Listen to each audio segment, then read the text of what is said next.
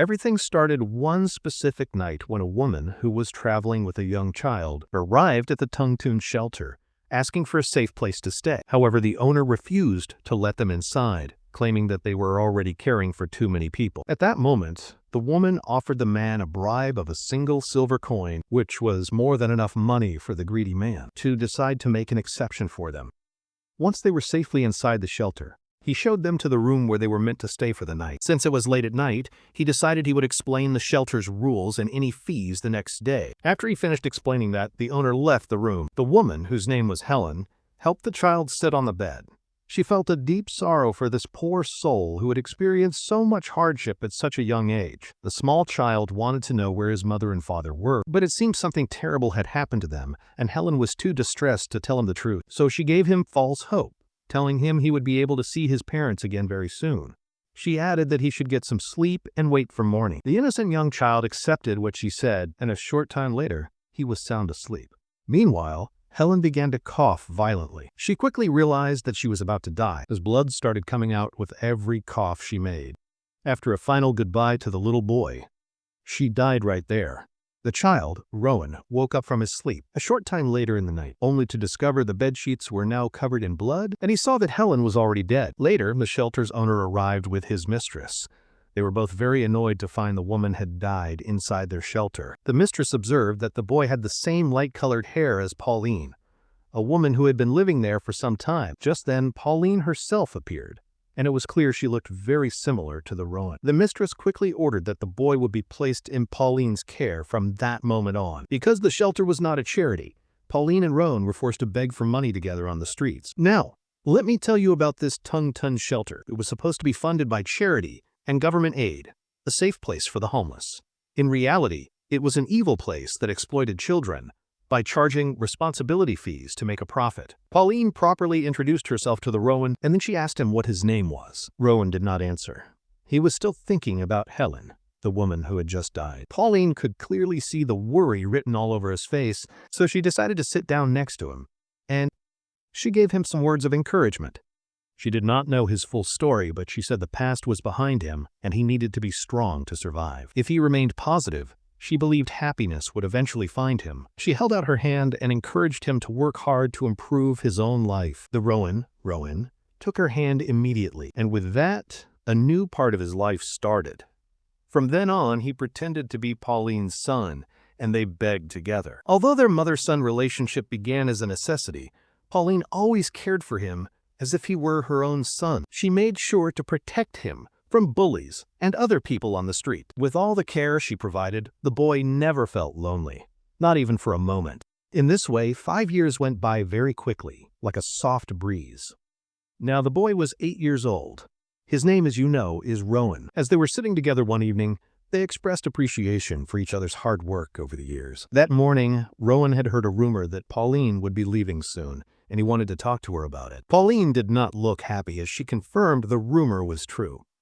She explained she had been offered a job as a maid in a noble's house. Rowan was truly happy for her new opportunity. He was sure she would be an excellent maid. Pauline teased him for being so worried about her, particularly when he already had so many of his own problems. The boy, meanwhile, was very grateful for all she did for him over 5 years. When Helen died, when other kids bullied him, or when street people fought him, Pauline was always there for support. Before he even realized what was happening, tears began to fall down his face. He knew he should be happy for her, but the idea of her leaving was breaking his heart.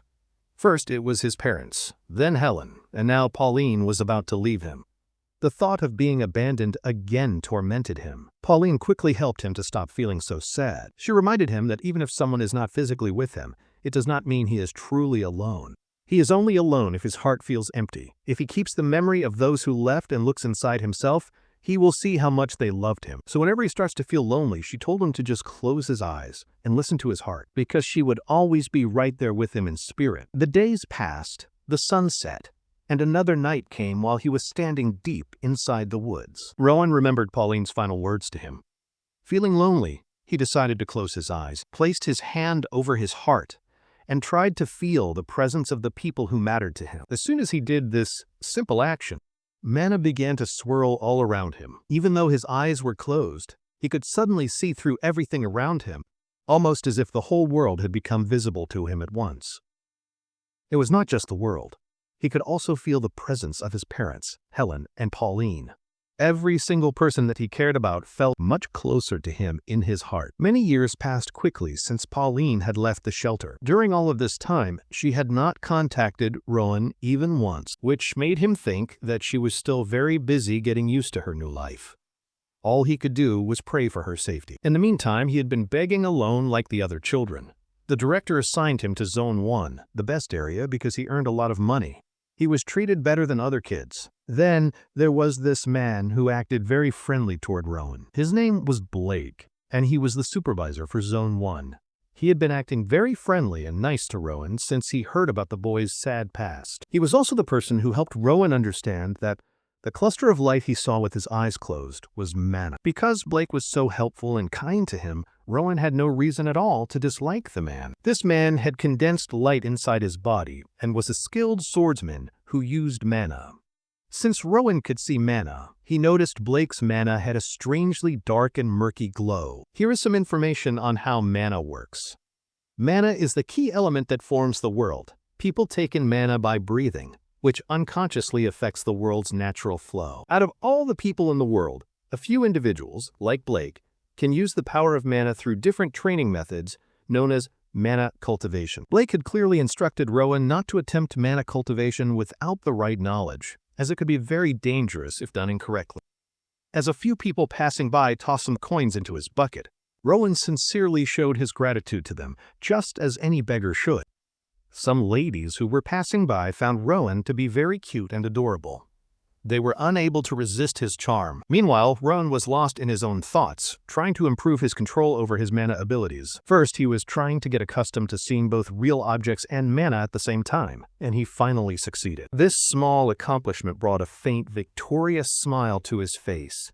It had been difficult to see both at once, but now he was getting used to it. However, this victory came with challenges, as seeing both physical objects and mana at the same time still made him feel dizzy and tired. Blake suddenly appeared, seeming fascinated by how much money Rowan had already collected in his bucket. Rowan humbly dismissed his own charm, saying that it was all because of the kindness of so many good-hearted people. Blake advised him to remain aware of any potential danger. He warned that Rowan's success might make other people feel jealous, so if Rowan noticed anything strange or unusual, Blake told him that he should report it to him immediately. After giving that advice, Blake started to walk away, but not before he waved goodbye one final time. It seemed that Rowan had already noticed something strange, but he did not really want to tell Blake about it. He had seen strangers in the crowd, people with strong, bright mana, who seemed to have condensed it inside their bodies, just like Blake. But what made them different from other mana users was that the mana of the two strangers he saw yesterday had an unusually bright glow. What concerned Rowan more was that those men were watching him closely.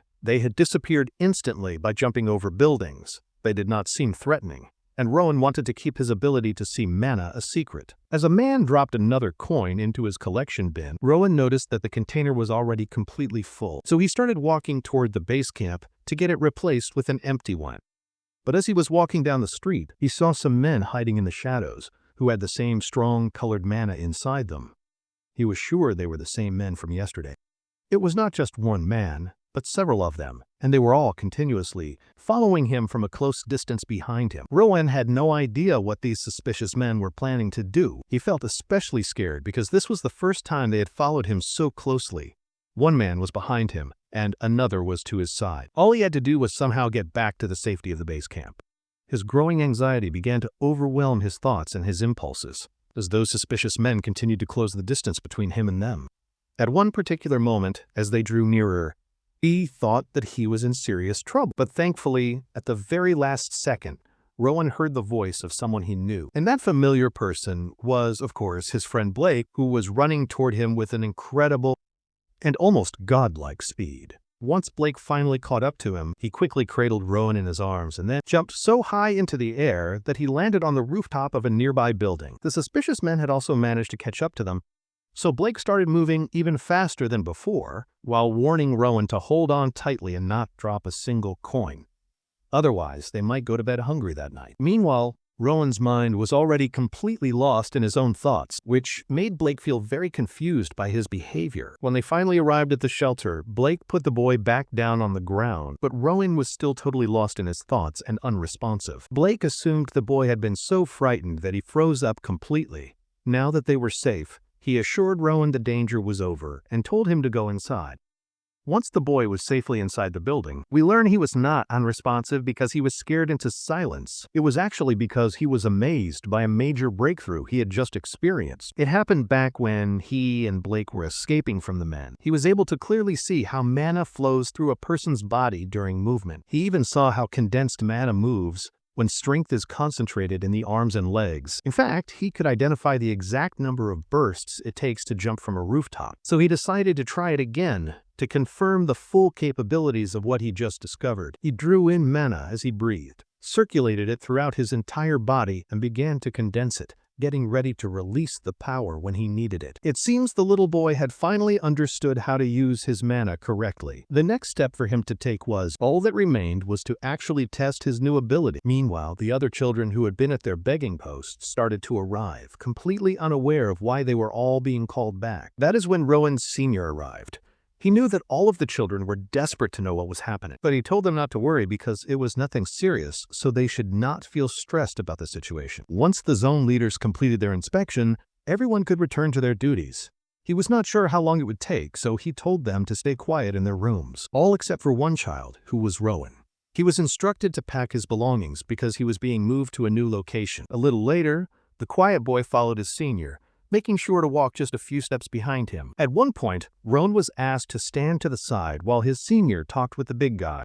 Naturally, the boy was very curious to know what they were discussing with each other, but he was standing too far away to hear their conversation. So Rowan began to circulate his mana through his body and then concentrated the energy on his ears to enhance them. And just like that, it worked perfectly because he could hear their conversation loudly and clearly from far away. It seemed they were talking about Rowan, who was being moved into the main building and away from the dormitories. Even his senior did not know the reason. Since the orders came from the director, he guessed the director simply liked Rowan. He couldn't blame him, since the boy was very good looking. Also, considering what happened in Zone 1, it made sense to prioritize his safety. Those suspicious men Rowan encountered might be from the Union. We do not know what this Union is yet. Rowan realized they must be talking about the men who were following him earlier today. The big guy then called the boy over and motioned for him to follow along with him. After a short walk through the shelter, they made their way across the main building of the shelter and finally met a woman named Amy, who was standing at the front counter. The big guy told Rowan to greet her because she would be responsible for his well-being from now on. After the introductions between them were finally finished, the big guy left, and the two of them were left alone in a short, awkward silence. Amy broke the silence by asking his age. The boy quickly answered that he was 10 years old. He also confessed that he could not read or write because he never had the chance to learn. Amy said she had expected that, since he was from the dormitory. She told him that starting tomorrow, she would teach him everything, so he could call her teacher. In a less formal setting, he was also welcome to call her big sister. Now that she looked at him more closely, she noticed his face was very handsome for a boy from the dorms. The quiet boy simply asked her why he needed to learn how to read at all. Amy seemed a little annoyed that he did not even know the reason why he was there. She explained that a reading event is when someone reads a book aloud to a group for a special occasion. Sometimes the author of a new book hosts it, or it might be hosted by nobles as part of a social event.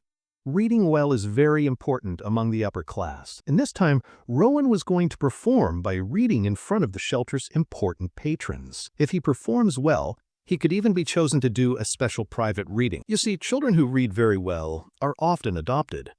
The ones selected for adoption typically read privately for their sponsor. But for someone like Rowan, who cannot read at all, it will be a major challenge. After hearing all this information, the boy did not even react.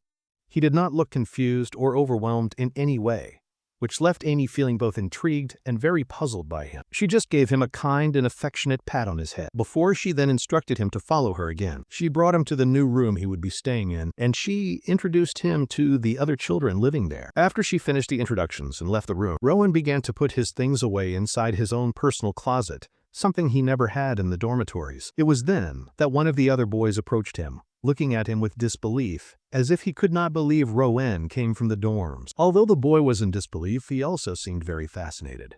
He admitted he had never met anyone from the dorms before. As a friendly gesture, he introduced himself as Theo. He said the blonde girl is named Noah. The boy in the middle is Hayden, and the quiet girl to their left is Lily. Theo then explained the benefits of living in this part of the shelter. No one would bully him here, and he would no longer have to go out begging. The children who take part in reading events assist in the library, work in the reception hall, and help guests. The kids in this specific room manage the library, organizing books and handling daily tasks. Since Rowan was a new addition to their group, they gave him a very warm welcome and said they were grateful to have him join them. As it grew later into the night, Rowan lay down in his bed.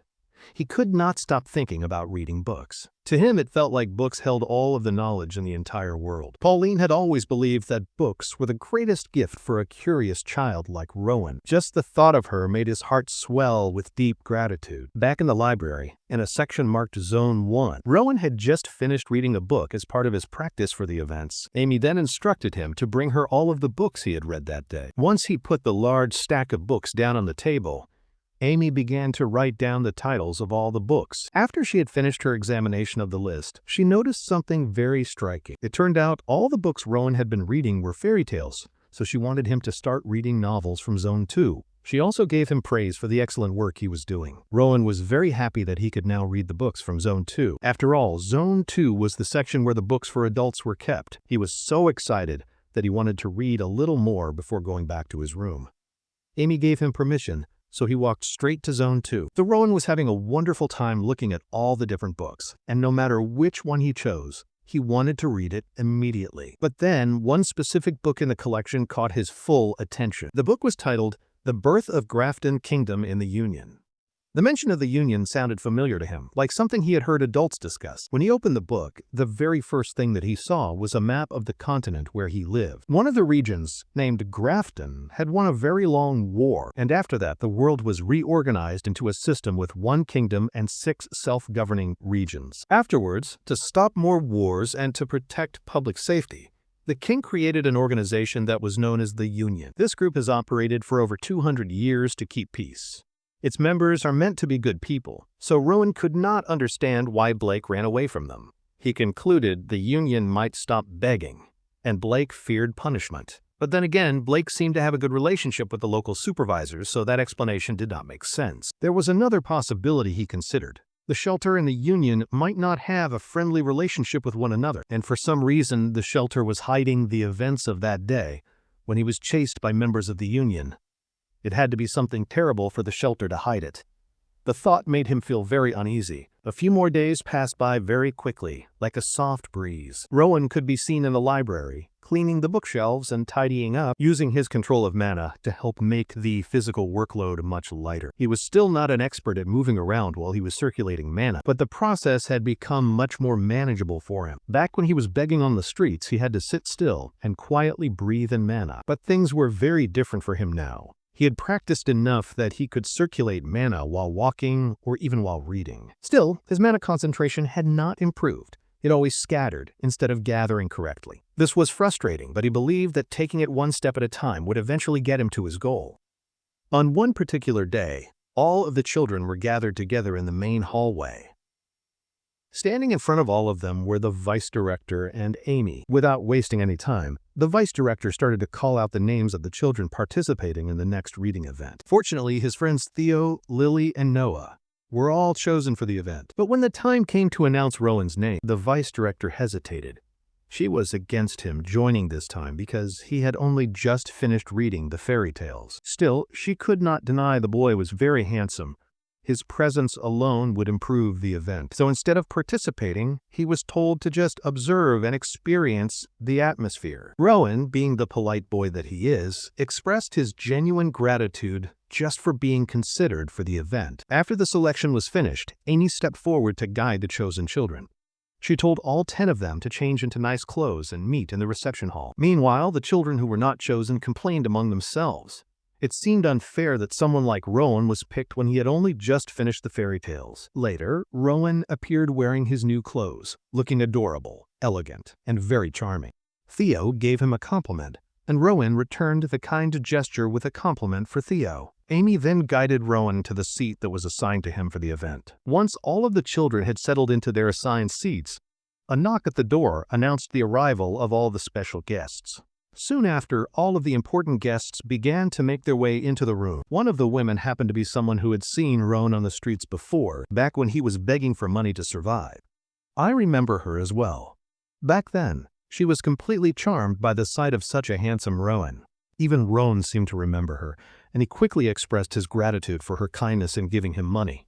The lady's name was Caroline, and she had become his biggest fan. She was so excited that she started talking about him to the vice director, telling her that she had seen the boy begging at an intersection last winter. He looked very handsome back then, and now he looked even better than he did before. To add to all of the excitement, the vice director then revealed that Rowan had also learned how to read. When she heard this, Caroline became even more excited and insisted that Rowan must read a passage from a book today. The vice director politely explained that Rowan was only there to observe. This was disappointing for Caroline, who really wanted to hear him read.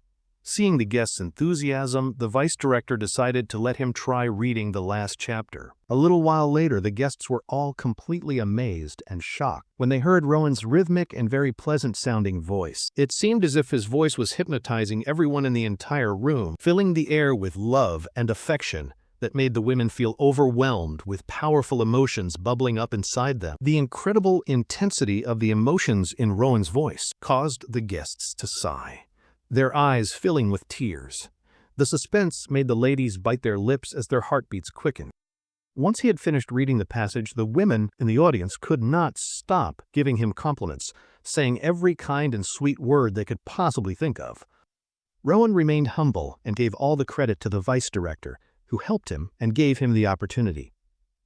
Caroline said she wanted to hear him read again tomorrow, and the vice director accepted her request. A little while later that same day, we find Rowan back in the library, looking through all of the books on the shelves. This time, he was looking for books that could help him use his mana and combine it with his body's movements more efficiently. As he picked up a particular book from the shelf, Blake snuck up behind him and saw that the book Rowan was holding was about life's pleasures, specifically about sex. Rowan turned around and pretended to be scared by Blake's sudden arrival, but in reality, he already knew he was approaching from behind. It appeared Blake was there to praise Rowan for performing so well at the reading event.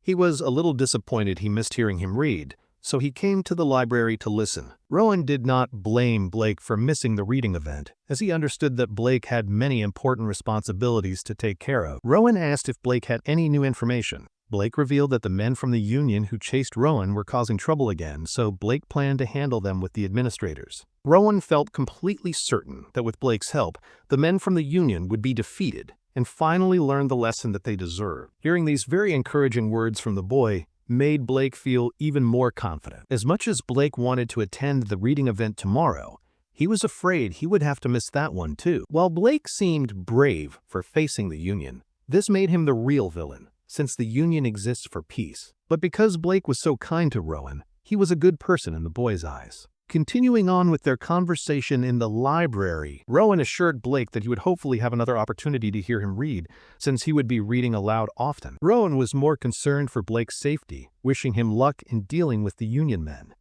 Blake also wished the boy good luck for his future. He then pointed to the book Rowan was holding and insisted that he should read it after his reading sessions were over. With that, Blake left to do his work, leaving Rowan alone to think about the situation between him and the union. He was very curious to see what a fight would look like between two people who had mastered mana control. More importantly than anything else, however, he wanted to understand his own current level of strength, and he wondered if he could even compare to Blake's level of power. He began to condense and flow mana throughout his own body, and then, completely by accident and without meaning to, he ripped the book he was holding directly into two separate pieces, because the mana had greatly amplified the physical strength in his hands. After knocking on the door, the boy was told he could come inside the room. Rowan did not know why the vice director had asked to see him. She seemed to be having trouble finding the right words to say. It turned out the boy had become the favorite reader for all the noblewomen. They only wanted to hear his voice and did not care if he read alone. The demanding women had ended up giving the poor vice director a major headache, so she tried her best to fulfill their nearly impossible requests. Now, she was reluctant to ask the boy if he could do it. Rowan had no problem with it and was willing to try for the vice director. In the next scene, the vice director officially announced the name of the special reader for that day. But to the complete shock and surprise of everyone, Theo's name was called instead of Rowan's. This made Theo stutter, because he could not believe that he had been chosen. The vice director congratulated him, along with the other children. Even Theo felt that it should have been Rowan instead. The blue-haired boy said that Rowan's reading was so elegant and good that he would surely end up in a great place. As the chosen special reader, Theo then left for his next destination, watching him walk away into the distance. Even Rowan felt a little sad that Theo had to leave. However, this feeling of loss only stayed with him for a very short time, because immediately after, Rowan continued his reading and amazed the noblewomen with his poetic voice.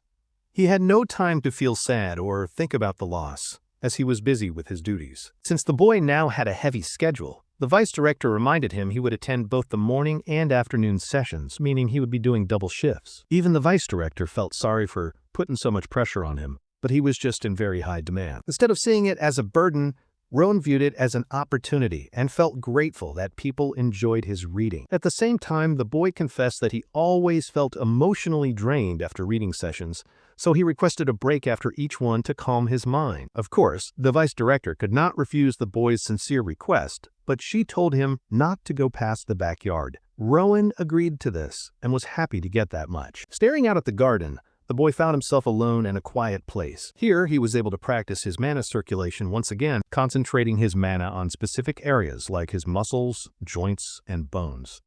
Rowan was experimenting based on a book's instructions. After that initial concentration, he could then channel the mana throughout his entire body. The key factor for success in this process is pure willpower, because mana needs more than just a thought to move. It also requires a strong desire and a command to act. Rowan's entire body was illuminated, with the bright mana flowing throughout him. At the end of the process, he was back in a normal state.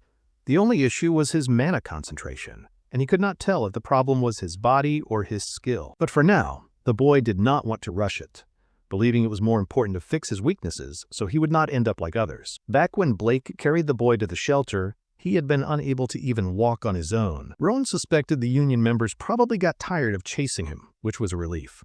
He also observed that even people who use mana could become weakened and exhausted from overusing their power. Rowan wanted to figure out how to use stored mana and considered the possibility of using external mana as if it were his own. After all, he had already tested this theory by putting mana into his voice and sending it out as an audible output. This created the possibility of changing external mana as long as it had a particular shape or form to it. Rowan continued to experiment with this new possibility and then made an amazing discovery when he caused a single leaf to levitate in the air. In the next scene, the special reader was chosen once again, and this time it was Lily. Of course, just like Theo, she received applause and was told to be safe on her journey. But for a strange reason, Lily became flustered and was speechless in front of Rowan, much to his confusion. The girl stuttered as she tried to confess that she was in love with the boy. But unfortunately, she was interrupted when the other kids started discussing their confusion. Knowing Rowan was the best reader, they couldn't believe he was skipped twice. At this point, they were sure the vice director was involved,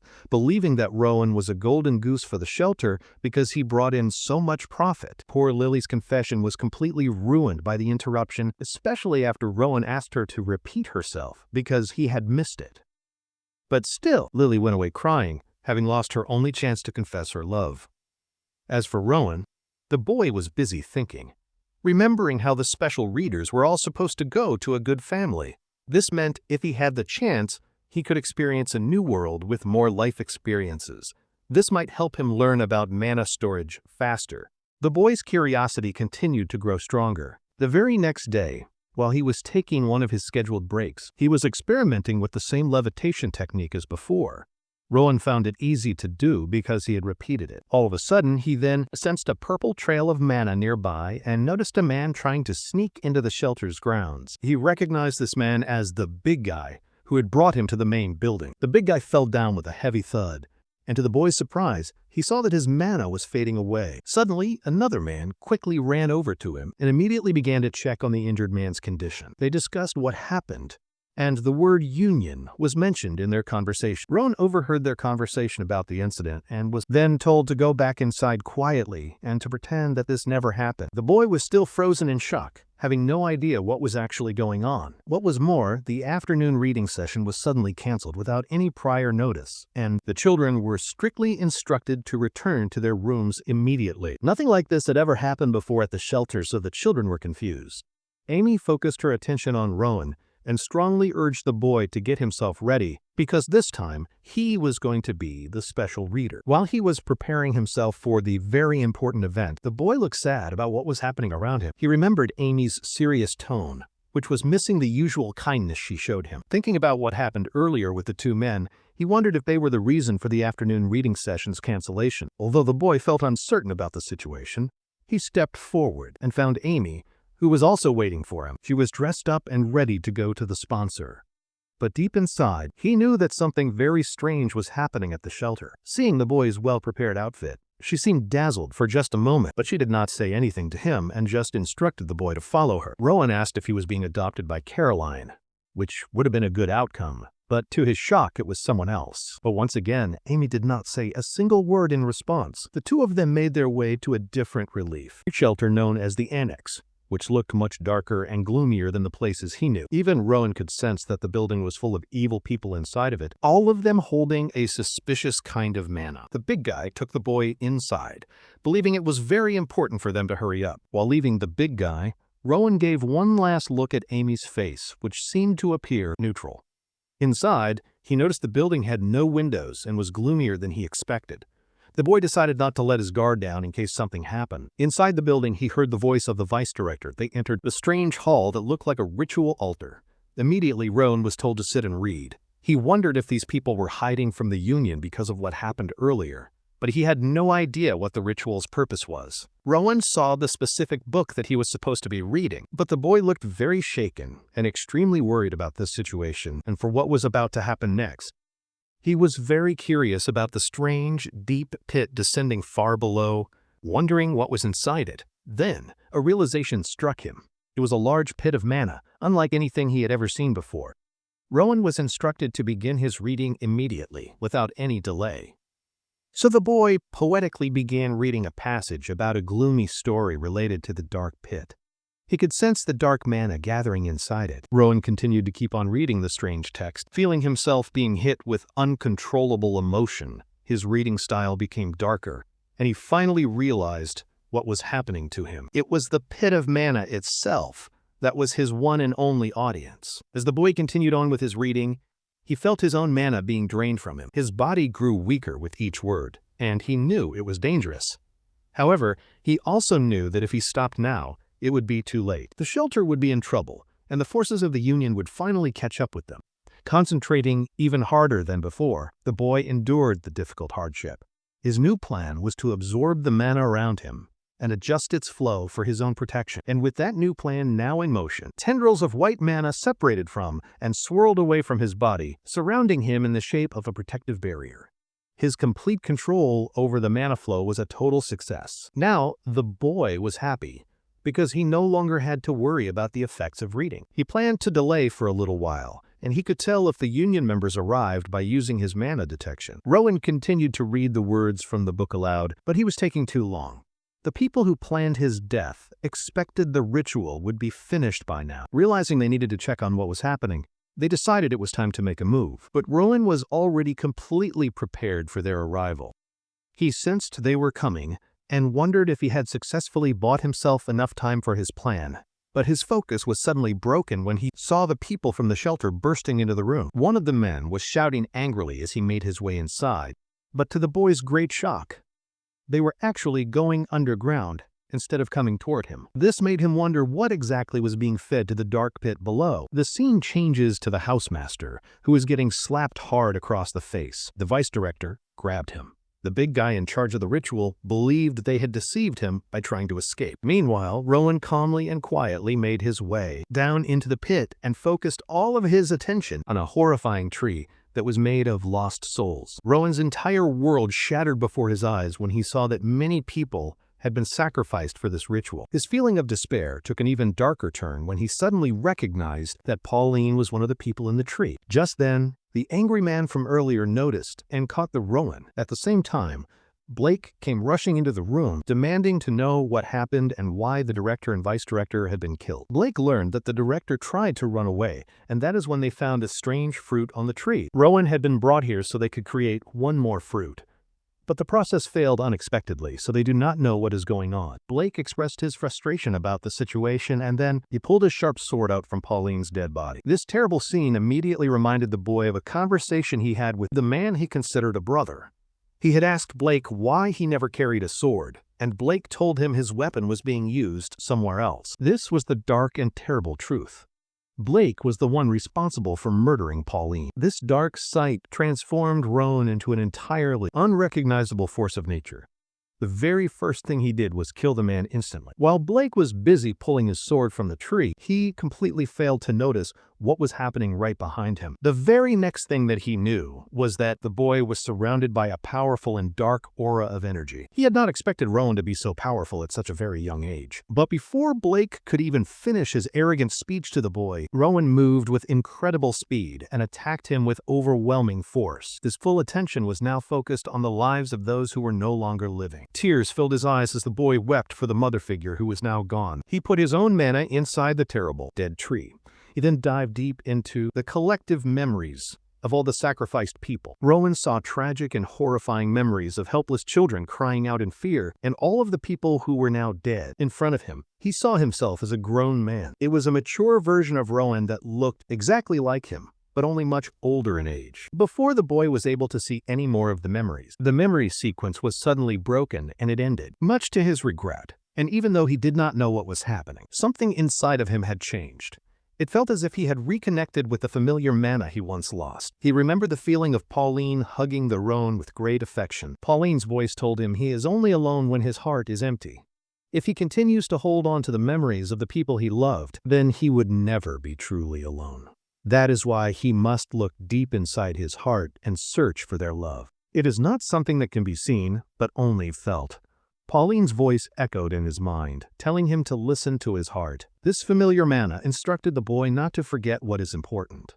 And though his memories and the love he shared with his mother figure were gone, they would still remain inside of his heart now, and would be there forever. And with the end of their emotional and heartfelt reunion, he snapped back to reality. Blake had his sword pressed against the boy's neck. He revealed he waited for Rowan's sake, or he would have ended things sooner. But he always knew the boy was very clever. His subordinates had ended up ruining their original plan. But now he was curious and wanted to ask Rowan a question. Blake asked the boy to come along with him, or else to die a quiet death alone. Breaking his silence, the boy coldly asked where they would be going. Blake explained they would probably go to another farm where Rowan would take care of trees like the one here. Blake would be his manager. In other words, he would officially become a member of the secret group known as the Rebel. What is the Rebel? It is the group of a cult leader who wants to change the world with dark magic. Blake is just a servant to this leader. This led to a chilling question from Rowan, his eyes now lifeless. He wanted to know if Blake was responsible for creating the tree. To that, the swordsman said that he did not have that kind of power, so that was not the case. He only observes the creations of the high priests who can make such things. Anyway, Blake had no more time to talk and demanded the boy's answer.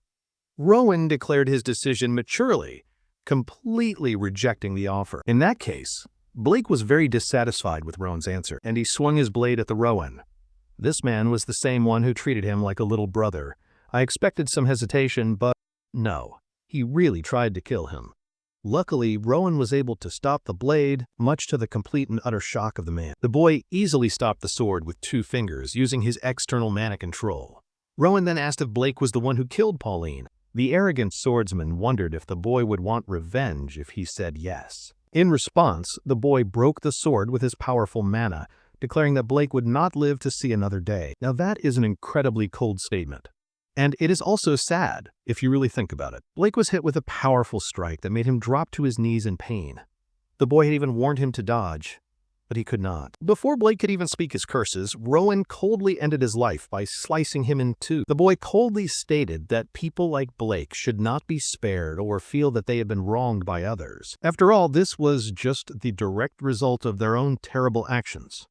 And from now on, Rowan will ensure he delivers justice to people like him. By the end of his declaration, Blake was sliced in half. However, Rowan's problems were not quite finished yet for the day, as he detected more than a few people coming down to the lower levels of the annex. The group arrived, and their leader commanded them to search the entire area thoroughly. This man was the Union's Faith Division vice captain, named Oscar, who noticed the boy's talent and asked him if he could use telekinetic powers. The boy was confused, so Oscar changed his question and asked if he learned magic from the rebel group.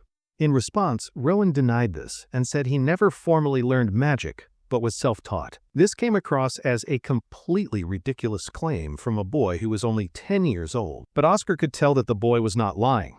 The vice captain introduced himself and learned about the boy. Rowan impressed the vice captain with his sharp observation, showing his knowledge of the Faith Division's reconnaissance missions and swordsmanship. He even identified Oscar's rank from his badge. The vice captain was truly amazed by the boy's clever and careful observation skills. He thought it was a good time to talk outside and told Rowan to get the sword. Using his power, Rowan showed his telekinetic abilities, shocking the vice captain, who could not believe a 10-year-old could be so skilled at such a young age. One of his subordinates quickly told Oscar about the tree's origin. They believed it was created less than 2 years ago, and the binding spell appeared to be undone. But even so, Oscar thought any high priest would have left mana traces if they undid the spell, unless it had been Father Scion, of course. As for Rowan, he was still lost in his own thoughts, staring at the poor, sacrificed children. The children who were called special readers were used as sacrifices. Theo and Lily were both gone, and Rowan felt extreme guilt for not being kinder to them. He then asked Oscar if he had seen many trees like this one on his missions, which would mean the Union would investigate more farms to stop the rebel group. Although Oscar answered the boy, he made a notable observation about Rowan. Normally, a child his age would be overwhelmed with sadness, but this kid was different.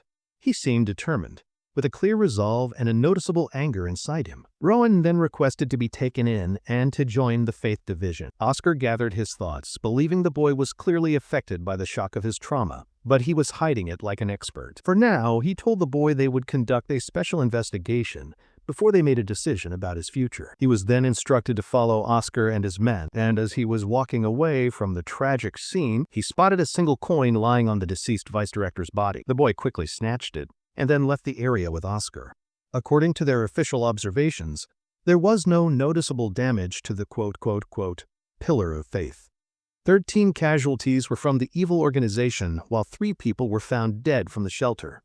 2 main culprits are suspected, and one of them appears to be Amy. Also, the high priests and main executives of the rebel group apparently only created the initial ritual area. They still need to find the true cause of its collapse, which is why more investigations are happening. With the initial report now concluded for the moment, the vice captain turned to Rowan, asking him where the boy felt the most comfortable. Rowan replied that he liked the library, so respecting the boy's preference, the considerate Oscar decided it would be best to talk there.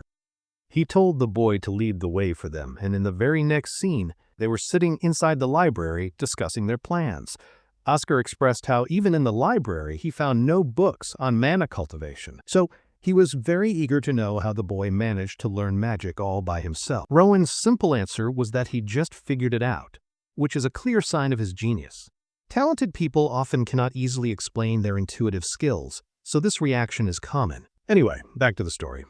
Rowan then called himself smart, which I personally find to be really cute. Even the vice captain believed the boy was telling the truth, and that he might be very talented. Still, he wanted to hear the boy's side of the story about the events that had just happened. The boy then started to talk about the very first time he had arrived at the shelter. They continued their conversation for a very long time, and he eventually concluded his thought that Pauline was likely the one responsible for giving her special powers to him. After hearing Rowan's story, the vice captain was still confused by many parts of what happened. For instance, the boy had never received any training for mana, but he still managed to kill 2 men from the rebel group, including Blake, a skilled swordsman. Furthermore, he also managed to break the high priest's powerful ritual conditions, which is not a simple accomplishment for anyone to achieve. Currently, the boy seems to use telekinesis without saying any magic words, which is also very unusual. Additionally, he does not even seem tired from using his powers. Rowan is like a hidden treasure that nobody ever tried to find. The boy was very curious and wanted to learn more specific details about the strange tree. Oscar provided a long explanation, In simple terms, it is a special device for rituals that the rebel created to take human life. The organization's main goal is to create a fruit made from consumed life energy. This fruit is just a very concentrated form of mana that has become a physical object, making it very valuable. Oscar then showed Rowan the actual fruit that was made as a result of his mana being consumed. The fruit is then consumed, which allows a person to increase their own mana supply. It is a very costly item sold on the black market. Regarding the reason they use reading, it is because specific conditions must be met for the ritual.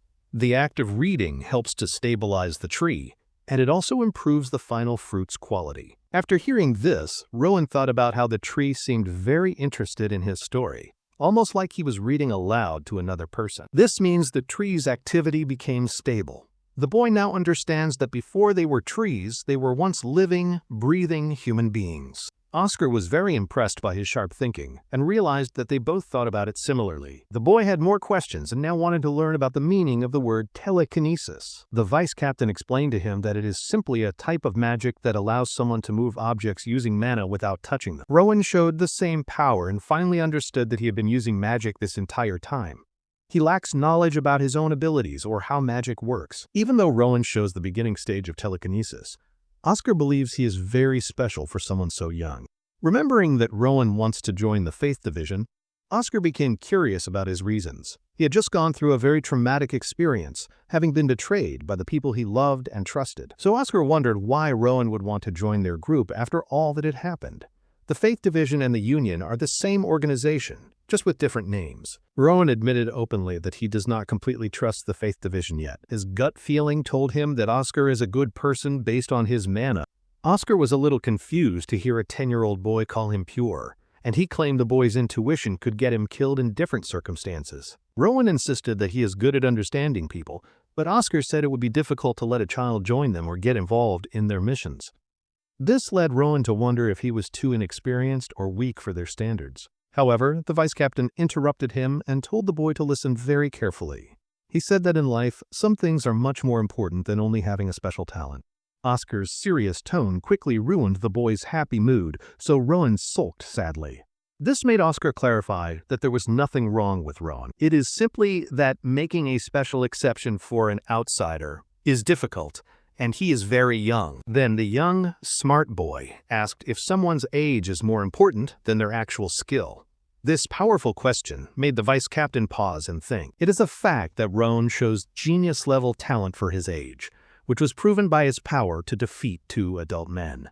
But talent is not everything. Regrettably, Oscar admitted the Union measures a person's experience by their age, not by talent. Rowan then asked if he was too immature for their group. The vice captain then decided to give the boy a chance, treating their talk like a practice interview instead of just a conversation. He first asked why Rowan killed Edgar, since Edgar was not a direct threat to him initially.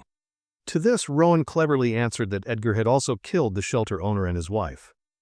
It seemed obvious he would be killed next, so any hesitation would have led to his own death. Oscar pointed out that the boy still killed 2 individuals, so other things could have affected his judgment. Perhaps his anger influenced the decision he made at that moment. Rowan agreed that his emotions were certainly an important factor, and he was not afraid to admit it. However, he also believes that human emotions do not always confuse judgment.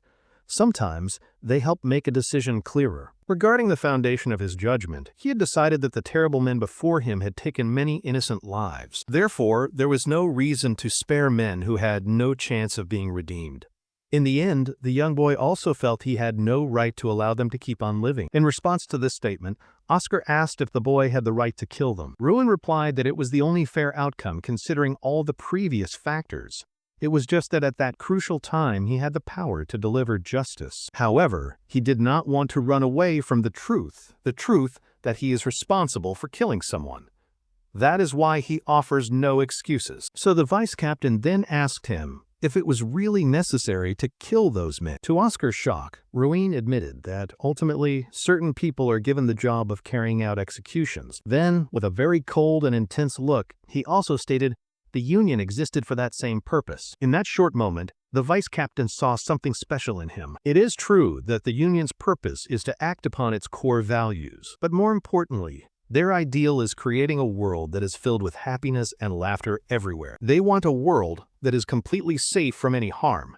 They want it to be as stable and peaceful as possible for all future generations. Even though this perfect ideal can never be fully reached, it remains the impossible goal the organization always works toward. This is the union's true purpose. The vice captain thought to himself that this was their main purpose. He was impressed by Rowan's calm responses, and also surprised that the boy could express such profound ideas so well. Oscar decided to tell him about an organization called The Grave, which is said to be a powerful evil group that threatens the entire kingdom's existence. The retail faction is just one part of that larger organization. The Union's first division is working hard to destroy their evil groups.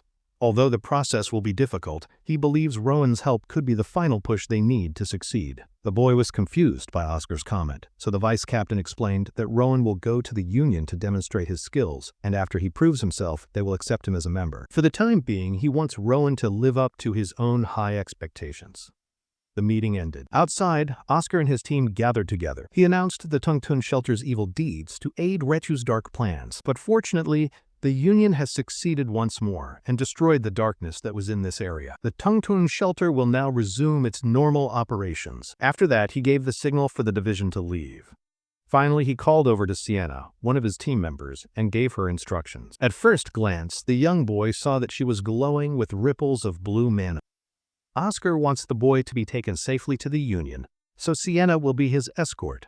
Sienna introduced herself as a member of the Pillar of Faith and explained it will take 2 weeks to reach the Union because the journey is very long. She told him to quickly pack any important belongings he might have. Luckily, the boy had nothing of importance to take with him. Sienna told him this was his only chance to pack and said he could ask any questions. Rowan directly asked about her race and discovered she is a dark elf. Rowan was shocked by her bright aura and said that he believed dark elves were supposed to have a much darker aura. The girl seemed a little confused by his comment. Rowan apologized for being too forward. He is simply curious about her. Sienna responded that his own bloodline is likely the reason he is acting this way, but she did not explain her comment any further and got on the horse so they could depart. Oscar said farewell to the boy. The kind and thoughtful boy also told the other members of the group to be careful, impressing them all with his genuine sincerity. And so, their long journey to the Union began. Moving forward to the next scene, we see Rowan and Sienna setting up their camp. She handed the boy a small sheath made for his blade. The boy had wondered for some time what she had been so busy making. It turned out that she was making a small gift for him. Rowan was very happy and spoke to her formally. She did not like being addressed that way. But calling her big sister also felt awkward. So instead, the boy chose to call her Sunbae because they would soon be working together as colleagues. Seeing the boy's playful and cute behavior, the dark elf turned away, looking slightly flustered. He then began to play with his telekinetic power, making the broken blade spin around in the air. Sienna noticed his special talents. The boy remembered how the vice captain had called his abilities telekinetic magic. Sienna agreed with the term, but only because it was the nearest possible description for the boy's unique magic.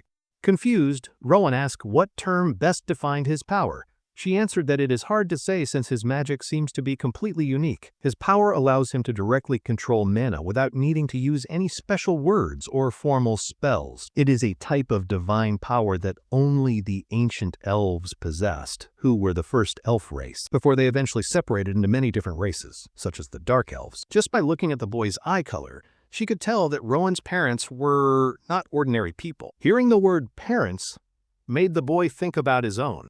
The next day, Rowan and Sienna finally arrived at the Union, a place that looked like a town. As they walked inside, she explained that it was divided into 2 kinds of areas, the residential and the commercial zones. But one thing was absolutely certain. Every race comes here to get supplies. It is the most reliable and powerful location on the whole continent. This is not only due to its buildings, but because the strongest people in the world come here. This is the reason the Union is called the Sword and Book of the Continent. Warriors and mages all come together here to guard the citizens from evil groups like the Grave. Rowan was learning many new things and absorbing all the information, while Sienna showed him his new home. Walking ahead, they were greeted by Lazarus, who is the director of the Union's management department. He was very interested in the boy and asked to speak with him privately. So they went to speak inside of a very bright room. It was so bright that the boy made a mental note of it. Now, based on what Sienna said, he had learned this place is where military groups gather. What was noticeable about the man before him was that Lazarus seemed to have the most radiant and well-controlled aura he had ever seen. This made Rowan wonder about the amount of strength this man held inside him. The director politely asked for the boy's hand, and then held it within both of his. Suddenly, the boy felt an intense sensation. He realized Lazarus was attempting to control mana with much more skill. It was the final result of the same thing Rowan had been doing, but much better. It made the young boy very happy to learn there were people who could handle mana with such an incredible level of mastery and skill. Lazarus's eyes quickly moved to the small coin the boy had taken from the deputy director. Rowan clarified that he did not steal it. Instead, he took it back because it was his grandmother's. It was simply the act of taking back an item that was already his. The director wanted to see the emblem and asked the boy to give it to him. But after trying his absolute hardest, Rowan could not seem to pull his hand away or move his body. It was as if both of their bodies had become connected and joined together. Lazarus's incredible control over mana was amazing to see. Rowan thought that if he could just endure the pressure of both the gravity and the mana simultaneously, then he might be able to break free. And he actually did break free by using a technique which impressed the director very much. He had always hoped to learn if this type of power was real, and seeing Rowan's ability in person surprised him even more. However, something about what happened bothered the little boy, because he thought he could have performed better. All he really did was copy the director's mana control. But the director was able to notice. Inspecting the emblem, the director's mana wavered for the very first time, a change that the young boy noticed almost immediately. He thanked the boy for showing him something that was so valuable. But Rowan was curious and wanted to ask him a question. He wanted to know if Lazarus was actually the strongest person in the Union. In response, the director laughed and denied it, saying he is just an old man assisting the younger generation. He also called himself a raccoon, but the boy, focusing on the details, completely missed the figurative meaning of the word. To answer his question honestly, Lazarus explained the 17 captains are incredibly powerful, and there is also the commander, who is a true master. There is also the governor and the top leadership of the Union, so when compared to those powerful people, he is just a raccoon, as he said. With his questions answered, Rowan asked to visit again to make more inquiries about the organization. Lazarus was very happy to give the boy his time, as long as he made an appointment with him first. From first impressions alone, the boy had developed a liking for the director, categorizing him with the words good and strong. He thought about the director and felt satisfied with his decision to come to the Union. Anyway, the boy was shown his new home. His new home is the Union School, also called the Union Academy. Usually, whenever a team member must leave for a mission, they will send their children here. This is the ideal place for the boy to improve his skills, because he could become a very powerful member in the next 5 years. However, Sienna reminded him that this academy does not specialize in one area. It is a mix of all different skills, such as swordsmanship, magic, and martial arts. They are mainly responsible for improving the students' talents, using basic theories, and essential fundamentals. The thought of attending a real school filled the boy's heart with happiness, and even Sienna was happy for him. The next section of the story will focus on the Union Academy. Our favorite young genius looks majestic in his new uniform and asks the woman if she is a teacher. Realizing she had forgotten to introduce herself correctly, Daphne told him she is the head of academic affairs and that she also teaches languages. Daphne gave him the first-year class schedule and a list of subjects he could choose from. The available subjects covered a wide range of topics like mana, swordsmanship, and even astronomy. Everything on the list looked so interesting to him that he checked every single box. When Daphne got the list back, she was very shocked. She explained to him that it would be extremely difficult for a boy to handle so much. If he attended all those classes, it would be a major problem if he failed any of them. But the boy's curiosity had no limits. He truly wanted to learn it all. Daphne stressed that there would be far too much homework for him to complete.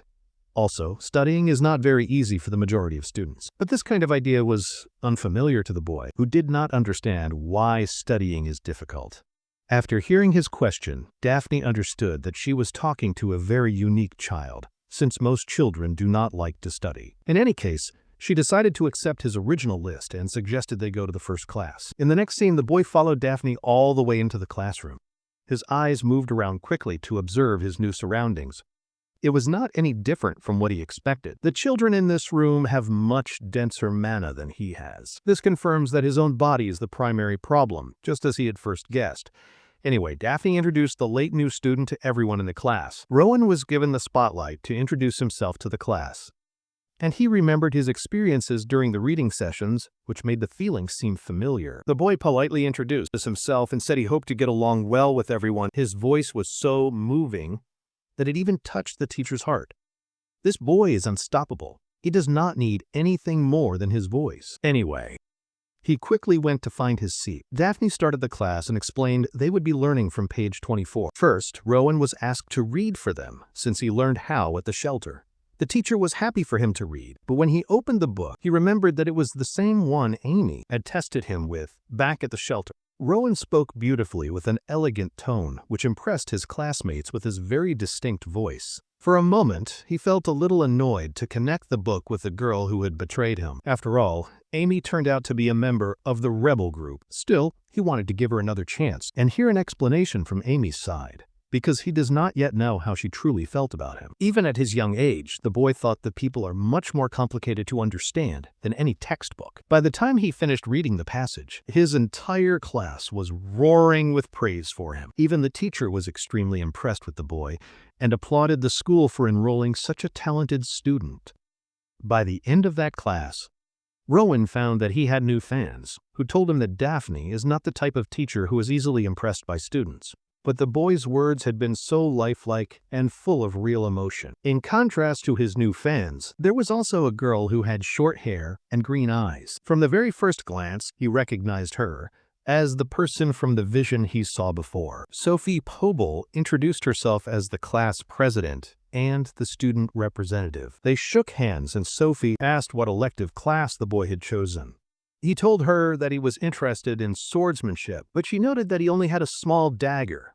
So perhaps he was also trying to become a union member. While that might be true, Rowan remembered that he was not thinking about that when he chose his subjects. He simply wanted to study all of them, but now he is curious and wants to know if swordsmanship is required to join the union. Finding it to be a strange question, she gave the boy a weird look. This made him wonder if he had said something strange. In the next scene, all the students arrived at the training grounds where the instructor was waiting for them. Suddenly, they all started to run toward the instructor, which confused the boy very much. They told Rowan that they were going ahead. But that was not the surprising part. The most surprising part was their use of mana, which gave him more than enough reason to do the same thing. The boy happily sped past all of his classmates, even though he had a late start. It was shocking, even for the student president. Sophie could tell that his speed was extremely unnatural, because he passed every student so easily, taking the lead. The boy happily challenged them all to chase after him. Seeing the students making a commotion about the new kid put the instructor on edge. He could not believe the boy was able to run so fast with such a small body. It made him curious enough that he wanted to observe the kid more closely. The students were all very tired after the race because our boy completely beat them. Anyway, they quickly gathered together in an assembly. Rowan was still happy about his new friends who could use mana like he does.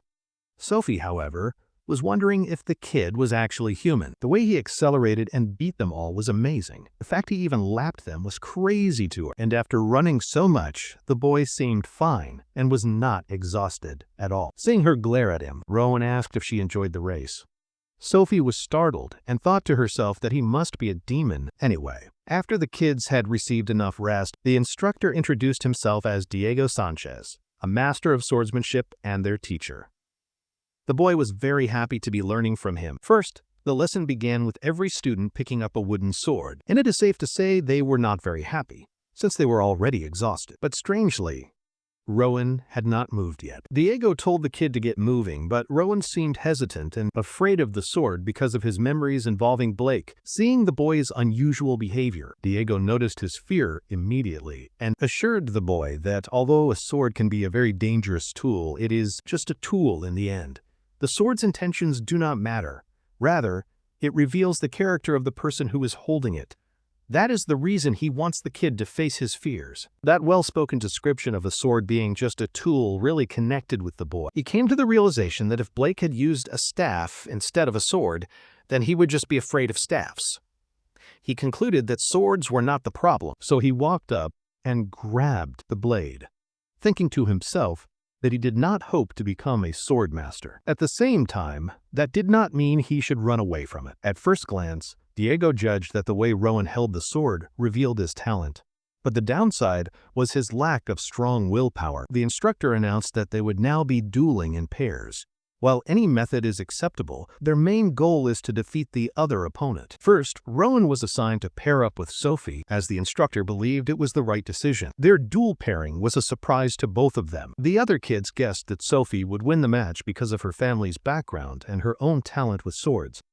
Anyway, their teacher gave them the signal to prepare for the battle. The fight began with Sophie taking a wide stance with her sword, eyeing down her opponent. Come to think of it, this was the boy's first time seeing real swordsmanship. He found her control over the weapon impressive, and thought it felt very different from the terrifying feeling he had experienced before. Adjusting his own blade, he wondered what good swordsmanship truly meant. So the boy got into his stance, hoping to learn with this new opportunity. The boy's stance by itself shocked both the instructor and Sophie, because he was using a perfect neutral stance. It was a miracle to see the boy master the stance so naturally on his very first try. Still, Sophie refused to lose a sword fight because her family's pride was on the line. Armed with that strong determination, she met the first attack from her opponent. Rowan missed, but it surprised her a little bit. It felt as if the boy already knew where she was planning to attack. Knowing that Sophie was aiming for his chest, he dodged her swing not just one time, but again and again until she was being blocked and forced backward. Sophie found herself getting discouraged during the fight because her cautious opponent had read her every single move. It was as if the boy was seeing the future right before it even happened. In the end, she admitted her defeat and asked for another match. Rowan smiled at her and agreed to her request. After the match, they talked for a long time about how well he had performed. She was very impressed by his natural talent for holding a sword. It turns out they fought 4 times in total, and they each won 2 matches and lost 2. Sophie was now happy to fight him more often. Besides that, the other students were happy the next class was about learning magic, so they could finally rest a little. But Rowan was confused because he thought it was likely one of the most important classes for becoming a union member. But the boy's question caused his classmates to show their shock. One student told him that, sadly, their teacher is so far beyond their skill level that it is impossible to learn magic from him. Rowan agreed that learning magic is not easy, but he was curious about the teacher. At this point, the other students were really beginning to notice the boy's lack of general knowledge. The man who will teach them basic magic is a former commander and also the magic dean of the academy. That man is the respected Professor Arthur. It was surprising to see a character with that name appear in this story. The magic class was now in session. Professor Arthur is the man who was formerly a respected commander. From the looks of it, Rowan was impressed to see his mana was even denser than the director's. This made him curious about who the strongest person in the union was. Arthur learned about the new student and explained that he teaches basic magic. Of course, he also clarified that almost all of the students find his class to be annoying. But Rowan seemed different, as the boy intended to become a mage and join the union. This confession made the old professor very happy, and he praised the boy for his great spirit. At the same time, he reminded him that he was moving away from the path of swordsmanship. This made Rowan wonder if that was the reason his classmates had looked at him strangely before. So he asked why that was the case. In response, Arthur allowed young Sophie to answer his question. The girl explained that to achieve complete mastery of magic, a person must learn a huge amount of knowledge, which is a heavy burden for the body and mind. This means that even if a very talented person existed with a gift for magic, they would not be recognized as a mage without at least 10 years of training. Arthur confirmed this and also explained that it is hard to become a member of the union after graduation. After hearing this information, the boy was disappointed, realizing a first-class mage is not reliable enough. To become an active member, one must reach at least the 2nd class of skill. Because of that, Rowan set a goal to reach 3rd-class magic before he graduates. It was such an ambitious goal that it even shocked the professor because the boy probably did not even understand what 3rd-class magic actually meant yet. Arthur helped him understand by writing on the board that swordsmanship is the union's main focus, while magic is used to pursue wisdom and knowledge. He wrote a very complex formula on the board that is used to create a basic fire arrow. But something was wrong with it. Based only on his memory, the boy remembered that he had seen this formula before, near the ritual pit. Arthur said it was understandable that the students did not see the problem with the formula. It looks complicated. Although the fire arrow is considered an easy and basic spell, the more advanced spells are much more difficult to replicate. Professor Arthur skillfully demonstrates a beautiful recreation of the fire arrow spell for his students. However, Rowan notices a small but important detail. The professor's arrow appears slightly unstable, It looks as if it is about to vanish at any moment. The professor explains that magic formulas are very precise. Even after using a lot of mana, one tiny mistake in the formula can destroy the entire spell. But then, Professor Arthur carefully adds one last component to the magical formula. The burning arrow suddenly becomes even larger and much more powerful than it was before. Just looking at the powerful display deeply impresses all the students watching. Arthur says that mages must memorize these formulas and ensure they are always perfect. Adjusting a spell requires an incredible amount of patience and skill. For example, changing a fire arrow into a ball uses more mana and puts extra strain on both the mind and the body. In addition to that, magic often has more inherent limitations compared to swordsmanship. Sophie explains this is because channeling mana directly into a weapon is typically easier and more efficient than casting and controlling a complex spell. The instructor adds that using mana is very draining, so a mage's power depends on their personal mana reserves. Rowan now has a much better understanding of how magic works. He understands that a mage's skills are directly limited by the size of their mana pool. If that is true, then Rowan's naturally low mana concentration will be a major obstacle for his ability to produce magic. Still, he believes that by carefully studying the principles of magic, he might find a solution to his problems, though it seems uncertain for now. Professor Arthur asks Rowan an interesting question, wanting to see if he knows what is needed to cast a specific spell. Rowan correctly answers that a formula is necessary, but he adds that these formulas would be extremely difficult for mages to remember during a fight. For this reason, the system of formulas was eventually developed into magic circles, which perfectly represent the principles of the formulas. Rowan now realizes that the tattoos he saw on the shelter director's arm were in fact a magic circle. He learns that some mages prefer to engrave magic circles on their bodies to adapt to using magic more quickly. The magic circle acts like a powerful symbol.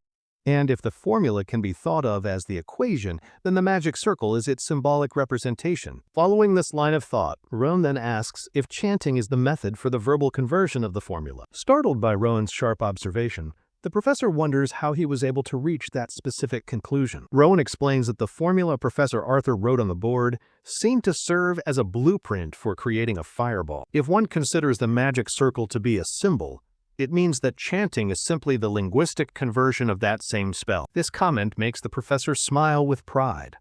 Although it was Rowan's first day, he showed a thoughtful grasp of a concept that many mages still study deeply. Professor Arthur is truly impressed by how quickly Rowan is understanding these complex ideas. He confirms that chanting is just saying the correct words, and infusing mana into each word creates the incantation for a spell. To prove his point, the professor casts a powerful fireball spell, this time using only his incantation. He also explains that things like speed and tone affect the spell, as does the caster's emotional state, making it similar to a recitation. Yet, no recitation in Rowan's entire life had ever fascinated him as much as this one. The professor worries he might have scared Rowan by explaining the complex details of magic. He wonders if Rowan still wants to achieve his big goal. Surprisingly, Rowan is more interested now. The professor is pleased by this and decides to start the class by teaching ancient languages. Each student receives a book to decode the language, and they are already dreading the difficult task. By the end of the difficult class, Sophie feels completely exhausted from all the new homework. She now regrets enrolling in so many different classes this semester. At the same time, Rowan seems completely unaffected. He filled his entire schedule with classes, leaving no time for breaks. His curiosity is so intense that it even annoys Sophie. Anyway, Sophie finds out Rowan's roommate is Lucas, a name he does not seem to recognize. She says goodbye to him and then leaves for the evening. Back inside his dorm room, Rowan is already working hard. He tries to understand the spell based on the formula. Since he lacked the mana reserves to use powerful magic in the usual way, he needed a new approach. He wonders if he should try to create a new kind of magic that is better suited to his own unique abilities. To his complete shock, he ends up successfully creating an actual, functional spell. This is an incredible accomplishment, but it comes with a significant drawback. Although he successfully cast the spell, the physical toll it took on his body was immense. In the end, it caused him to lose consciousness completely. When he returns to their room, Lucas is shocked to discover an unconscious Rowan lying on the floor. He is left wondering what on earth could have happened to him. While unconscious, Rowan begins to hear a very familiar voice calling to him. It's the voice of Sienna, who feels she and his other teachers burdened him with too much, thinking he was extraordinary and could handle more than was fair for his age. Finally, Rowan's eyes slowly open, and he sees Lucas looking down at him. Lucas is incredibly relieved and happy to see that he is okay. Lucas is a kind person who cares for Rowan and was worried that something terrible had happened to him. He formally introduces himself as Lucas von Parcell, confirming that he is Rowan's new roommate. Lucas is just glad to see him awake after he passed out. Rowan is surprised to hear that he was unconscious, but it seems to be nothing serious. However, Rowan does not understand why Lucas was so extremely worried about him. It turns out that Lucas was specifically tasked by his father to look after Rowan, which is an interesting plot development. Lucas reveals that his father is none other than the vice captain, Oscar. He is also really hoping that Rowan will say good things about him to his father. Based on his friendly manner, Rowan feels he can trust him. It is also easy to mistake Lucas for someone older or an upperclassman due to his tall stature, but in reality, he is just Rowan's classmate, though he is 2 years older than him. This is not because of a late admission, but rather because he has failed to meet the attendance requirements twice before. He seems to be an expert at failing. In addition, he is not the type who enjoys studying, but that is a detail for later. He is very curious if Rowan passed out while practicing magic, which seems likely given the chaotic state of the room. It is true that Rowan was trying to cast a fireball, but everything that happened after that is a complete blur to him. Furthermore, his roommate is quite skilled with a sword and regrets that Rowan isn't focused on improving his own obvious talent in swordsmanship. Lucas is mainly following in his father's footsteps. Additionally, Rowan makes another interesting observation. Even though Lucas was 2 years older, he possessed a much more powerful and dense mana signature compared to the other students. His physical stature is also quite impressive. In a way, Rowan really admires him for all the effort he has put into his training. Rowan feels a little sad that he is falling behind. He wants to go to class even though he just passed out from exhaustion. Lucas is somehow able to convince him to skip class for the day to get some fresh air outside and eat some good food. In the end, Rowan agrees, and he funnily points out that this attitude is probably why Lucas has failed twice. He jokes that Lucas would skip class for any minor reason. Fast forwarding to their session of skipping class together, they find a place to eat. Lucas insists that Rowan should eat a large amount of food to regain his energy. Strangely, however, Rowan detects a faint trace of mana coming from a location nearby. He insists that they should go check the place out, and Lucas agrees that it's fine. So the two of them head off to explore the nearby magic shop. Inside, Rowan's first observation is that most of the items on display are imbued with mana. Meanwhile, the vice captain's son is busy sneezing uncontrollably from all the dust. At that moment, Rowan has a sudden and unfortunate realization. He is completely broke and has absolutely no money to spend on anything. He regrets not being able to keep some money from the shelter. But Lucas then offers to treat him. He promises to buy Rowan whatever he needs, saying it is an extension of his father's request. Lucas is proving to be a true friend. But Rowan is hilariously mischievous, as he jokingly asks Lucas to buy everything inside the magic shop for him. Lucas shows him a handful of coins, which is clearly not enough money to buy many things. However, it should be enough for them to purchase at least one item. Rowan begins to explore the shop more carefully now. He is searching for an item that is reasonably within his roommate's limited budget. Suddenly, a particular object completely captures his full attention. This is mostly due to its sharp and murky mana signature. It's an egg with a strange magic circle carved on it. But fortunately for them, the price on the item is quite low. The shop owner approaches and explains that he is holding the Stone of Galatea. He says that it is mostly used as a nice decoration for one's home. Everybody believes the egg is unhatchable and therefore completely useless beyond being a simple showpiece. Rowan asks what is inside, but that is something not even the shop owner knows for certain. According to lore, the stone acts as a cage for an unknown creature. The shop owner acquired it thinking it was useful, but no one cared, since it never hatched. The stone is just one of many magical items, so Rowan is curious if something will actually happen if the seal is broken. The shop owner advises him to keep his expectations low, as it's a long shot that would require a very unique spell to open. However, Rowan is now extremely intrigued by the mysterious object. From its appearance, he can tell the magic circle is expert level and at least a dozen times more complex than a simple fireball spell. Turning his attention back to his friend, Rowan asks Lucas for his opinion. Lucas thinks it is much better than a boring book and jokes that it could also be used to crack someone's skull open. In the end, Rowan decides to purchase the stone and happily leaves the shop with his new magical item. It is already evening, but Lucas wants their day of skipping class to end on a high note. He suggests they should go visit the most impressive place in the entire Union. They arrive at the majestic clock tower, a sight that leaves Rowan completely speechless. This clock tower serves as the main headquarters for both the governor and the commander. Lucas can only remember seeing the former commander once in his life when he was a child. Intrigued, Rowan asks for more details. He learns that the man was wearing a very impressive white suit. Any other details besides that are difficult for him to describe. The best way to describe the commander would be as a white swan, with his subordinates being like contrasting black crows. This is another detail that Rowan did not know. He knows about the existence of rankings, but nothing more than that. Even an expert at the 7th rank among the captains is powerful enough to defend an entire city by themselves. Then there is the commander, their leader, a man so incredibly powerful that he could challenge an entire nation by himself. That is the true definition of power. Finally, there is the governor, who is the highest authority on the whole continent and holds a rank equivalent to a king. From this distance, Rowan reflects on the long path ahead of him to reach the level of such great people. He has a strong ambition to stand alongside those figures one day. Rowan and Lucas remained at arguably the most impressive place in the Union until the sun finally set and the night sky appeared. The young man was captivated by the sight of the watchtower and its incredible height. It is visible from almost anywhere inside the Union, and some parts are visible from the Academy. Struck by curiosity, he asked Lucas what the red hands on the clock were meant to indicate. He wanted to know how to read what the clock face says. Lucas scratched his head and squinted his eyes, pretending to think very hard about the question. He tried his best to remember. He finally remembered that the characters written on the outer red band of the clock indicate the current year. Upon closer look, Rowan saw the symbols were from ancient languages. Giving up, Lucas admitted he never learned how to read these types of clocks. Rowan processed the context clues and read the year 262 on the watchtower. That seemed correct, as they are currently in Kingdom Year 262. Working from his first guess, Rowan read the other dials, which likely indicated the month and day. The time was 7:20 p.m. on June 14, 262. Rowan only needed a moment of thought to figure it out. Yet Lucas, who grew up here, had never bothered to learn to read the clock. The reason the young prodigy was so fascinated with the tower was that he had seen it before in a grim vision.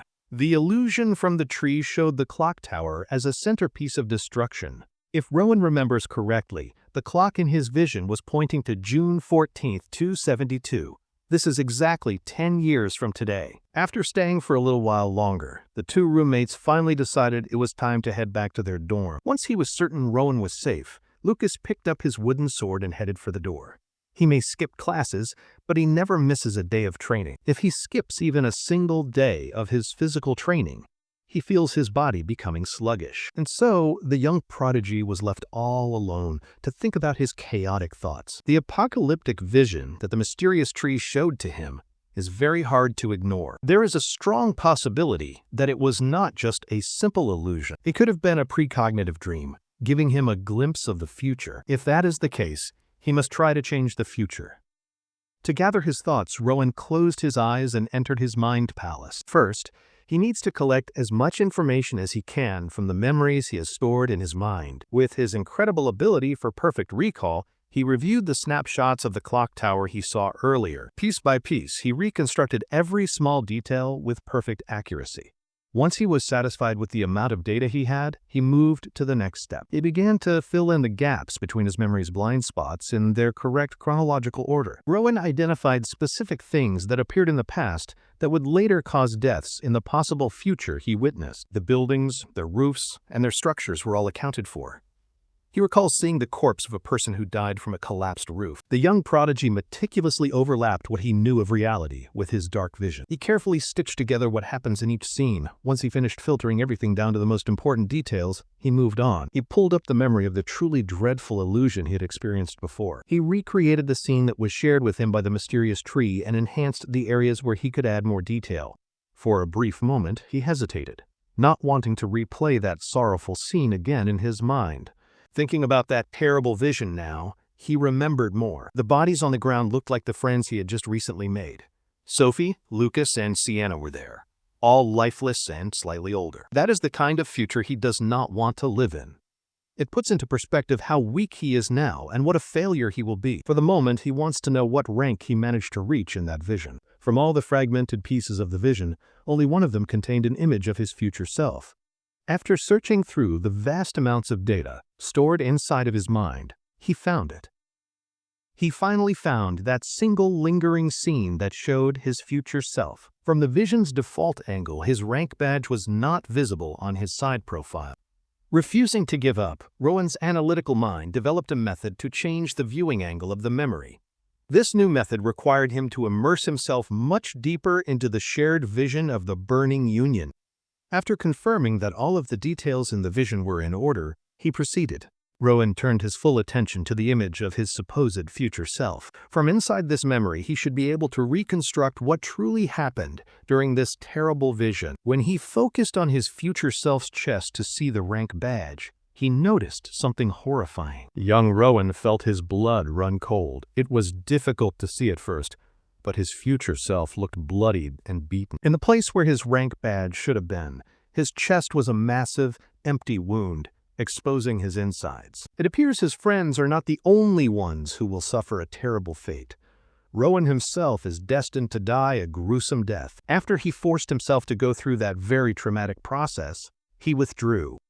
Young Rowan pulled his consciousness back out of the nightmarish vision. He slowly opened his eyes and sat there alone with his troubling thoughts. He wondered if the vision was intended to be some kind of warning from the tree. The fall of the Union means the death of the kingdom and the continent. It would be the end of the world and the complete extinction of humanity. As far as he understands, the tree is a creation of black magic made from human mana, molded by sacrificial victims who were between life and death. Besides all the horrible scenes, a mysterious hooded figure was also present in the vision.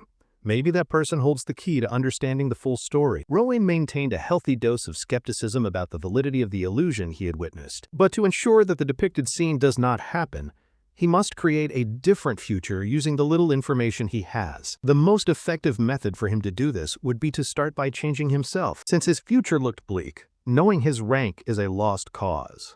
He was wearing the Union's black suit, so perhaps not becoming a member could change history enough. Perhaps he could take an official role within the management bureau instead, since they wear red suits. Or he could do the unprecedented and aim for the white suit that only the commander wears, achieving it before the vision comes true in 10 years. The next day, the roommates got ready for their academic pursuits after skipping school. Lucas reminded Rowan that Professor Daphne had asked him to visit the faculty office before class. After delivering the message to his new roommate, Lucas cheerfully went on his way toward the campus by himself. Rowan wondered why Professor Daphne would have asked to meet with him privately. After putting on his uniform, he went straight to the faculty office.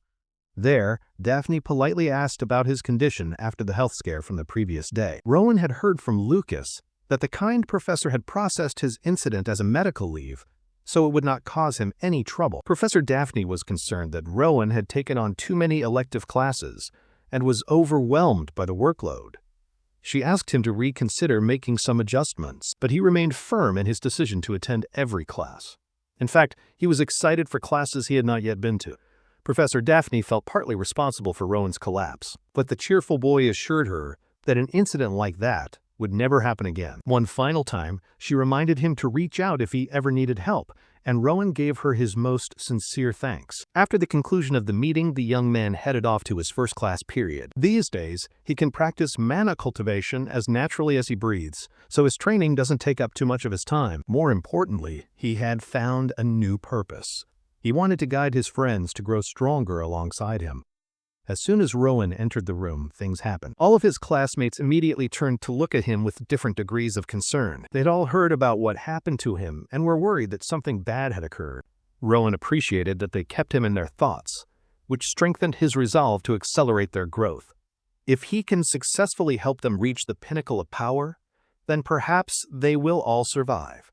So Rowan asked for everyone's attention because he wanted to ask the entire class for a favor. First, he addressed Isidore, Marissa, Leon, and the other magic-focused students who were not interested in taking any swordsmanship classes. Then he called on Flora, Sebastian, and the other swordsmanship students like Lucas, who had never attended a single magic lecture. All the students were quite touched that the new rising star of the academy had remembered all of their names. These side characters are not essential to memorize. Curious, Sophie asked why Rowan brought up the matter of classes so suddenly.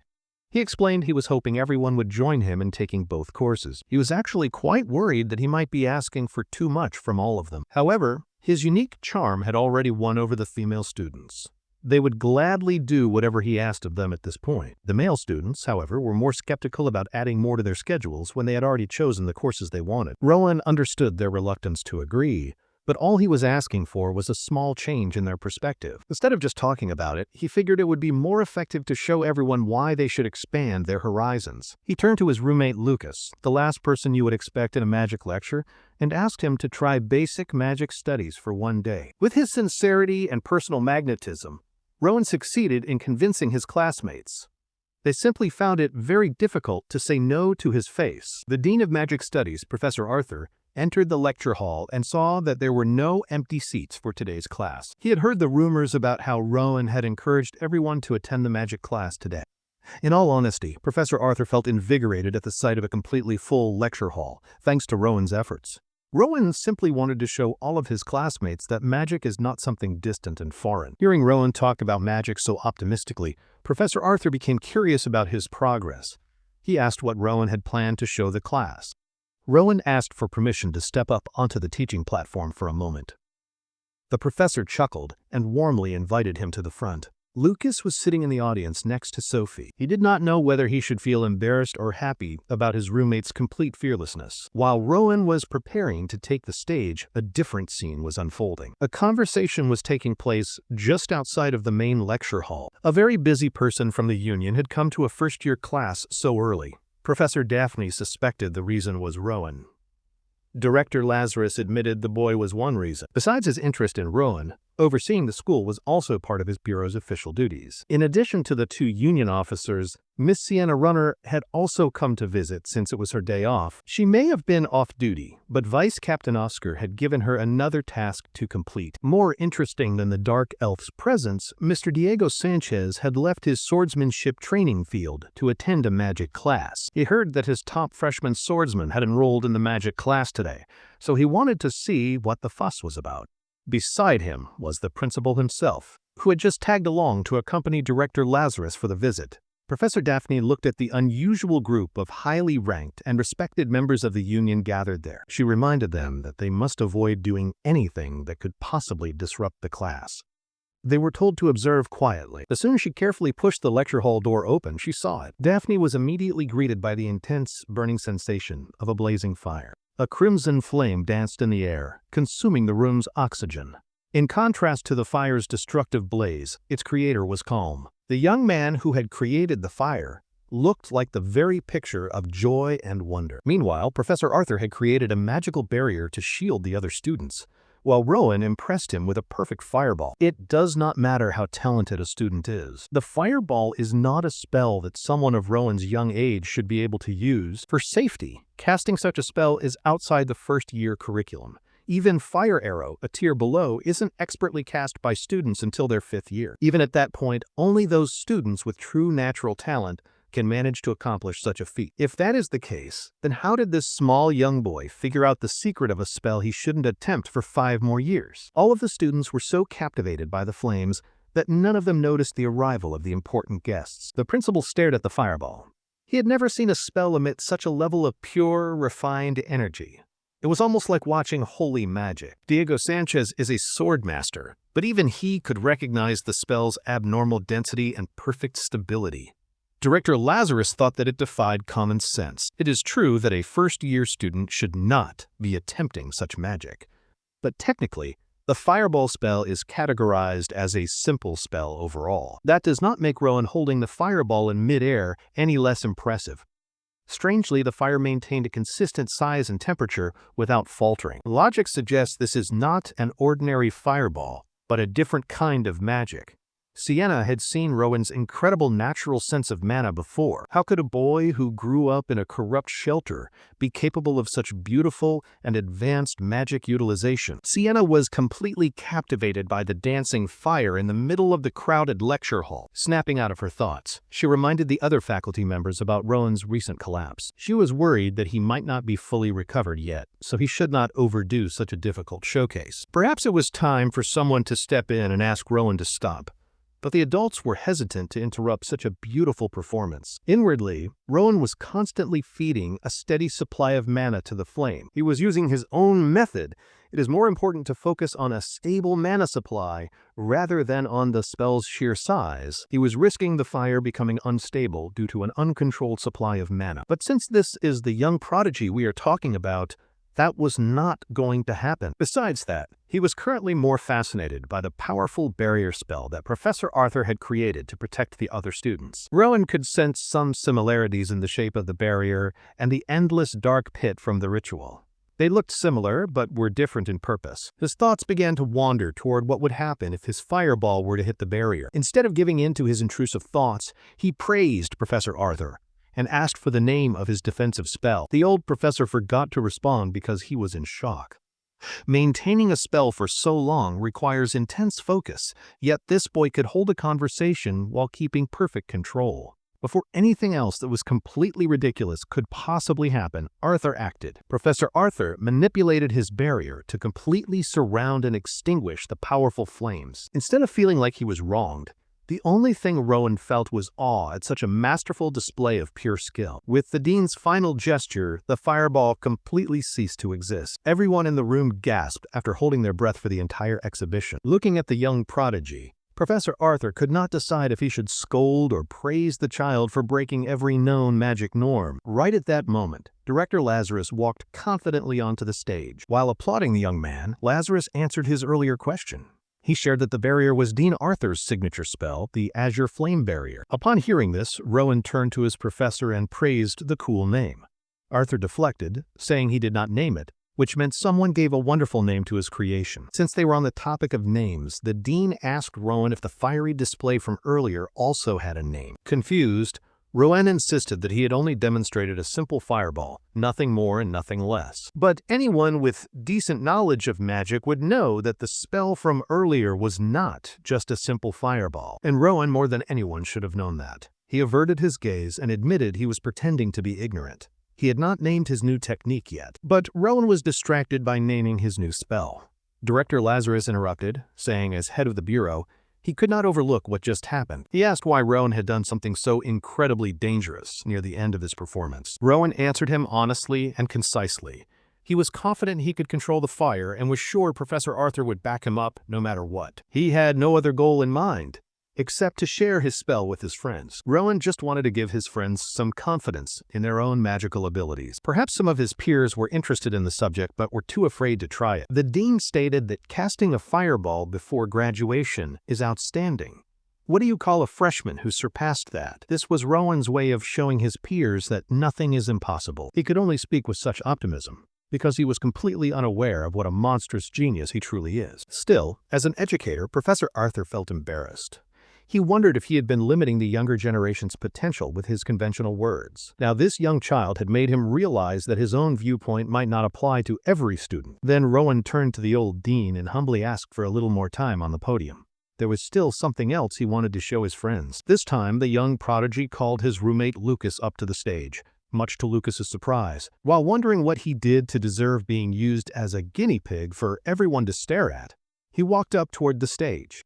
Once he arrived at the podium, Rowan excitedly explained that he wanted to help the swordsman cast his first spell. The way Rowan sees it, magic and swordsmanship are both about manipulating mana in different ways.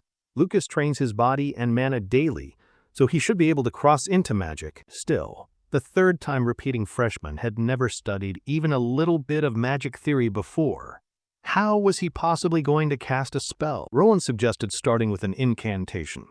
Since Lucas completely lacks magic training, an incantation should be more intuitive for him than a magic circle or a formula. So he slowly began to recite a fiery incantation in the tongue of the ancient language. Lucas tried to follow along, but he could not quite grasp the tricky pronunciation. Rowan attempted to stay patient while he taught Lucas with enthusiasm. However, they could not get through a single sentence. Rowan thought someone who repeated the first year 3 times would have some familiarity with the ancient language. Still, he was not giving up.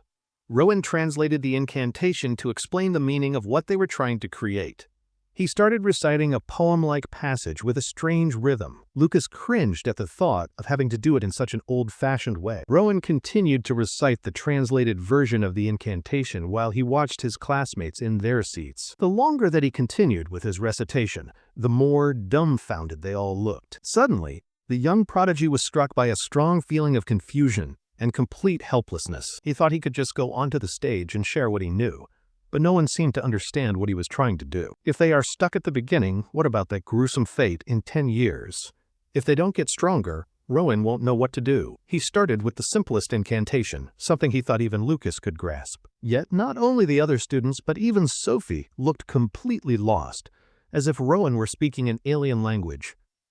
The prodigy froze, worrying Lucas before things could worsen. Dean Arthur stepped in for damage control, praising Rowan for a good first day of his mini-lecture. That said, he asked Rowan if he could also learn the spell formula for the modified incantation.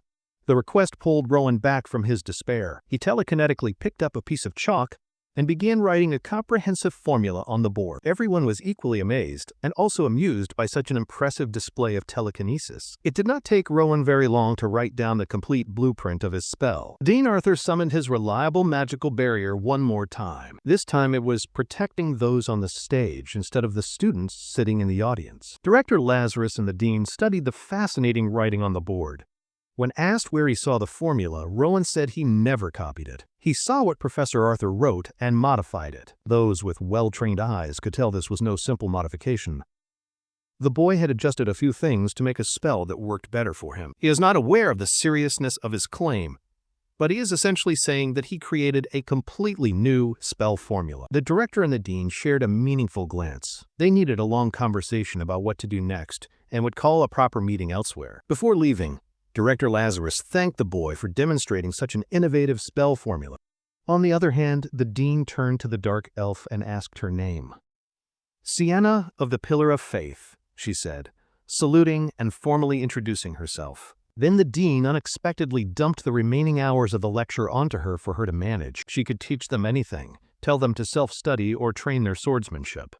Anything was fine as long as the students remained safe. Professor Diego also had the audacity to leave his next class to poor Sienna, who was just in the wrong place at the wrong time.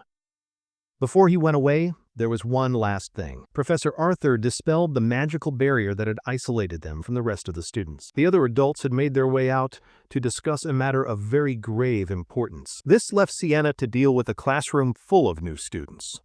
The lecture hall was buzzing with quiet murmurs about what had just happened. Sienna quickly silenced all of them by forcefully slamming her hand down on the table. That single, sudden action scared most of the students straight into silence. Sienna, runner of the Pillar of Faith, announced that she had been temporarily assigned to cover the remaining classes. She intends to treat this as an official class, and the students should too.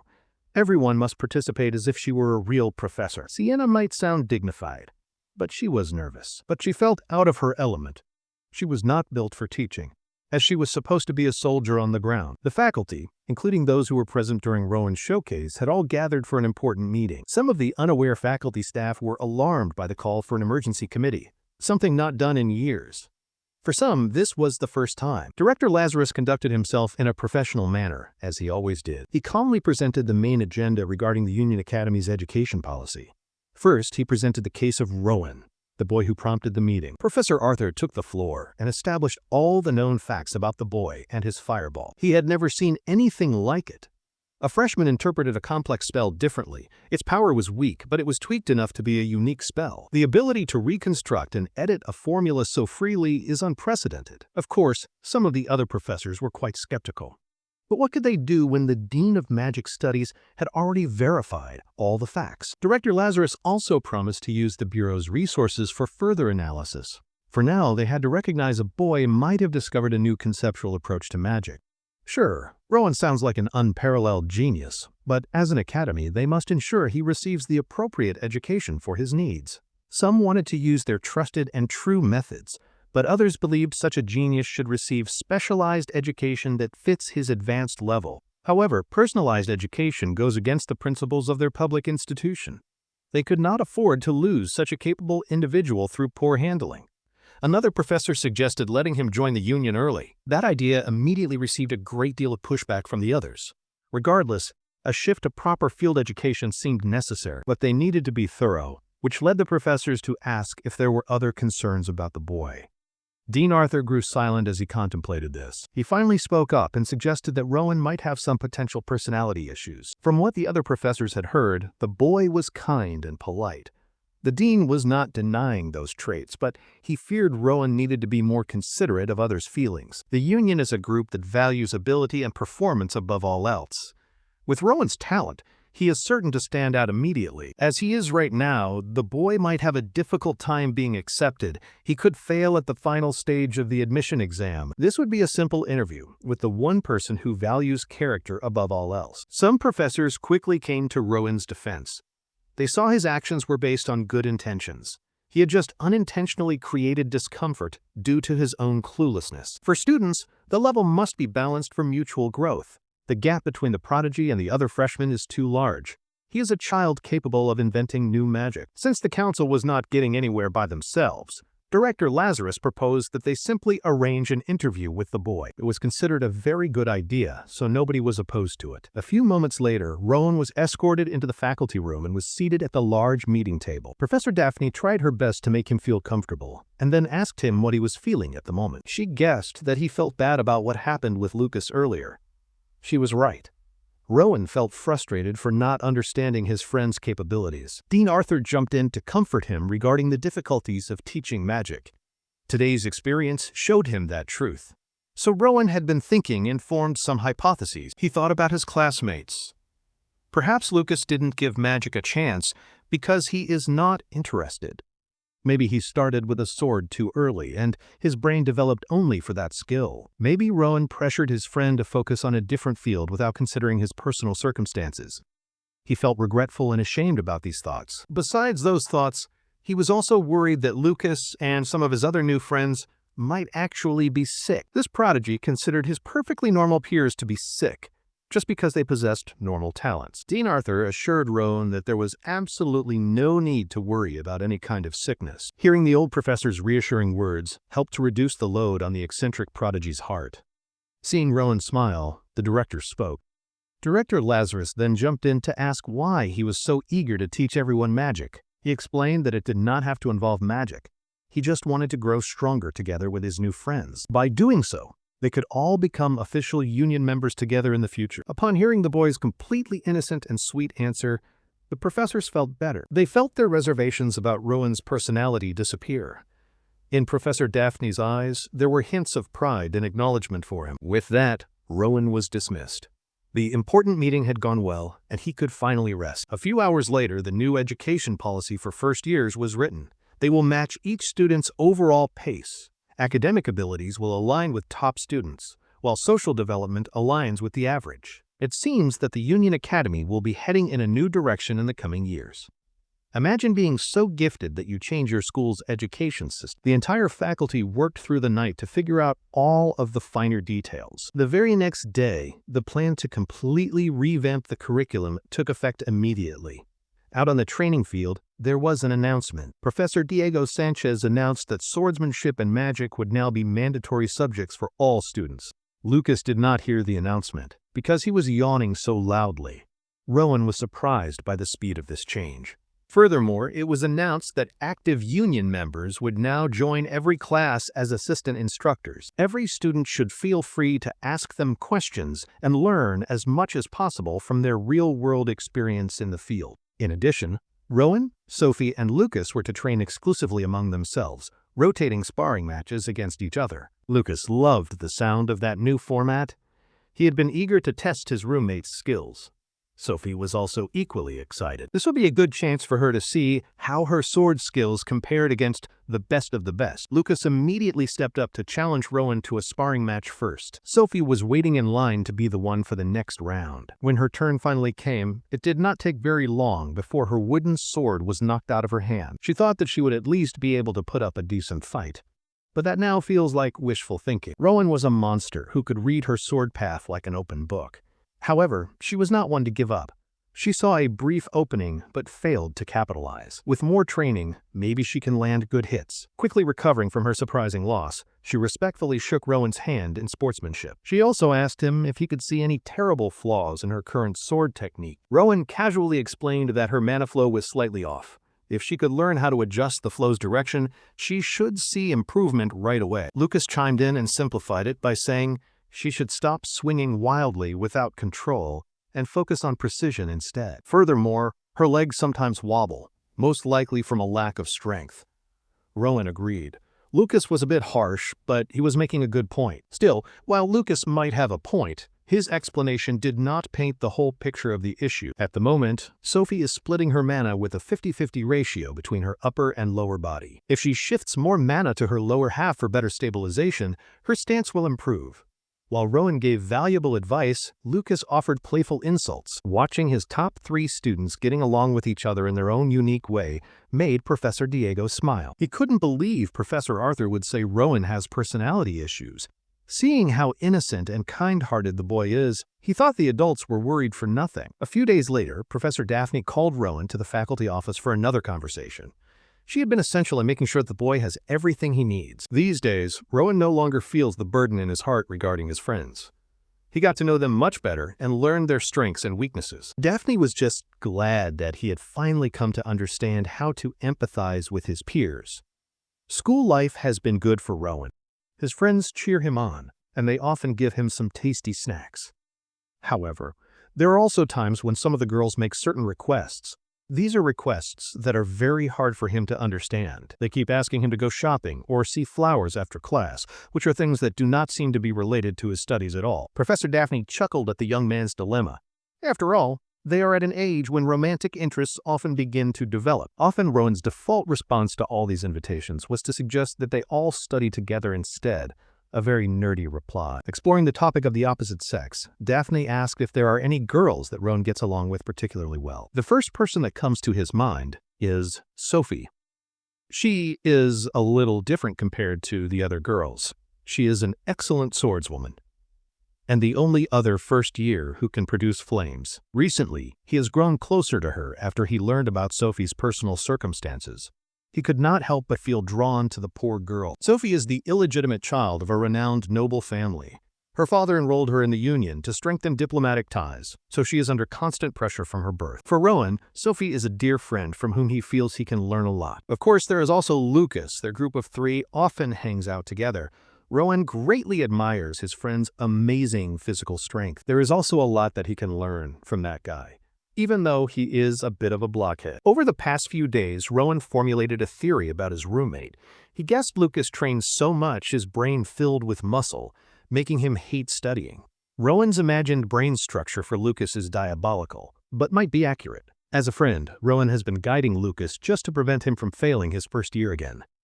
He believes this is what a good person should do. Professor Daphne was a little bit creeped out, but she had long ago accepted that geniuses often have a strange way of thinking about things. After his session with Daphne, he went to Dean Arthur's office to discuss his constitution problem.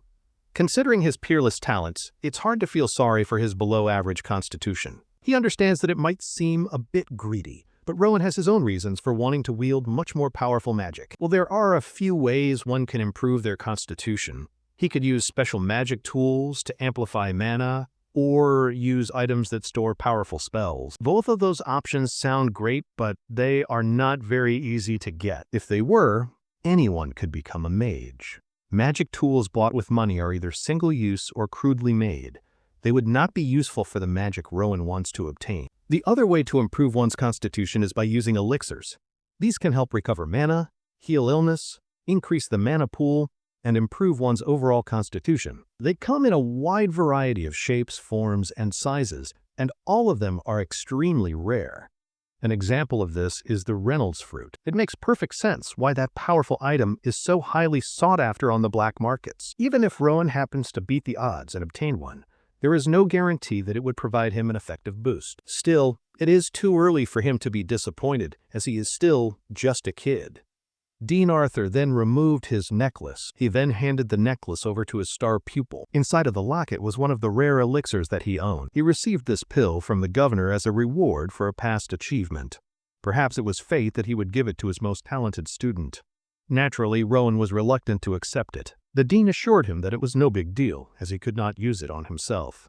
With some hesitation, Rowan accepted the white pill. Steeling his resolve, he took the pill. He gulped the small object down without even chasing it with any water. Immediately, he felt the pill begin to dissolve inside his body. He felt as though he were floating in a sea he created, as the elixir spread through him. Just as he felt he was close to some kind of major breakthrough, he was suddenly yanked back to reality. He found himself back inside the dean's office, sitting in a chair again. Based on the boy's very disappointed expression, the dean figured that the pill must have been a dud, and Rowan then confirmed that it did nothing. Well, Arthur had not expected the elixir to be a miracle drug for the boy's constitution, but the total lack of improvement was still very disheartening. Rowan had already expected that this would be the likely outcome. Rather than trying to find ways to change his constitution, it would be a better use of his time to reinvent magic as it is now. He will take apart magic formulas and master the manipulation of mana.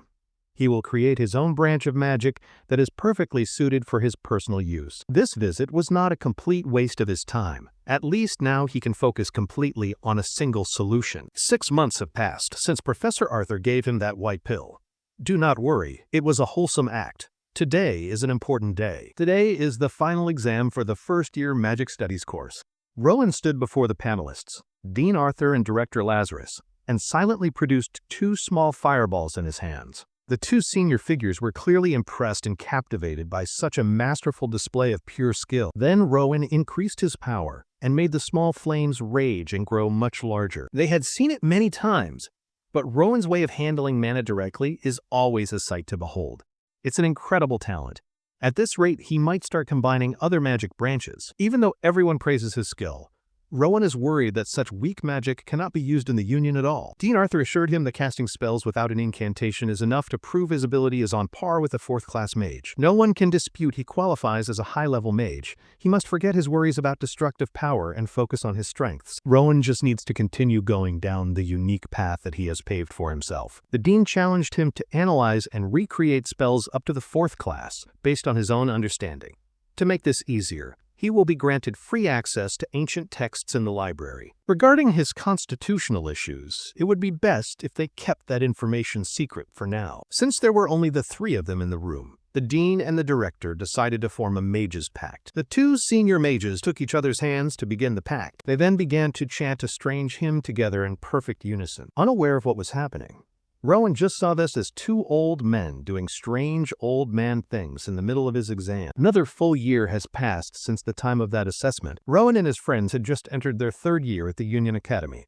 Today, Professor Diego called his fellow faculty members for an urgent summons. While the issue was technically under his own discretion, he felt it was necessary to share it with his colleagues. From this point on, the school will no longer teach Rowan any movement techniques, martial arts, or swordsmanship that involve using mana. With a hint of concern, everyone present was curious about the reason for this very sudden announcement. Diego explained what they all knew. Rowan has a firm intention to join the Union. Now that he's a 3rd year, it's better for him to avoid high-risk combat courses. Diego was basically saying that Rowan should focus entirely on magic above all else. That is what the boy needs and wants to do. Dean Arthur knew Rowan is a talent one would want to keep selfishly. Letting that talent go for the future's sake was the best thing Diego could do, though it was not an easy decision. Sienna Runner, who had taken a teaching role after filling in for classes a year and a half ago, asked Diego about Rowan's current physical level. In all honesty, Diego estimates the young man just needs to draw his sword to pass the first Union entrance test. He is that good. A rare natural talent. His overall destructive power is a bit lacking, but that particular aspect can always improve over time. Since they were on the topic of power levels, Daphne turned to the dean and asked how strong Rowan had become as a mage. After a brief and thoughtful moment of silence, the dean answered her question. Dean Arthur simply declared that there was nothing more that he could possibly teach that child. He is already far beyond anything an old man like Professor Arthur could possibly mold. Right now, Rowan can freely apply 1st and 2nd class magic. He is also on his way to recreating the formulas for 3rd class spells. Because he is such an extraordinary child, he often treats complex formulas like they are simple toys. He is already a monster and only a 3rd year student. Now that he is starting to hit his growth spurt, the young ladies cannot get enough of the golden boy. He could steal anyone's girl in a heartbeat, so he has been written to only care about his studies. The first magic studies lecture of the third year concluded without any kind of fuss. Professor Arthur reminded everyone about their assignments and then called Rowan over to speak for a moment. He wanted the boy to stay after class so he could tell him about the Magic Scholarship Exchange tournament that would be happening soon. There is no better representative for them to send than their own homegrown Union Academy genius. Admittedly, Rowan had never heard of this event, despite being at the Academy for 3 years. It was once held occasionally to exchange opinions about magic. The event was discontinued many years ago as the era of magic slowly began to wane. The fact that it is happening again now is all thanks to Rowan's very existence. Hearing the dean say such a completely ridiculous thing truly shocked the young man. You see, Rowan's growing reputation and the tales of his accomplishments have finally reached Schwerin. Schwerin is an autonomous kingdom, the only one left among the 7 kingdoms. At its heart is the Magic Tower, an institution for developing the arcane. The Tower Master is the Duke, and they are isolated. Schwerin is the heart of the magical world. In truth, Professor Arthur also came from that place. He trained there until he became a third-class, high-level mage before he joined the Union. Since he was originally from there, he must know their general line of thinking. He figured those mages are motivated by curiosity. They are unsure how much information Schwerin has, but they know surface details. The magic fanatics heard about a 4th-class mage at the Union Academy. Although that specific term is being thrown around, Rowan is still not entirely comfortable with calling himself a 4th-class mage. Regardless, this event is like an academic conference to verify these records firsthand.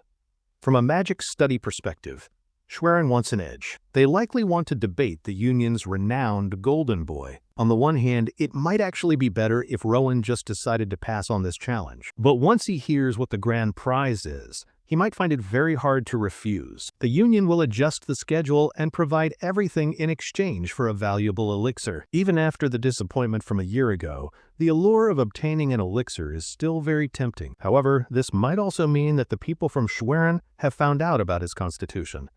But the dean assured him there's no way they know. A scholarly debate is about interpreting magic formulas.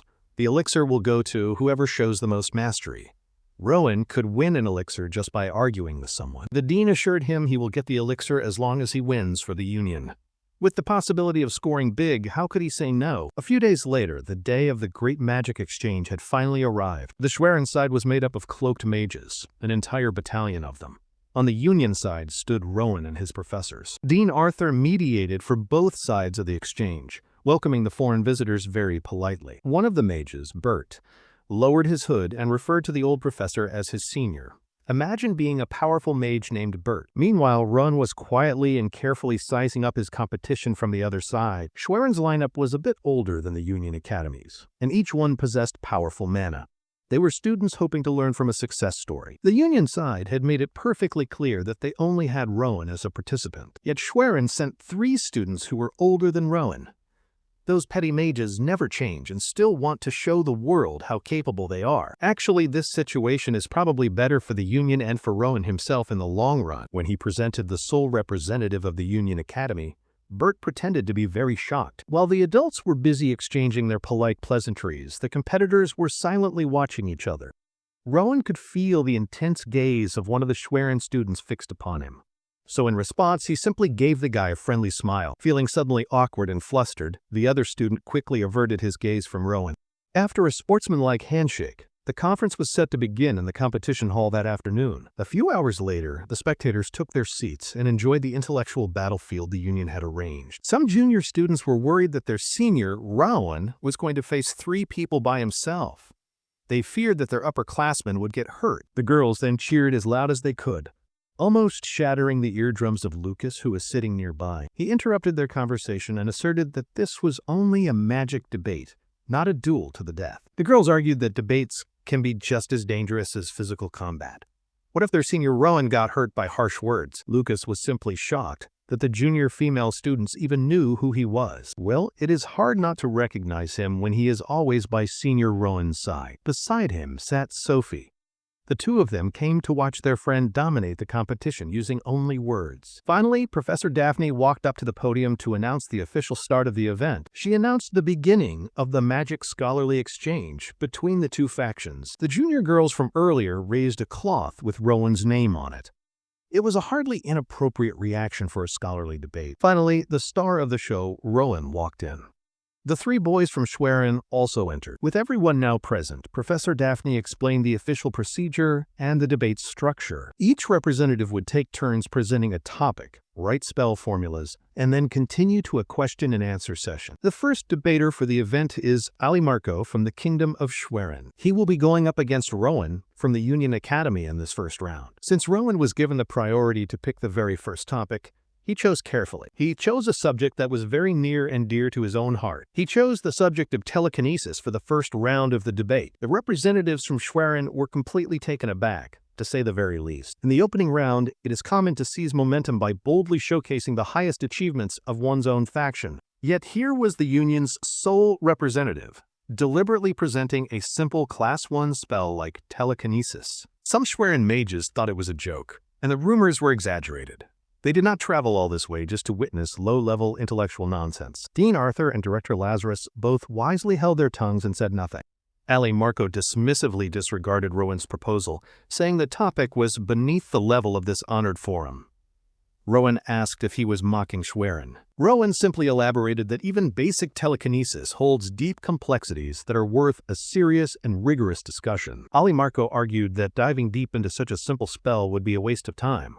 But aren't mages meant to devote time to exploring truth, no matter how small? Running out of patience, Ali Marco finally agreed to Rowan's proposal to debate about telekinesis. Since he was unfamiliar with the format and did not want to be rude, Rowan asked Ali what topic he had prepared. Severely underestimating the Union's sole representative, Ali Marco proposed the idea of debating the complexities of the fireball spell. He condescendingly explained the topic might be difficult for someone of Rowan's age, but he was fine with an easy opponent for this rare occasion. Arthur figured that Schwerin must have heard the news about Rowan's fireball and was now trying to set a trap for him. But the young prodigy threw a curveball at everyone listening. He proposed that they should cover both telekinesis and fireball together as a single package deal. He thought it would be more meaningful and insightful if they covered combining two well-known spells at once, instead of just talking. Rowan telekinetically picked up a piece of chalk and started writing his initial formula on the board.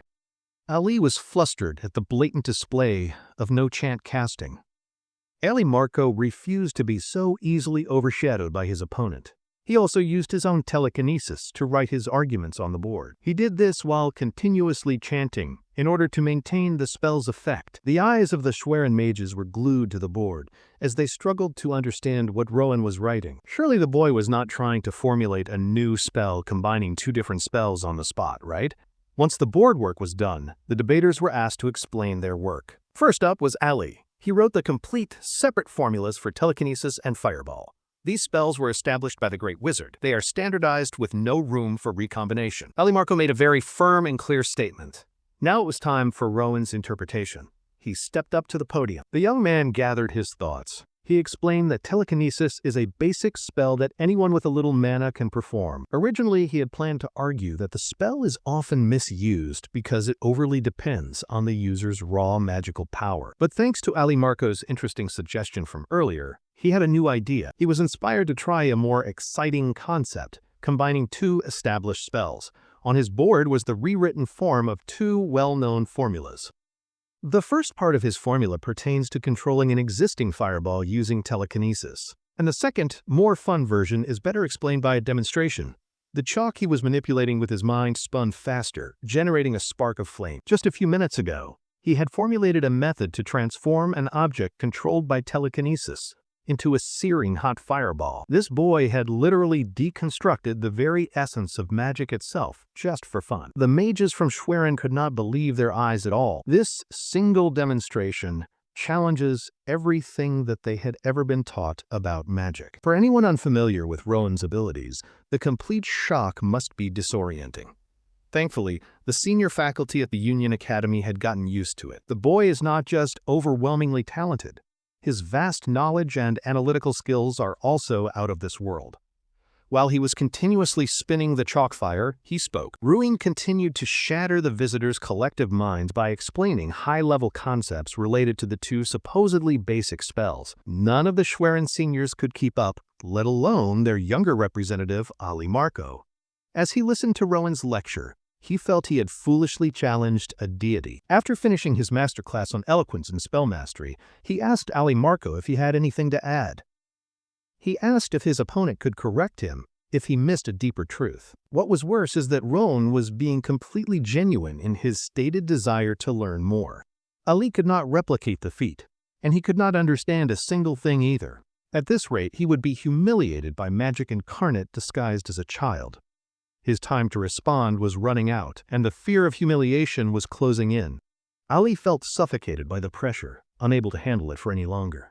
He suddenly coughed, and then began to bleed from his nose. He was literally knocked out by words. Even Rowan had not expected something like that to happen. He was rushed to the infirmary. Rowan continued his undefeated streak against the Schwerin debaters with facts and logic, eventually winning the coveted elixir. Bert the Mage gladly gave the young man his prize, thanking him for the show despite their loss. He also recommended that Rowan wait a little longer before drinking the elixir. When consumed at too young an age, side effects can occur. He should be fine taking it around his graduation. He still has another 2 more years to wait before that time comes. Since we just finished seeing some mages get humiliated, let's see what some side characters are doing. This young woman right here is Rita. Just like our main character, she is a third-year student at the Union Academy. She has been secretly in love with Rowan for 3 entire years now. Rita knows there isn't a single student who doesn't like Rowan. He received countless confessions, and over half of the new students applied to the Union Academy just to follow him. Rita knows that she will likely not even register in the young prodigy's eyes. For the past several years, she has been content just to watch and love him from a distance. But today, she decided to be brave.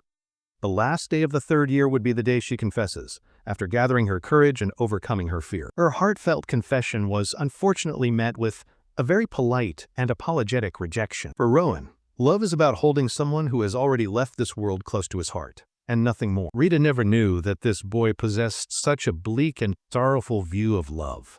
He then asked if what she was feeling was truly love. People in love often show signs akin to mental illness, experiencing joy, ecstasy, compassion, longing, fear, doubt, jealousy, and anger. He would bet that this girl doesn't feel that passion for him. Do not misunderstand Rowan. He is not invalidating her feelings. Perhaps she feels something for him, maybe stirred by his looks or status. She might have felt nervous or excited, but is that truly enough to be labeled as love? Would it not be more accurate to call it simple admiration? All that he is asking of Rita is for her to take a good look into her own heart. If she still believes that it is love, then he is open to talking with her more. Rowan is always open to constructive conversations. He mastered the art of letting people down intensely. Rita felt as though she had been hit over the head, and now her mind was strangely clear. So this is Rita. Today, she was rejected by the boy she had been in love with for the last 3 years. As painful and sobering as that entire experience was for her, she does not have any regrets. Confessing your feelings to someone you like is a brave and meaningful act. Rita's one-sided love ended on her 3rd year's last day, and she had never felt better. The lady informs that the director Lazaros from the administration joined for the lecture. He will be sharing valuable information, so stay tuned. The students started applauding. Then the man with Moon Knight features stood Buckeye, he was his teacher by the way, stating that's all for today, telling them to ask anything if there's some doubt. Suddenly, a boy raised his hand. He questions that every year.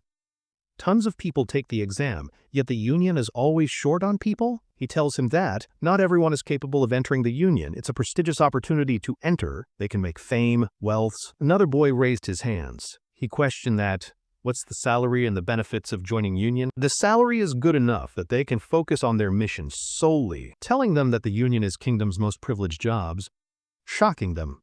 They are directly linked with His Majesty regardless of their rank.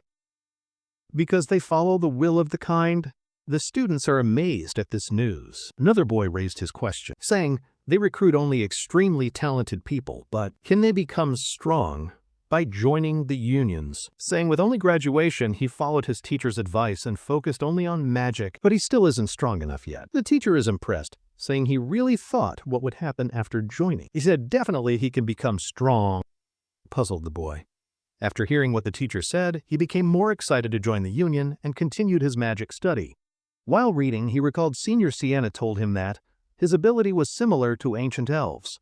While reading through books, he found that Their abilities were more focused on coming spirits rather than using their mana. Instead of controlling wind, they would summon wind spirit. They would control the spirits of the elements. But their question was how they did lose their powers overnight. He found that, during the Age of World Tree, the elves and dark elves, who were God and evil. But after the World Tree got wiped, they could not use their powers.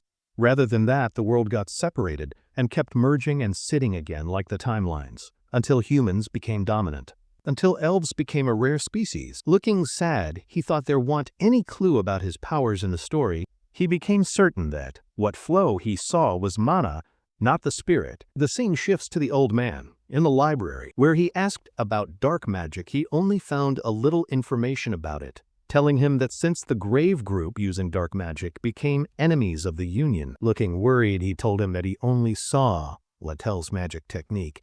It seems like he was undoing ancient language. But he was not sure of the same result. The man told him the difference was in their mana. The but amazed answered yes. He told him that he can't see his mana yet, but the group like dark used dark mana. He thought the mana he saw before was dark mana, asking further what was dark mana, telling him that if mana makes up everything in the world, dark mana makes the world evil. He tells him that the demon works is made of dark mana, and demon use dark mana as their source of energy. Even the Sikh group are using dark mana similar to demons. He tells him that sometimes he noticed sun cloudy mana. The teacher tells him that dark emotions often tend to make the mana dark. He asked, then, and what's the aim of dark groups? Teacher was also thinking of it, saying that they want to destroy the world. A few months later, someone asked Rowan, isn't too about to go to the salon? He told them he was fine. They replied they knew he was fine. Much better than anyone else, the man looked questioning. Rowan looked at both of them smiling, fighting like little kids. The girl told him come over when he was ready, having the man by his ear.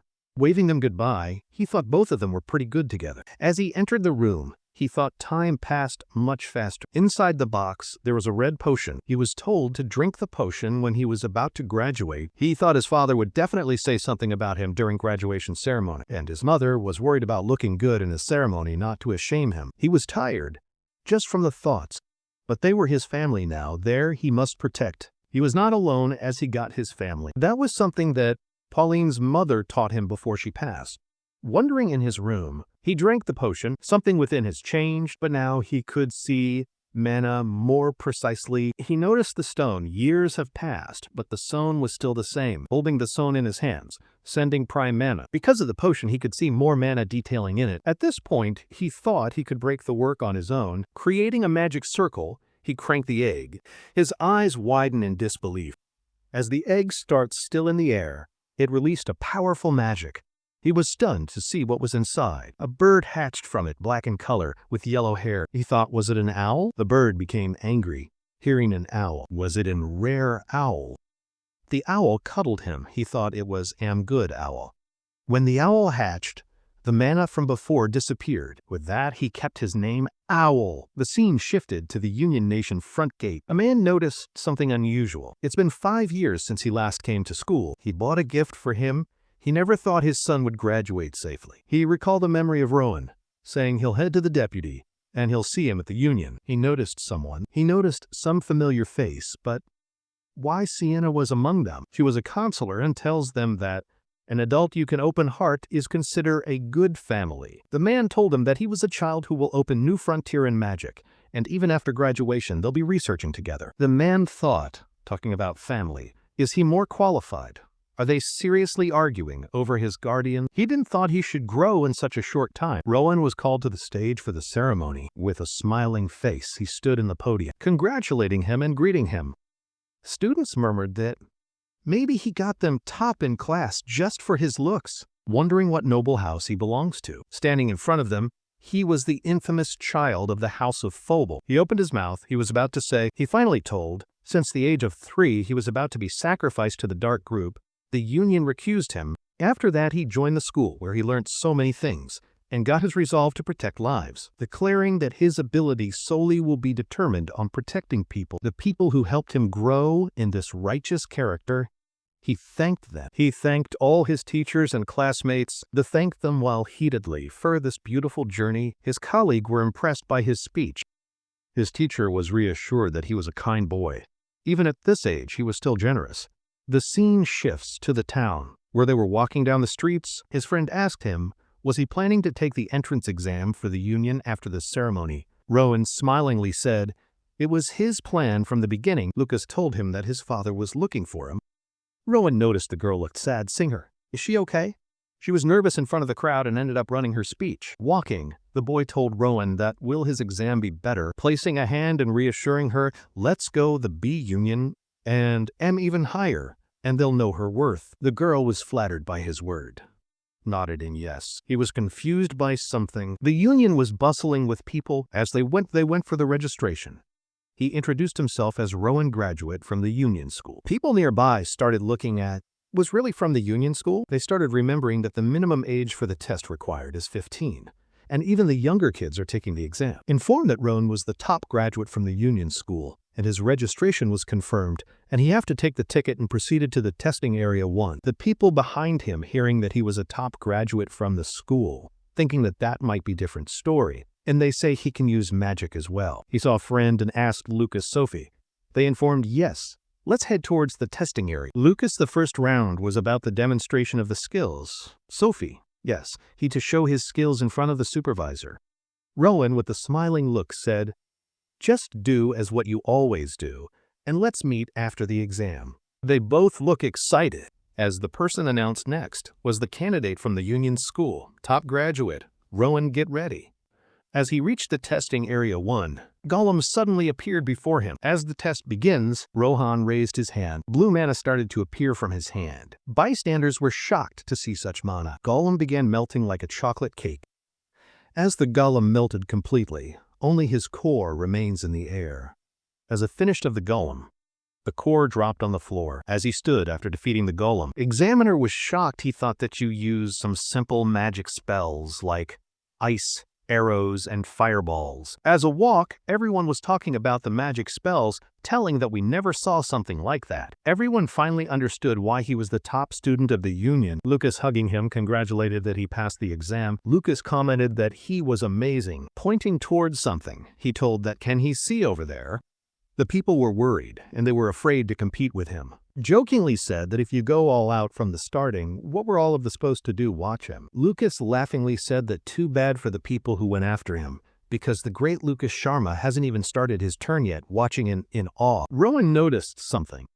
Sophie was sad. He called to Sophie, encouraging her that he was looking forward to her performance, telling them that, let's get into the union together. She smiled and said thanks. Exam called out for Sophie, saying that she was the next and told her to get ready. She was traveling with fear and nervousness. As she forward, Lucas greeted her and told her that stay calm and do her best. Turning towards them, she smiled and went forward. As you went into the stage, Gollum was waiting, drawing her sword. Everyone was watching. The spectator commented, that looks like she was going to use the Phobal sword technique, but her stance was not looking great. The girl asked him, how did he know that? The man said with Phobal family a few times. So he knew the technique. It was a difficult technique where strikes were continues, just like an illusion, very difficult to counter. She knew that the Phobal technique was heavy because of the depth of a blade. Become one with the body as a style value that above all, but as he saw her drawing his sword, there was no depth in it. The girl asked what she'd do now. The man replied that at least she should learn the basics. They have knowledge, it's better.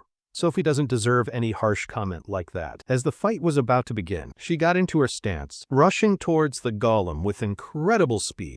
Yellow flame emerged from her, cutting the Golem into pieces. Man, who was speaking with girl, both of them were astonished, but Rowan looked satisfied. As the Golem turned into dust, she was happy that she could defeat in such a short time. Examiner, looking stunned, told her that she passed and can take her stamp in return. Spectators were amazed by the speed and extent touches. How could a Golem be cut so easily? They couldn't believe what they saw. Lucas and Rowan looked happy, saying that 6 consecutive strikes, and she is the second best skill user from her family. As she came, both of them congratulated her for the victory. Lucas mockingly told her that she was looking a bit rusty. Maybe she was nervous. As it was his turn, he told them that just watch and learn. As he went to the stage, turning towards them, he told that it's just a warm-up. As the battle began, he jumped toward the Golem, cutting the monster into half, destroying his core. A single string defeated monster. As he stood there, praising himself, he said that he might have went overboard. Examiner, who is horrified by the turn of events, say that this is the third one, which is a single strike, defeating the monster. She shifted to Lucas's house, where I said to Rowan that, "Make yourself at home and call him if you needed anything." He thanked him for the stay. Lucas told him it's not a big deal. Lucas told him that the dinner is ready, and he should just fresh up and come for the dinner. For the dinner, there was carrot. Lucas's father told him that if it's not enough, he can give him more, but he told him that this is fine. Lucas told it wasn't there any me, but his father hit him in the head and told that he's too old to be picky for the food now. Rowan was stunned by their friendly act and behavior. Realizing the food was not tasty enough, he asked him about his gift, and Rowan told him that that was exactly what he needed. The man told him that he knew Rowan was special, but he didn't thought that he would see such high level of magic in the exam. The man told him that you were waiting for the second round. With a pleased smile, he told that he can expect good results. 1 week later, when the day finally came for the second round, two men watching there call that it's been a while since many applicants have passed. Among them, there were so many good students. And they complimented Rowan that he was the brightest kid of the union. The man confirmed that he was Rowan, who was currently appealing the second test. He thought that it was a great leap, that he doesn't have to fight Lucas or Sophie. But he thought, who will be fighting him? His eyes widened as he saw someone. He saw the man from before. The man asked him, have they met before? He recalled that he was the person who was analyzing Sophie's word technique during the test. He complimented the man's knowledge and said that he'd like to learn something from him. Man couldn't remember him. The man pulls out his word and say that as he is a graduate now, he'd like to teach him some lessons. As they stood before each other, as the examiner said, begin the fight. As the fight begins, within an instant, the sword fell from the man's hand. He was puzzled like what happened. Our boy, who is still using his magic, raised up his hand. The man looked baffled. Asked him to wait. Rowan used magic, and the man's word flew above him. The examiner asks him, would you like to continue? The man couldn't believe what he saw. How could he be toyed by a boy? Confident in his skills, he said that he could handle such arrogant boy without a weapon, but Rion used his magic, lifting his finger up. The man soon realized that something was wrong. As he saw the sword flying towards him, he was defeated by his own sword as a Rowan stand beside him. As the man lay defeated in the floor, shocked by his utter defeat, the examiner was shocked at how is this boy even doing all this stuff. Examiner declared the winner and told him to prepare for the next match. Rowan, who is still in shock at how he wants to easily, giving a pleased smile, he said that it was a good match. A few days later, when he read the letter, it was the final day of his test, getting ready for the test. As you thought all his hard work and labor was something that he was able to enter the Union now is so close to his dream. But in his past battles, he called that his pattern of attacks were the same. It didn't change much. He thought that he'd have to do something different this time. He always counterattack and let the opening attack. First, he believes in turning the tides. As he recalled the clash from the past, he thought that he'd have to learn new things and able to act freely without relying on his subconscious mind. After joining the Union, he'd have to learn new things and can't be this way forever. But for now, he has to focus on the interview, as it's the final thing that remains. But he suddenly recalled about his owl. He thought, where was the owl? While he was thinking about the owl, suddenly the owl came flying towards him, became happy that the thing he was searching for finally came. Both of them seemed happy, and he asked was he celebrating with him. After he hatched from the egg, he would vanish suddenly, disappearing and reappear suddenly when he was alone. Was this some kind of strategy or technique? Placing the bird in his hand. And whenever the world vanished, neither his manak would be sensed or be traced. It's like he went to another world and came back. But he's still confused, that even an old or some other mysterious creature which he doesn't know about. He tells that once you get into the Union, he'll find a way to talk to him. The old seemed happy and raised its wings. He noticed someone that asked that was it an owl. Rowan told him that he's been looking for him. And why we were talking, the birds of any disappeared again, this shocked Rowan.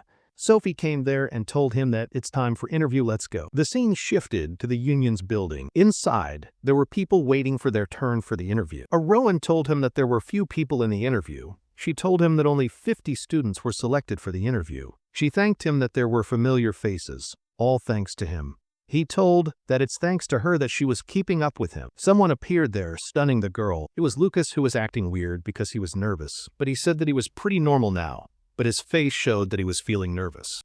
She gave me my handkerchief to rub his sweater, or he'll be looking bad in the interview.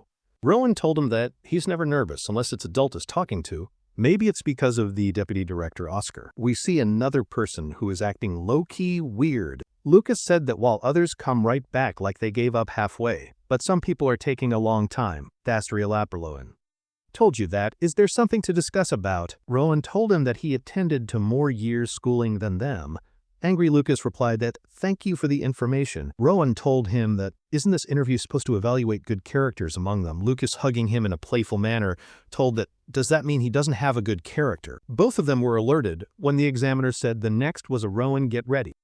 As he stood before the gate, he noticed that the gates responded to the visitor's mana, and he'd like to examine it sometime, but not now. When he entered inside the room, he noticed that no one was around here and thought maybe the interviews were not present. But suddenly he heard a voice from behind calling him, come over here. As he followed the voice, he reached another door. As the door opened, he was stunned by the view inside. He sensed overwhelming amount of mana calling him. A lady looking like an elf was calling him, covering her eyes. An elf was standing there welcoming him. Puzzled, he find me know that the sound that he was hearing belonged to he. He was astonished that this was the most pure and solid manner he ever felt, and for some reason it was so warm and welcoming. This was the most highest level of magic and mana he ever knew, and this was his dream to reach one day. As she told him to have a seat and have some tea, they finally sat and were having a cup of tea. He recalled that she is the governor of the union, the most powerful lady around. He was lost in his thought that could he reach that position someday. Suddenly he noticed. The lady spoke and said, seems like the tea suits is taste, and he replied in a yes. It was very warm and refreshing, like it was just harvested from the tea estate. She told him that it was because of his unique body constitution, and his body couldn't store mana. She consoled him, saying that he must have been lonely all this time, and it must have felt hard to reach that level. He was silent and couldn't reply a thing, realizing he never thought about it. He always felt like his heart was filled with his loved ones, and he was never lonely. She told him that despite his loneliness, he grew up and became a strong person. It was his first time hearing something like that. He has always been acknowledged for his efforts and skill, but someone never truly understood his past. This was his first time that someone saw him and his loneliness. Such word of kindness made him cry. He wiped his tears and thought, why was he crying? Was it because of the manner that she was emitting? The governor told him that, though his body was lacking, but his heart was pure and honest, he was a kind and generous kid. And she said that he was accompanied by his little strange friend, pointing towards the bird. Even he was shocked at how could she see that. Looking upwards, he noticed something. This was the first time he saw the owl calm. As the bird sat on the table, she said that it's a wonderful owl. Thought that she not only knew about his past, but also about his present. It was like she knew everything, and he was thinking about asking him the vision that he saw earlier. Could him know about that too? As he asked him that the vision he saw earlier was that the future, he was worried. Paused for a moment, she told him that there was nothing as a fixed future. If he saw something from the future, then there are chances that it might not happen. Everything depends on him and his will. He becomes what he believes in the future he wants. He too realized that what he saw was just one possibility of the future, but not exactly the future. He just have to work hard to prevent the possibility. That's what humans have been doing for a long time. Ask, the governor said. Looks like he finally understood the path he must take and work for his future. Smiling with happiness. Next day, the Oscar's house. Oscar has prepared a variety of dishes, but with carrot, saying that he had made them with extra efforts so they should celebrate it. As they were eating, Sophie asked him that where will they be assigned. Oscar replied that it's hard to see. The governor probably made the arrangement during the interview. He told them that only 10 people have passed, including the 3 of them, and only the 3 of them graduate from the union school. Rowan thought that there's a possibility that the 3 might end up together, while inside they were just a family. He was Lucas's father and their uncle. But as soon as they step out, they are departed director and the members. Lucas told them that as long as he's being benefited, he doesn't mind working anywhere. Sophie told that, does he really hate the idea of working under his father that much? He told them that that doesn't even matter because they were distant even as a father and son from the beginning. Rowan smiled and noticed that he'd grown a lot since he was keeping his personal and business life apart. Having a fun moment, they said that they're not even close enough to worry about separating and working. Lucas told that it doesn't matter. Let's establish a proper order for work-life balance. As the seeking shifted to the Union Administration entrance, they were being checked by the guard as he confirmed their name.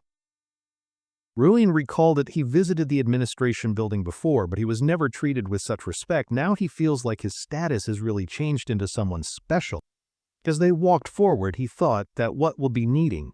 When they reached inside, they were shocked to see something. It was a blacksmith chamber filled with heat and metals. It has to be called the Book and Sword of the Union. They need their own weapon crafted that suits them. Leaving them to Mr. Alec, who was blacksmith dwarf, he told them to pick a weapon they like and suits them. Lucas picked a long sword while Sophie was still thinking.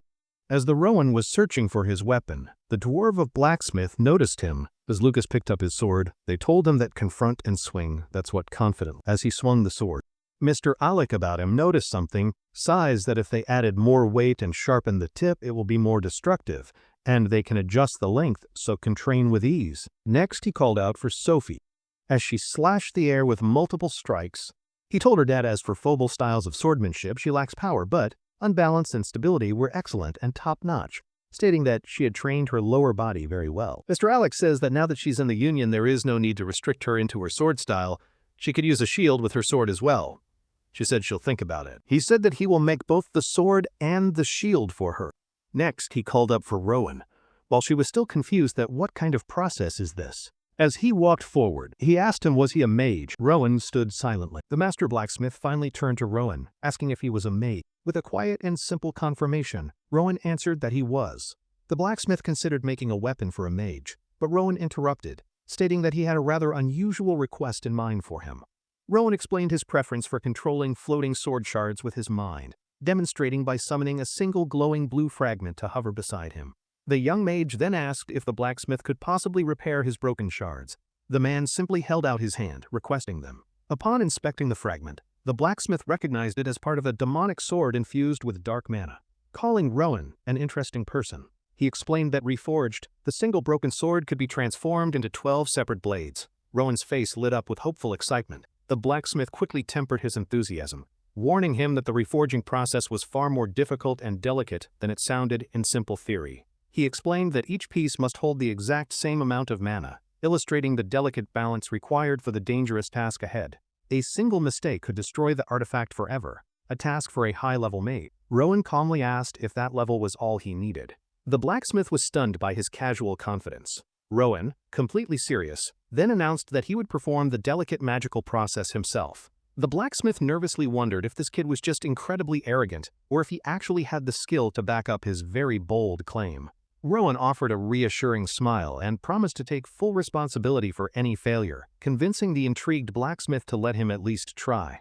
The blacksmith gestured for him to begin, standing in the center of the workshop, but asked him to please try not to be too loud. Rowan raised his hand. His expression focused as a brilliant aura of blue mana immediately enveloped the floating shard, ready to be reshaped. His fingers moved with delicate precision, carefully guiding the intricate streams of magical energy flowing directly from his hands into the ancient metal. He closed his eyes, his consciousness sinking into a serene cosmic space where he could feel the very essence of the sword's internal energy. In his tranquil mindscape, Ruin recalled the lessons his beloved mother figure, Pauline, had taught him about perception, giving him newfound clarity. He visualized the energy within the shard as countless glowing branches gently guiding the flow and separating the intricate strands of magical power. Combining his memories of Pauline with the magic he learned from Director Lazarus, he looked peaceful, completely at one with his immense power.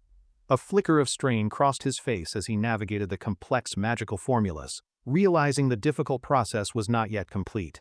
He focused on the key to success, evenly distributing the sword's embedded mana into 12 perfectly equal parts and locking it into place. With a final surge of will, Rowan unleashed his full power, creating a massive vortex of turquoise energy that exploded outward around him. The master blacksmith's eyes went wide with utter disbelief, unable to comprehend the incredible display of magical power unfolding right before his eyes. He stared, completely dumbfounded by the sheer force on display, questioning how this young boy could possibly be using such advanced magic. Bright, sharp lines of light spiderwebbed across the shard's surface as the immense energy inside began to fracture the metal from within. The vortex of energy subsided, revealing Rowan standing calmly as 12 perfectly identical, glowing shards now orbited him like loyal, silent guardians. The newly formed blades floated gently through the air, their magical glow fading as they settled softly into the blacksmith's outstretched, waiting hands. He let out a laugh of pure disbelief, staring at the perfectly identical shards, each with the same shape, size, and mana capacity. The blacksmith was completely astonished that such a flawless feat was performed by a new 15-year-old recruit, who stood by holding his weapon. A newfound respect filled the blacksmith's expression. He silently vowed to pour every ounce of his legendary skill into forging these perfect materials. New Union recruits sat in a grand hall as a stern instructor announced the official start of their full-fledged preliminary training program. The instructor reviewed the Union's 7 divisions, explaining that each recruit would be assigned to one and carry out missions under its banner. He outlined their future, starting at the lowest rank of Oz, with promotions earned only through great merit, impressive achievements, and proven skill. The instructor warned that the world would be harsh, and that simply bearing the Union's name would make them targets for countless enemies. He added that even the very people they swear to protect might disrespectfully refer to them as the kingdom's dogs behind their backs. He encouraged them not to waver, reminding them that their sole purpose was to ensure the kingdom's peace and help build a better world. With an inspiring smile, the instructor concluded his speech and announced it was time to reveal the recruits' official division assignments for them. A week later, on induction day, the blacksmith handed Rowan a heavy pouch, telling him he was sure he would like its contents. Mr. Alec explained that the 12 blades, now named Cheville, could be merged with mana. Rowan was immediately eager to try them out. Rowan told Lucas it was time to go, but his friend looked utterly miserable after being assigned to his own father's division. Rowan playfully nudged his friend, asking why he looked so glum and reminding him that they were going to be late for their interview. Lucas complained that fate had abandoned him, but Rowan placed a reassuring hand on his shoulder, suggesting it could be a good opportunity. They arrived at a vast, ornate hall, where members of the Creed division were already engaged in intense, rigorous training sessions with each other. The sharp sounds of clashing steel echoed through the hall as 2 senior members were locked in a fierce and fast-paced sparring duel. A short distance away, another group of senior members took a brief rest, their focused expressions showing their dedication and immense underlying power. Rowan and Lucas observed the bustling and disciplined atmosphere, noticing how focused every single member of their new division seemed to be. A nearby voice announced the arrival of the new recruits they had been waiting for, catching Rowan's immediate and curious attention. He instantly noticed the man's badge, which bore the symbol of the Creed division but with a design signifying a very high rank. The man was Adrian, the division leader of the Creed division, a confident swordsman who held the prestigious and high rank of expert. A nearby senior member quietly confirmed to the newcomers that the man was indeed Adrian, the esteemed leader of their entire division. Rowan studied the man with his analytical gaze, immediately recognizing the authority and immense power belonging to the expert-ranked division leader before them. Rowan and Lucas bowed respectfully, introducing themselves. Adrian welcomed them, remarking that he was bored and wanted Rowan to show him his skills. Both Rowan and Lucas were taken aback by the sudden request, confused as to why the commander wanted a demonstration of Rowan's abilities. Adrian casually gestured to the side, announcing that he had already chosen a suitable opponent for the new recruit's impromptu combat evaluation. A new figure stepped forward with a simple greeting, but the friendly introduction caused Lucas to recoil in absolute, wide-eyed comical shock. The opponent was none other than Oscar, the deputy director of the Creed division and, more importantly, Lucas's very own intimidating father. Lucas expressed his shock at the sudden duel, but Oscar calmly retorted, questioning if there is ever truly a right time for battle. Oscar turned to Rowan, stating his curiosity to see how much the boy's telekinetic sword skills had grown in the past 5 years. Rowan met his gaze with quiet determination, replying that he was also eager to see how much stronger he could become here. A small, proud smile appeared on Oscar's face as he noted to himself that the young man was as confident as ever. Oscar drew his massive claymore, telling Rowan that a real match requires actions, not words, and challenged him to show his true abilities. Rowan calmly replied that his greatest strength was magic, as his 12 new mana-infused blades appeared and began orbiting him in a shimmering circle. Crouching into a ready stance, Oscar noticed the new weapons, remarking that there were more blades than he remembered Rowan using before. Rowan explained they were an induction gift. Oscar immediately recognized the blacksmith's work and asked if the new weapon had been given a name. Surrounded by his floating arsenal of blades, Rowan stood with quiet confidence and told him the weapon's name was Cheville. Oscar pondered the name's meaning, wondering if the small blades could live up to it. Rowan admitted he was also curious about their power. Rowan then requested a favor from the deputy director. Oscar looked at him with interest and asked what it was he wanted. With unwavering confidence, Rowan asked to be allowed the first move, a bold request that greatly impressed the watching division leader Adrian. Oscar's gaze sharpened as he realized Rowan's confidence was not arrogance, but a sign that the sharp young man had a plan. Rowan stood ready at one end of the hall, his blades hovering, while Oscar waited at the other, his own massive sword resting patiently. A powerful crimson aura erupted around Oscar. He warned Rowan that he would not tolerate a sloppy imitation of his family's fighting style.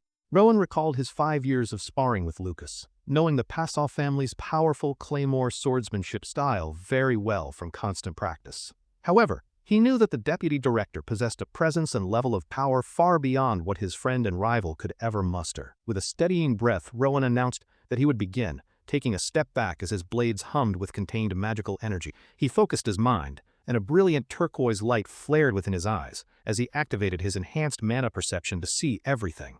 In an instant, his 12 blades shot across the hall like a volley of arrows, leaving brilliant blue trails of mana behind them. Oscar reacted with incredible speed, swinging his massive claymore in a powerful arc that effortlessly knocked all the blades out of the air. He offered a quick critique of Rowan's technique, noting that while it was rough, it had the potential to become a powerful weapon. Before Rowan could react, Oscar unleashed a devastating downward strike that sent a shockwave across the floor, knocking him off his feet. Stunned by the raw power of the attack, Rowan realized he was still nowhere near strong enough to match Oscar's immense physical strength. As Oscar raised his sword for another strike, he suddenly found himself frozen in place by thin, glowing blue threads of restraining mana. Lucas and Adrian watched from the sidelines, with Lucas pointing out that something invisible seemed to be holding his father completely still. Oscar struggled against the magical bindings as Rowan, having already recovered his footing, stood ready for his next move on the battlefield. Rowan had used his precise mana control to manipulate physical forces like weight and friction to trap Oscar and guide his blades. Oscar looked at Rowan with a hint of an impressed smile, commenting that the boy had certainly learned some clever new tricks. However, he warned that simple tricks would not be enough to stop him, as the mana threads around him began to crack under pressure. With a tremendous roar, Oscar unleashed his full power, shattering the magical restraints into nothingness and freeing himself from the magical trap. In a single explosive movement, Oscar's claymore came crashing down, but was stopped just inches from Rowan by his 12 interlocked blades. Straining under the immense pressure, Rowan held his ground. Oscar looked down, a single word of genuine admiration escaping his lips. Impressive. Gritting his teeth, Rowan pushed back with all his might, realizing his new weapon was far more capable than it initially appeared. The duel intensified as Oscar unleashed a furious barrage of strikes, pushing Rowan backward across the stone floor with each powerful blow. Rowan knew his mana was still too weak to completely stop a seasoned warrior like the deputy director, a harsh but expected reality. Although he could easily reconfigure his 12 blades for defense, he was quickly realizing that he was running out of tactical options. With Oscar pressing his relentless assault, Rowan found himself backed into a corner, with no more room left to dodge or retreat. Trapped, Rowan decided to break through directly, gathering a swirling vortex of bright orange fire in his hand with a determined look. Oscar's eyes widened in surprise, sensing the immense magical power gathering before him as a bead of sweat rolled down his temple. Rowan unleashed a roaring phoenix of flame, which exploded against Oscar's blade as he barely managed to raise it in time to defend. The other Creed Division members watching from the side were stunned into silence, shocked by the rookie's unexpected and incredible display of power. The duel ended with Oscar slightly singed, a noticeable patch of his mustache completely burned away. A small, sheepish Rowan offered an apology. To everyone's surprise, Oscar let out a booming laugh, not with anger, but with clear amusement, leaving Rowan completely bewildered by his reaction. Adrian laughed heartily, clearly amused that the new rookie had managed to burn off half the deputy director's mustache on his very first day. The other senior members joked that Oscar should now be called Half-Stash, admitting that the impressive rumors about the new recruit were true. One member noted Rowan held back, but Adrian called him over for a private word, separating him from the rest of the group. Adrian studied the young man with a thoughtful and intrigued expression, his hand on his chin as he assessed his unique performance. He complimented Rowan on his interesting maneuvers, praising both his unique swordplay and his powerful magic as his blades returned to him. Adrian asked for his thoughts on Oscar's swordsmanship. Rowan respectfully described it as a combination of intense force and graceful, flowing movements. Adrian pointed out that Rowan had dodged those powerful attacks with surprising ease, but Rowan humbly admitted he felt rushed and unsatisfied. Adrian smiled, noting that regardless of his feelings, it was clear that the young man had learned a valuable lesson from the duel. He praised Rowan's good work, explaining that the Creed Division values adaptability and that his creative style would fit in perfectly with them. He offered some final encouragement, telling Rowan not to rush his development and that his former teacher, Diego, had prepared him well. Adrian then turned and called out to a dark-haired elf standing nearby, who turned and responded professionally to her commander's summons. He gave her a direct order she was to personally help Rowan develop his skills and grow even stronger, an assignment she accepted. With Rowan's evaluation complete, Adrian turned his attention to his friend's son Lucas, wondering who would be a suitable opponent for him. A mischievous grin spread across his face as he exclaimed that he had just thought of the perfect opponent for the next match. He cheerfully announced that Lucas's opponent would be none other than the deputy director of the Creed division, his own father, Oscar. Lucas's face drained of all color as he stared in utter horror, silently pleading for someone to spare him from this terrible fate. Later, Rowan stood in the training hall with his new mentor Sienna, who said they needed to review his match before beginning. The two of them stood facing each other on the training floor, ready to begin their first official session together as student and mentor. Sienna gave him a blunt assessment, stating that while his magic was excellent, he had a critical weakness in any form of close-quarters combat. She explained that if he could not maintain a safe distance from his opponents, he would always struggle to gain the upper hand. Rowan listened to Sienna's sharp critique, his expression turning serious as he clenched his fist, knowing that she was absolutely right. She emphasized that the larger the power gap, the more dangerous it becomes to allow an opponent to get close, like he did. Sienna drew two short swords, telling Rowan to watch carefully, and explaining that the key to close combat is mastering one's footwork. She moved in a flash, becoming a blur of motion as trails of turquoise mana flowed gracefully from the tips of her blades. Rowan watched, completely captivated by her incredible speed and agility, amazed that she did not even seem to be out of breath. He marveled at her light footwork, seeing how she moved naturally against the flow of mana, a feat that required immense skill. As her blade cut cleanly through the air, he understood that this level of mastery was the result of years of dedicated training. Sienna finished her demonstration, advising Rowan that it would take time for his body to learn, and that he must not rush. But before she could finish, her eyes widened in surprise as Rowan began to perfectly mimic the complex footwork she had just shown. Rowan closed his eyes, tapping into his perfect memory as he visualized every detail of Sienna's swift and impossibly graceful movements.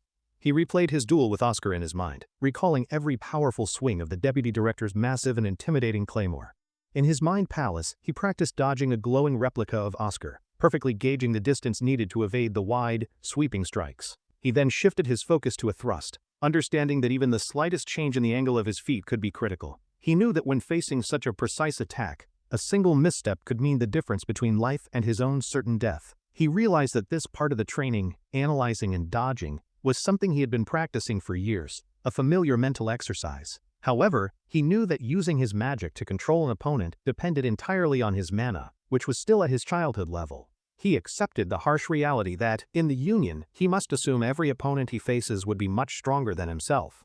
He suddenly stopped moving, realizing that simply copying Sienna was meaningless because their fundamental abilities were completely different and required different approaches. Sienna sensed his breakthrough, and Rowan confirmed her thought, admitting that he could not fight in the same way that she did.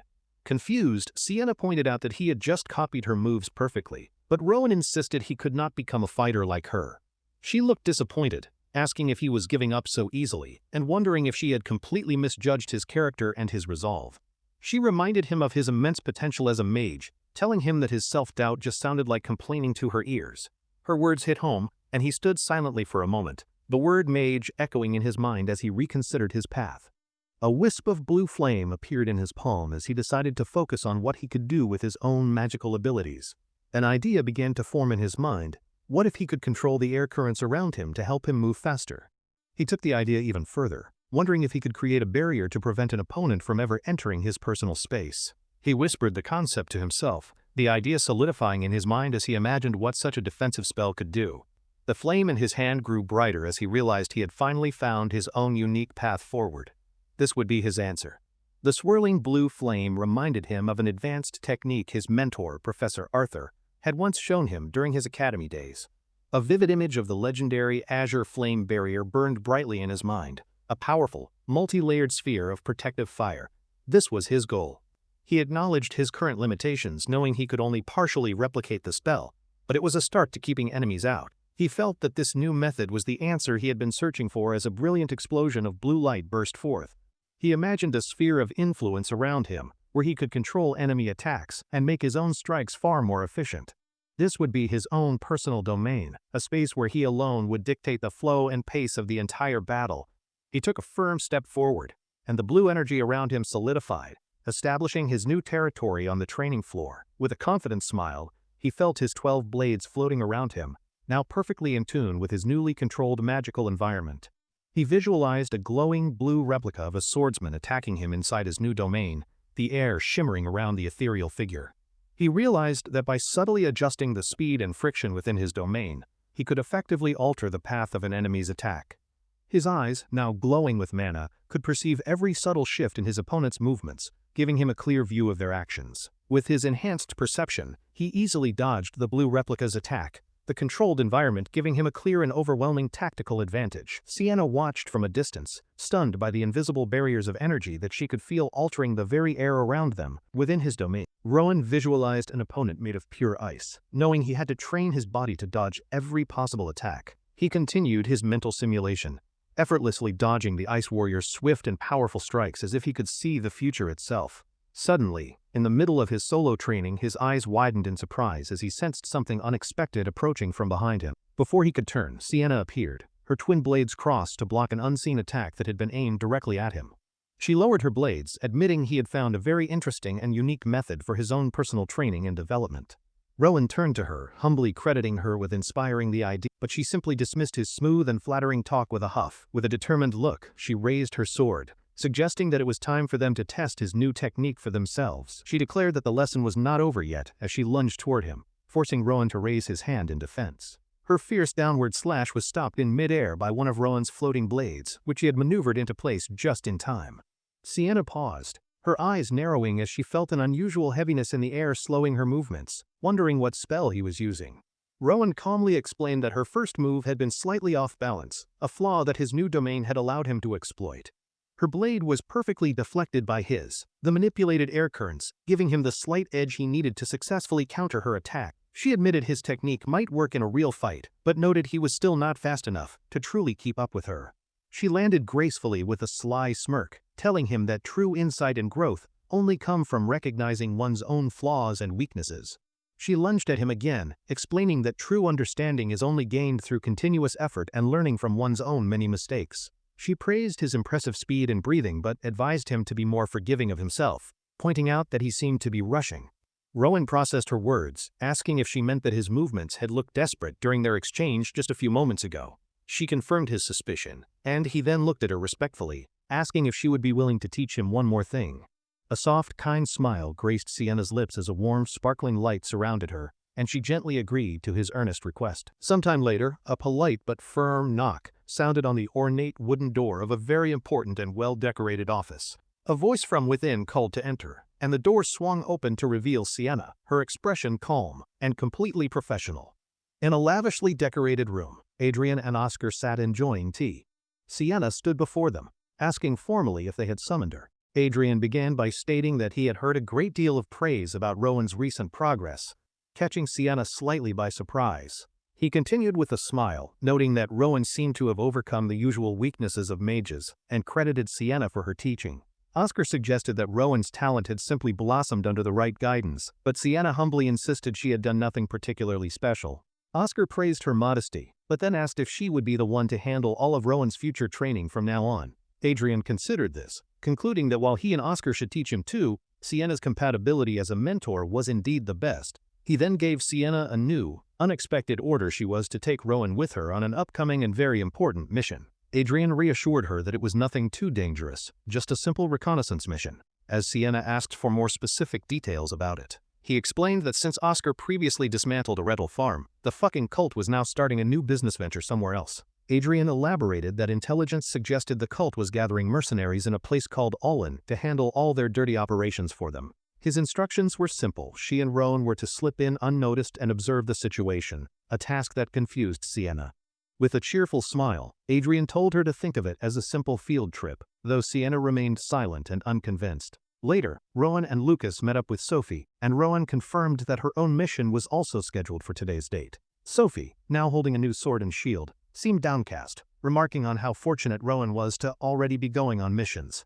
The Honor Guard was described as a specialized combat unit of mages and magic swordsmen, whose main purpose is to protect other mages. Rowan silently reflected that while Sophie might not be happy with the assignment, her protective skills made her a perfect fit for the unit. Lucas playfully teased Sophie about looking clumsy with her new shield, but she angrily snapped back that she was trying her best. Rowan gently suggested that she could ask the senior members of the honor guard for help in getting used to her new equipment. He added with a friendly and reassuring smile that all the seniors he had met so far seemed to be very kind. Sophie asked Lucas if the seniors in their Creed division were also that nice, but he immediately scoffed at the very idea. Lucas wondered if Rowan was genuinely clueless that people were only so nice to him, while Rowan innocently encouraged him to spar more. Lucas complained that the seniors always called him a brat, then ironically proved his point by cheerfully shouting a challenge, surprising Sophie. Sophie decided to ask her friends for help instead, and Rowan agreed, suggesting that a sparring match with Lucas would be best. Lucas hesitated, saying he was not good at giving advice, but Sophie retorted that she had not been asking him for any feedback. With a fierce battle cry, she charged forward, her shield raised and her sword held ready to strike her sparring partner. She leaped into the air, bringing her sword down in a powerful arc that Lucas met with his own massive claymore weapon. With a single powerful swing, Lucas easily deflected her attack, his superior strength sending her spinning backward through the training hall air.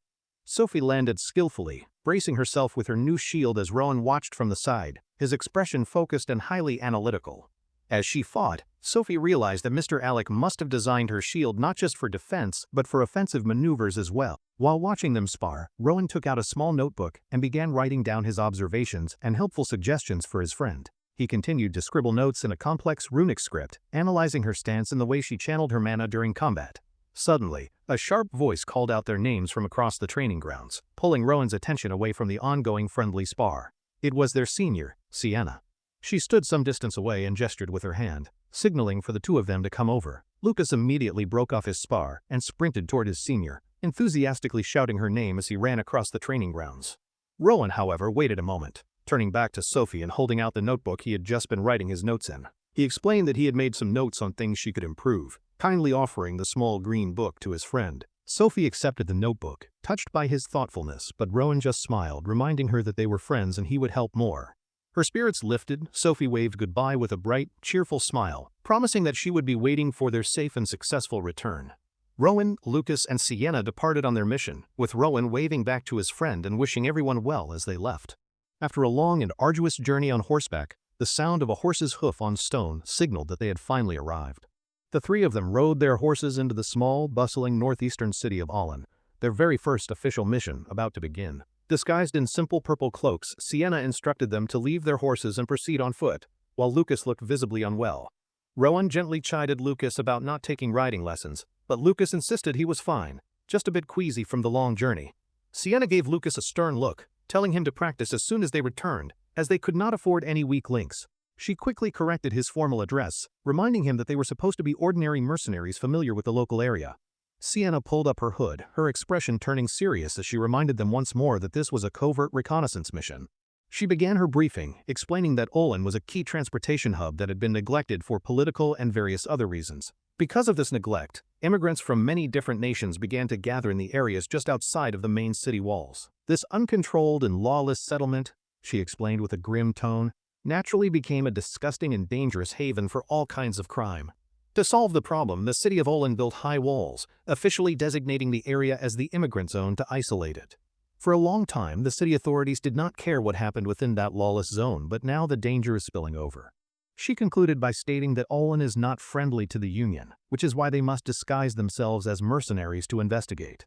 She decided it would be best for them to split up to gather information more effectively while maintaining their disguises and their cover.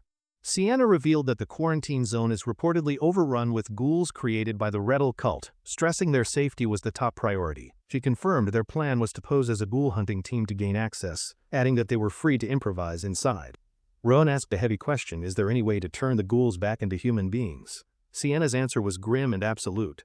She looked directly at Rowan, sensing his internal conflict, and asked if he could handle the grim reality of their current situation.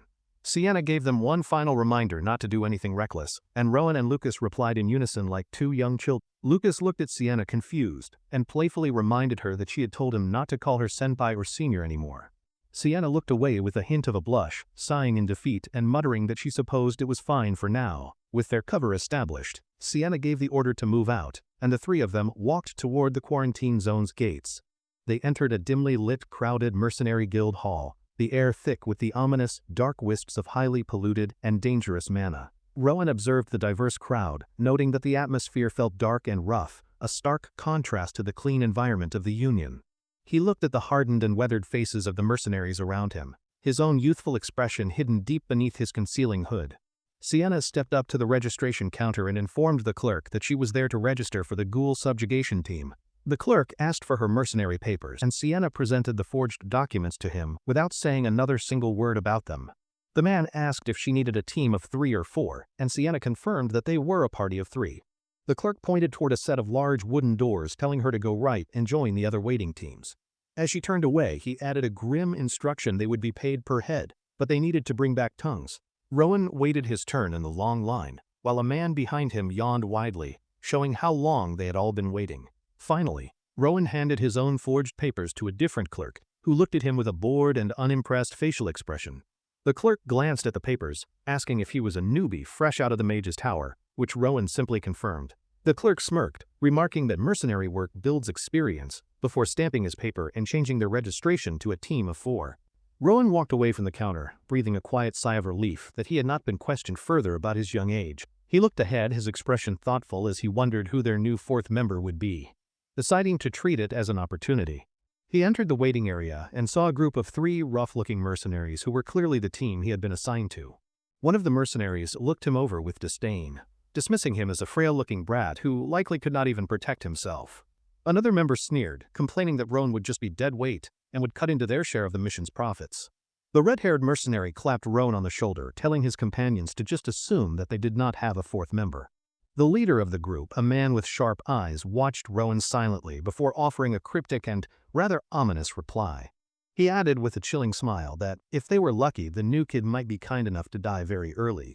Rowan sighed internally, lamenting his truly terrible and unfortunate luck in getting stuck with such a group of unpleasant and selfish people. He knew that arguing with these assholes would just be a complete waste of his energy, as the leader told him to move. They left the guild hall and stepped out into the quarantine zone, which looked more like a lively market than a dangerous slum. Rowan walked through the crowded stalls, hearing the various vendors shouting about their wares, from fresh fruit to cheap rooms for rent. He observed the scene with a thoughtful expression, surprised that the outer area of a quarantine zone seemed so normal and peaceful. He deduced that because this area was closest to the main city gates, the high amount of foot traffic made it relatively safe. A soft blue glow emanated from his hand as he scanned the area, concluding that they probably would not run into reptile here. A soft wisp of turquoise mana curled around Rowan as he subtly used his magic to manipulate the air around all of them. He gathered the surrounding disturbances to create a pocket of sensory distortion, allowing him to naturally drift away from the group unnoticed. Now separated from the mercenaries, Rowan believed that conducting his reconnaissance mission completely alone would be far more efficient and much safer. He sighed, closing his eyes in frustration, unable to believe his bad luck in getting stuck with such rude and unpleasant people. Suddenly, his eyes snapped open as he sensed a familiar and powerful magical presence somewhere very close by in the immediate area. He looked up, his gaze drawn toward the rooftops of the nearby buildings, trying to pinpoint the source of the familiar energy. A figure stood silhouetted against the bright blue sky. It was Sienna, watching him from above with her cloak billowing in the wind. From her high vantage point on the roof, she watched over him carefully, her presence a silent and reassuring promise of support. Rowan realized that Sienna was watching over him, a faint blush appearing on his cheeks as he understood that she was concerned. He remembered her earlier briefing, where she had warned him about the ghouls and stressed that his safety was the absolute top priority. He understood that she was watching over him and Lucas because it was their first mission and felt a renewed sense of determination. His first objective was clear: he needed to find any traces of the ghouls. He began to walk deeper into the zone. He recalled what he knew about the creatures, remembering that a ghoul is a humanoid monster created from a still-living human being. This dark transformation was the work of necromancers or black mages, who used their forbidden rituals to create these very foul abominations. The resulting creatures possessed superhuman strength, sharp claws, and a long, snake-like tongue, and were said to feed on human flesh. As he walked through the desolate streets, he admitted to himself that he had only ever read about them in his books. He turned a corner and stopped in his tracks, seeing a young woman huddled on the ground, shaking uncontrollably in a dark alley. The deeper he went, the more the atmosphere changed, with scenes of despair and sick, starving people lining the dirty city streets. Rowan's expression hardened with a grim resolve as he took in the horrifying and sad reality of the completely lawless place. He understood that in a place like this, if someone were to suddenly die or disappear, a memory of Pauline's kind face appeared. The memory twisted into a horrifying image of a soulless, decaying woman. He knew with chilling certainty that no one here would care. He looked at the desperate people, realizing this was why the rebel cult targeted this place, seeing them as perfect ghoul material. A fierce, determined look filled his eyes as he vowed that he absolutely could not let that happen to these innocent people. He remembered the horrors of the shelter, where innocent children were sacrificed. Here, the ghouls served the same horrifying and evil purpose. He thought of the peaceful world he was fighting for, a world free from unjust deaths where everyone could dream of a hope. He remembered Pauline's gentle smile and the promise that he had made to her all those many long and difficult years ago. Filled with renewed conviction, he clenched his fist, knowing that the time had finally come to fulfill the vow he had made. He continued his patrol, moving deeper into the desolate and forgotten streets of the dangerous and ever-expanding quarantine zone on his own. Suddenly, he froze in place. He sensed something. A flicker of hostile energy coming from somewhere very close by in the immediate area. In an empty square, he saw a lone figure in a purple cloak, surrounded by the mangled bodies of several recently defeated ghouls. A horrifying creature with pale skin, glowing red eyes, and sharp claws lunged forward, which Rowan immediately recognized as a dangerous ghoul. He was surprised by the creature's incredible speed, reasoning that its unnatural quickness must be a result of powerful dark magic. Just as the ghoul was about to strike its target, a familiar voice rang out, and Rowan's eyes widened in recognition. It was Lucas, his massive claymore glowing with blue energy as he brought it down in a powerful strike against the ghoul. Rowan watched from a distance, sighing to himself that Lucas was as loud as ever, forgetting their mission was supposed to be stealthy.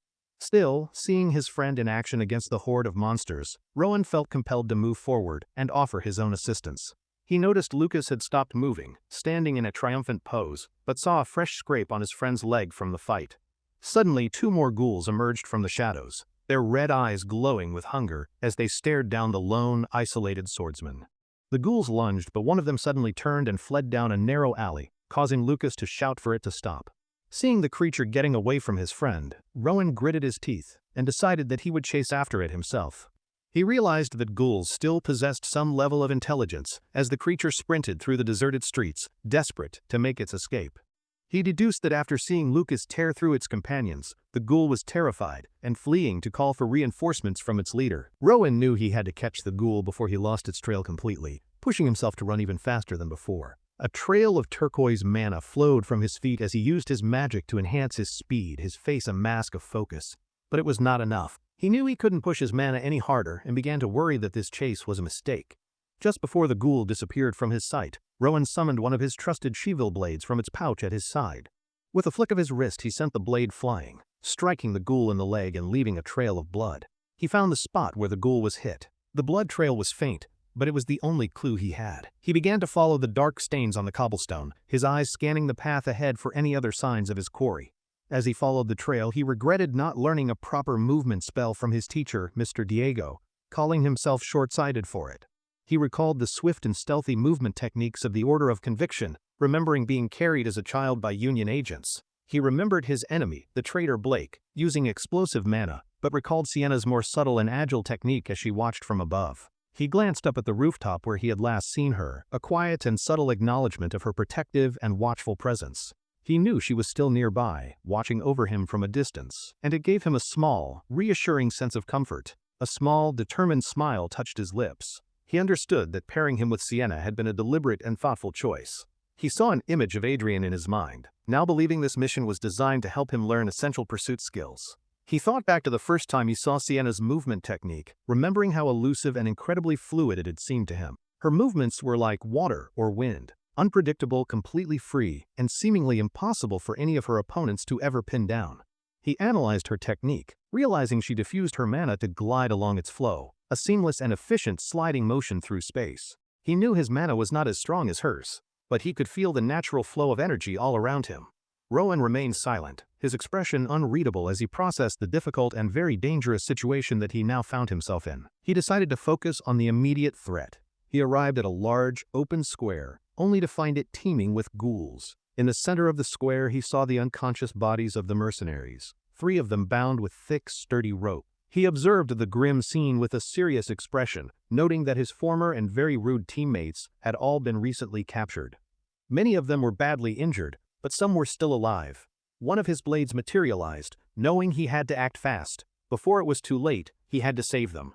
He sent his blades flying forward, the sharp shards cutting through the air. A horde of ghouls shuffled forward, their jerky and unnatural movements slow as they closed in on their helpless captured victims. Before they could reach the mercenaries, Rowan's blades intercepted them, slicing through the grotesque creatures with deadly precision and incredible, unerring accuracy. He raised his hand, a brilliant ball of turquoise mana gathering in his palm as he prepared to unleash a very powerful spell. He cast his domain spell, and a massive, translucent blue dome of energy expanded outwards, enveloping the entire square and its inhabitants. A wave of roaring, powerful fire swept through the area, engulfing some of the ghouls in a searing and all-consuming inferno. Inside the magical domain, time slowed. One ghoul burned away in the fire, while another was simultaneously frozen, completely solid by ice. The conscious mercenaries stared in utter disbelief at the incredible display of powerful and highly advanced magic that was unfolding right before them. Rowan observed the devastating effects of his powerful magic, his expression calm and completely focused on the ongoing battle around all of them. He reflected on the power of his domain, its greatest strength being its unique ability to slow down time for his enemies. Additionally, the domain itself was incredibly sturdy, making it the perfect isolated environment to test and refine his new magical abilities.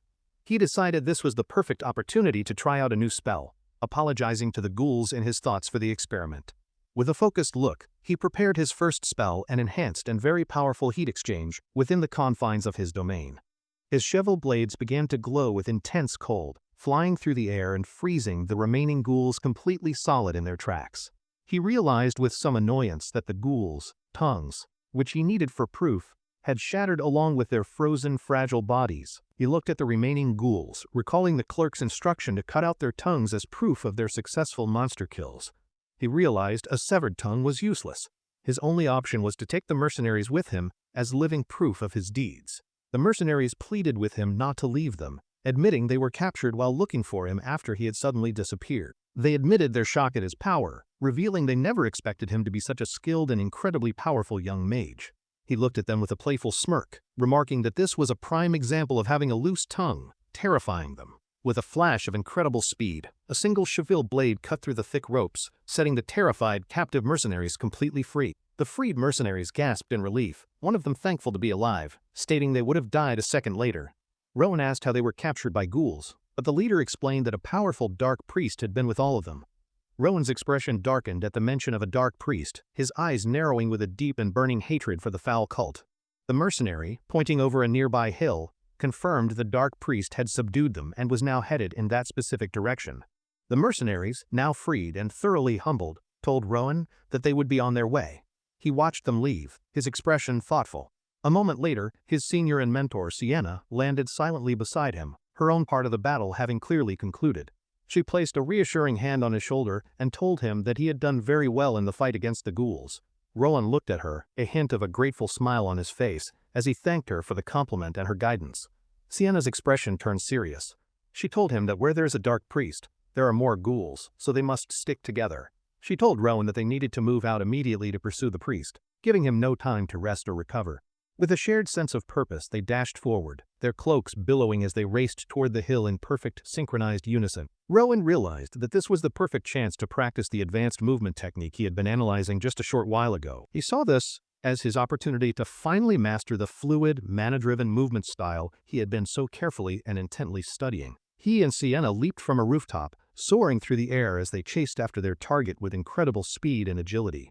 As he ran, Rowan focused on Sienna's movements, confirming his theory that she was using her mana to enhance her own speed. He realized that her technique only looked effortless because she was not forcing her mana, but moving in harmony with its flow. He understood the principle she stepped on the circulating mana around her, pushing off from it to gain even more powerful momentum. It felt as though she was moving without any resistance, perfectly in tune with the mana's direction, stunning him with its elegance. In his moment of distraction, he misstepped, his foot slipping on the invisible and constantly moving flow of the ambient magical energy. He nearly fell but quickly regained his balance, reflecting on the incredible skill of his mentor, knowing it was natural for him to struggle, but he refused to be left behind by her. With renewed determination, he vowed to catch up to her, no matter what it took. He focused his mind, visualizing the technique. He would reduce the friction beneath his feet and step lightly on the circulating mana. He would follow her path, sliding over the streams of mana in a straight, focused dash. A trail of blue energy erupted. He was now running effortlessly alongside her, their movements perfectly synchronized as they glided through the air with incredible and breathtaking speed. Sienna glanced at him, surprised and impressed. She told him he kept up well and asked if he had a breakthrough. Rowan confirmed that he did, explaining the key was to move with the flow of mana. She was amazed he grasped it. He looked at her gratefully, admitting that he never could have figured it out without her excellent and very clear example to follow. They arrived at the top of the hill and saw a path lined with dozens of ghouls, with the dark priest waiting. He stepped forward, crossing his arms as his 12 shovel blades materialized around him, glowing with an intense and powerful blue light. In an instant, the blades shot forward, slicing through the horde of ghouls with brutal efficiency and leaving a trail of destruction. Rowan stood alone in the now silent clearing as the hand of the dark priest emerged, glowing with a sinister purple energy. He looked around at the carnage, a bead of sweat on his temple as he realized that something was very, very wrong. He recalled Lucas's ghouls having intelligence. The cloaked figure with a twisted, smiling mask, the dark priest, was finally revealed to him. But these ghouls were different. They did not try to run away, but instead became more savage as they were attacked. Rowan realized the ghouls' mindless aggression must be the direct influence of the dark priest. A ghoul lunged at him from behind. Before the creature could reach him, Sienna appeared in a blur, her sword slicing cleanly through the ghouls that were about to attack. Rowan looked at her, stunned by her incredible speed and precision, and called out her name in surprise and immense gratitude for saving him. She landed gracefully, creating distance between herself and Rowan as she prepared to face the remaining horde of mindless and aggressive ghouls. Rowan steeled himself, knowing he needed to stay focused, as a single mistake could put his senior in very grave danger. He crouched, gathering his mana. A glowing ball of turquoise energy formed in his hand as he prepared to cast his domain spell. A translucent hexagonal barrier of pure mana expanded outwards, enveloping the entire area and all the combatants in a brilliant blue light. Within the dome, Rowan unleashed a barrage of fireballs, the streaks of orange light cutting through the slowed time to strike the ghouls. The ghouls were engulfed in the roaring flames, their grotesque bodies writhing in silent agony as they were quickly burned to ash. As Rowan unleashed his magic, he felt the full power of his domain, the combination of fire and ice creating a controlled storm. From the edge of the battle, the dark priest stood with his arms outstretched, his body shrouded in a sinister purple aura. Sienna's eyes widened in horror as she sensed the immense and foul power that was gathering around the evil dark priest.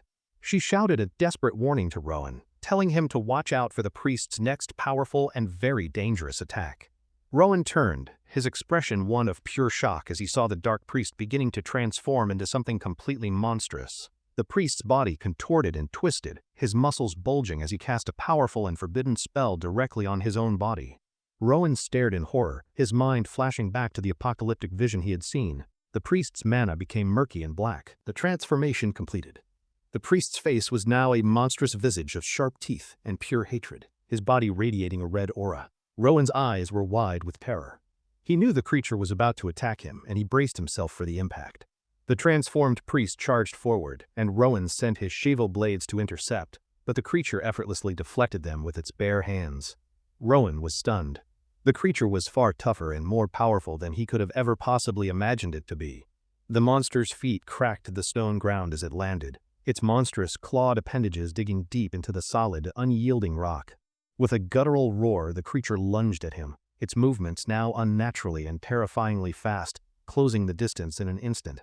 Rowan knew that within his domain the creature's movements should be restricted, but it was still moving with an incredible and frightening speed. He quickly formulated a plan. If he could just hit the creature with a powerful fireball, he might be able to stop it. But before he could act, Sienna dashed past him, her own swords drawn as she bravely intercepted the monster, causing him to shout.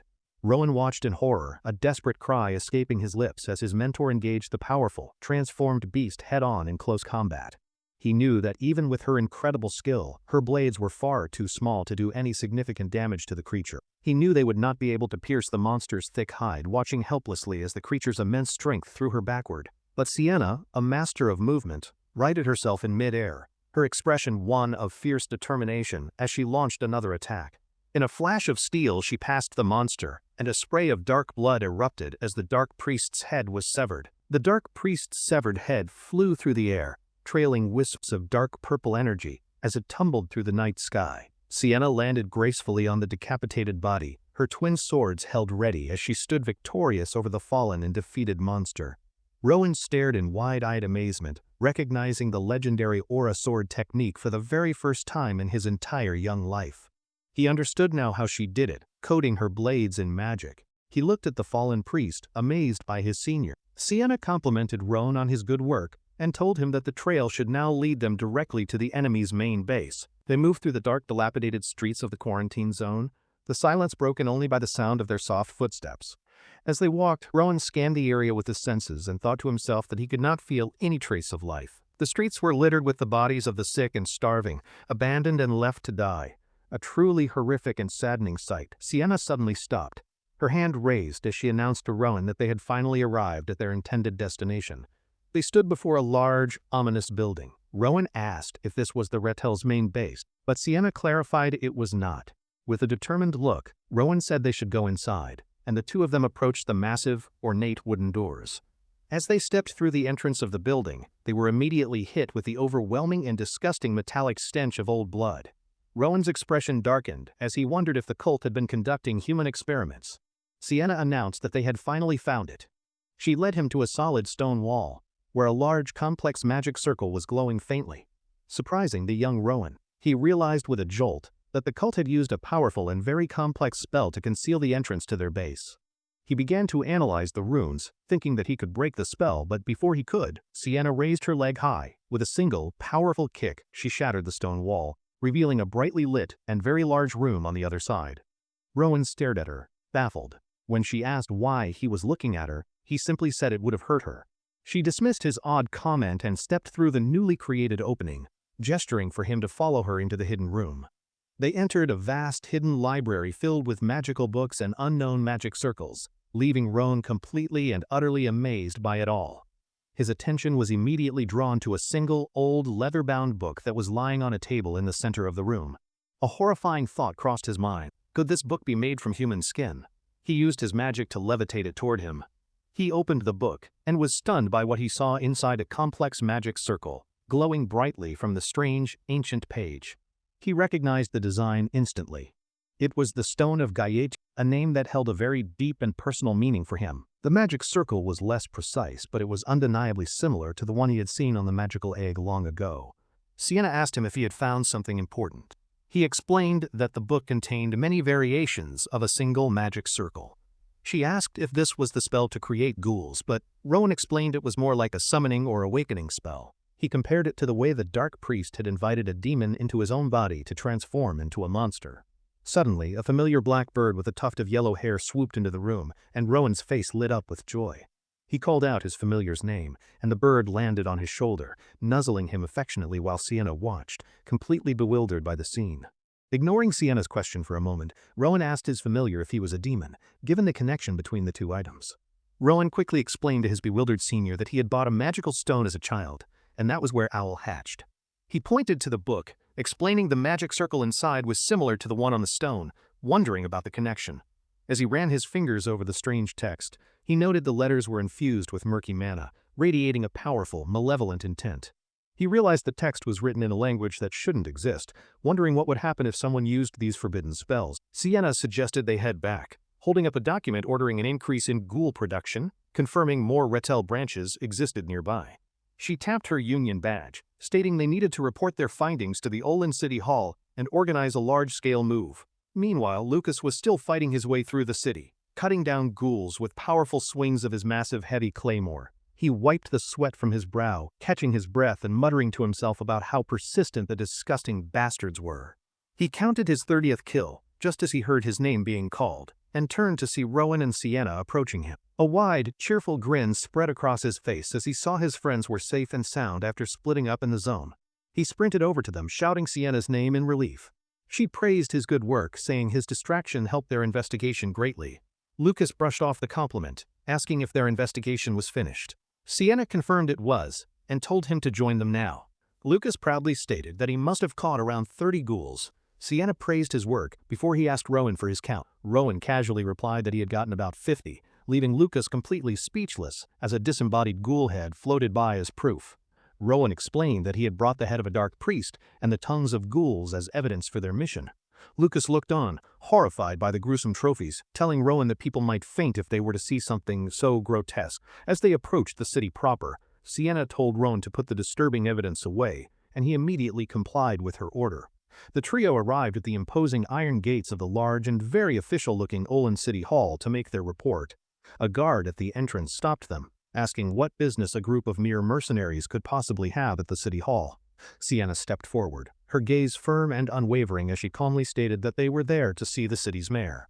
The guards laughed at her request, telling her the mayor was too busy for them and that they should go hunt ghouls. One guard sneered, noting they were empty-handed and couldn't even catch a rat. Sienna's hand clenched into a tight, angry fist. Her expression turned cold as she held up her union badge, repeating her demand to be taken to the mayor immediately. The guard's arrogant expression instantly turned to one of pure, wide-eyed terror as he recognized the symbol of the powerful union. The trio removed their hoods, revealing their official union uniforms and radiating an aura of authority that left the guards completely speechless. They were quickly escorted to a meeting room, where the severed head of the dark priest sat on the table between them. A nervous official stammered an apology and promised to bring the mayor immediately, scurrying away from the intimidating group of union members. While they waited, Rowan noticed that Sienna was writing with a nibless pen, using only her mana to form the letters.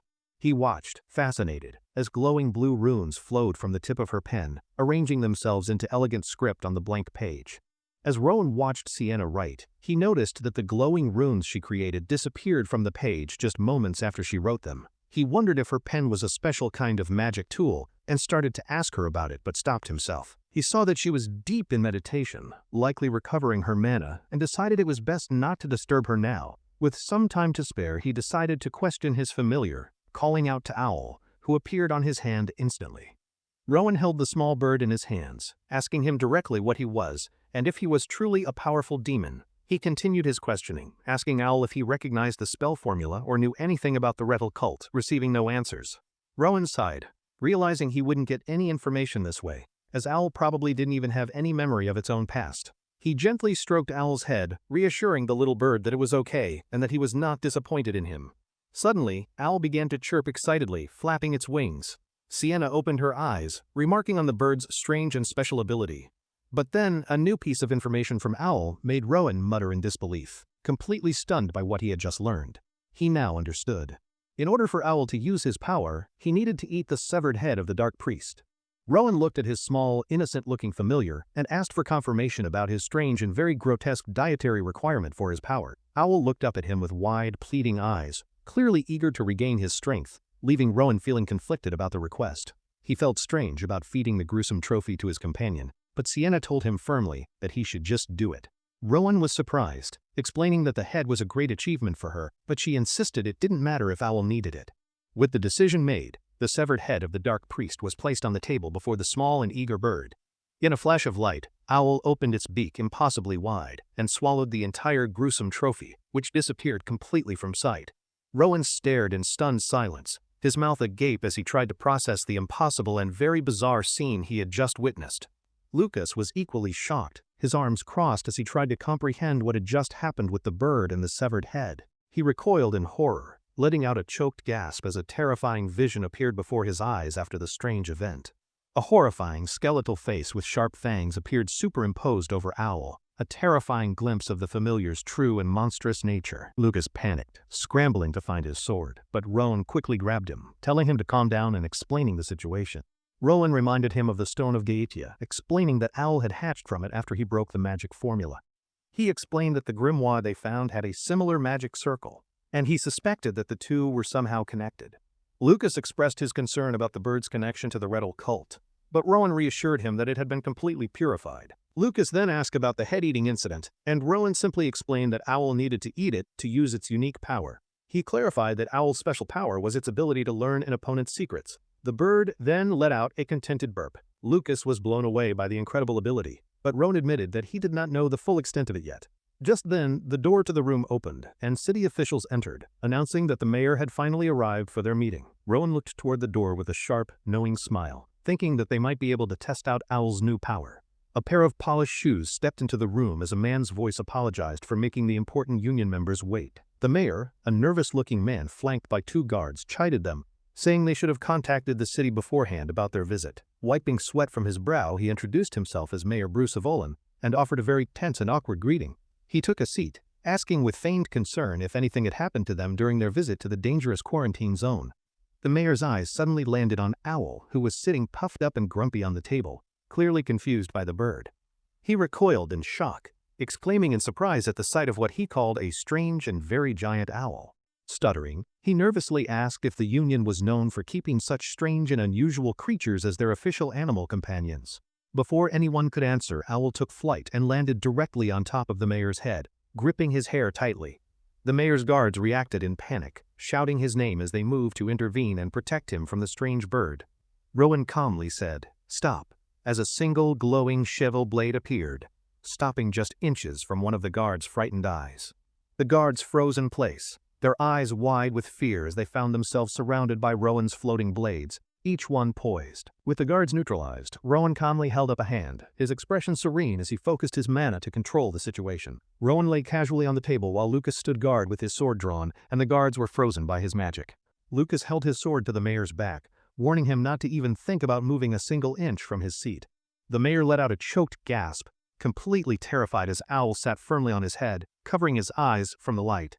A dark, resentful expression crossed his face as he muttered to himself, annoyed at how the situation had gotten so complicated. As Owl's power took hold, he confessed that, with more time, the cleanup of the slums would have been complete, horrifying Sienna. He confessed his twisted plan, turn the slum dwellers into ghouls, then hire mercenaries to kill the remaining monsters for him. Sienna immediately found a flaw in his logic, asking what the Rettel cult would possibly gain from such a strange arrangement. The mayor explained it was an experiment, and the cult planned to use the mercenaries as live test subjects to create stronger ghouls. He sighed, lamenting what a shame it was that they were interrupted, as both he and the cult would have achieved their goals. Sienna asked him if this was all his plan, but the mayor denied it, stating that everything was proceeding according to her will.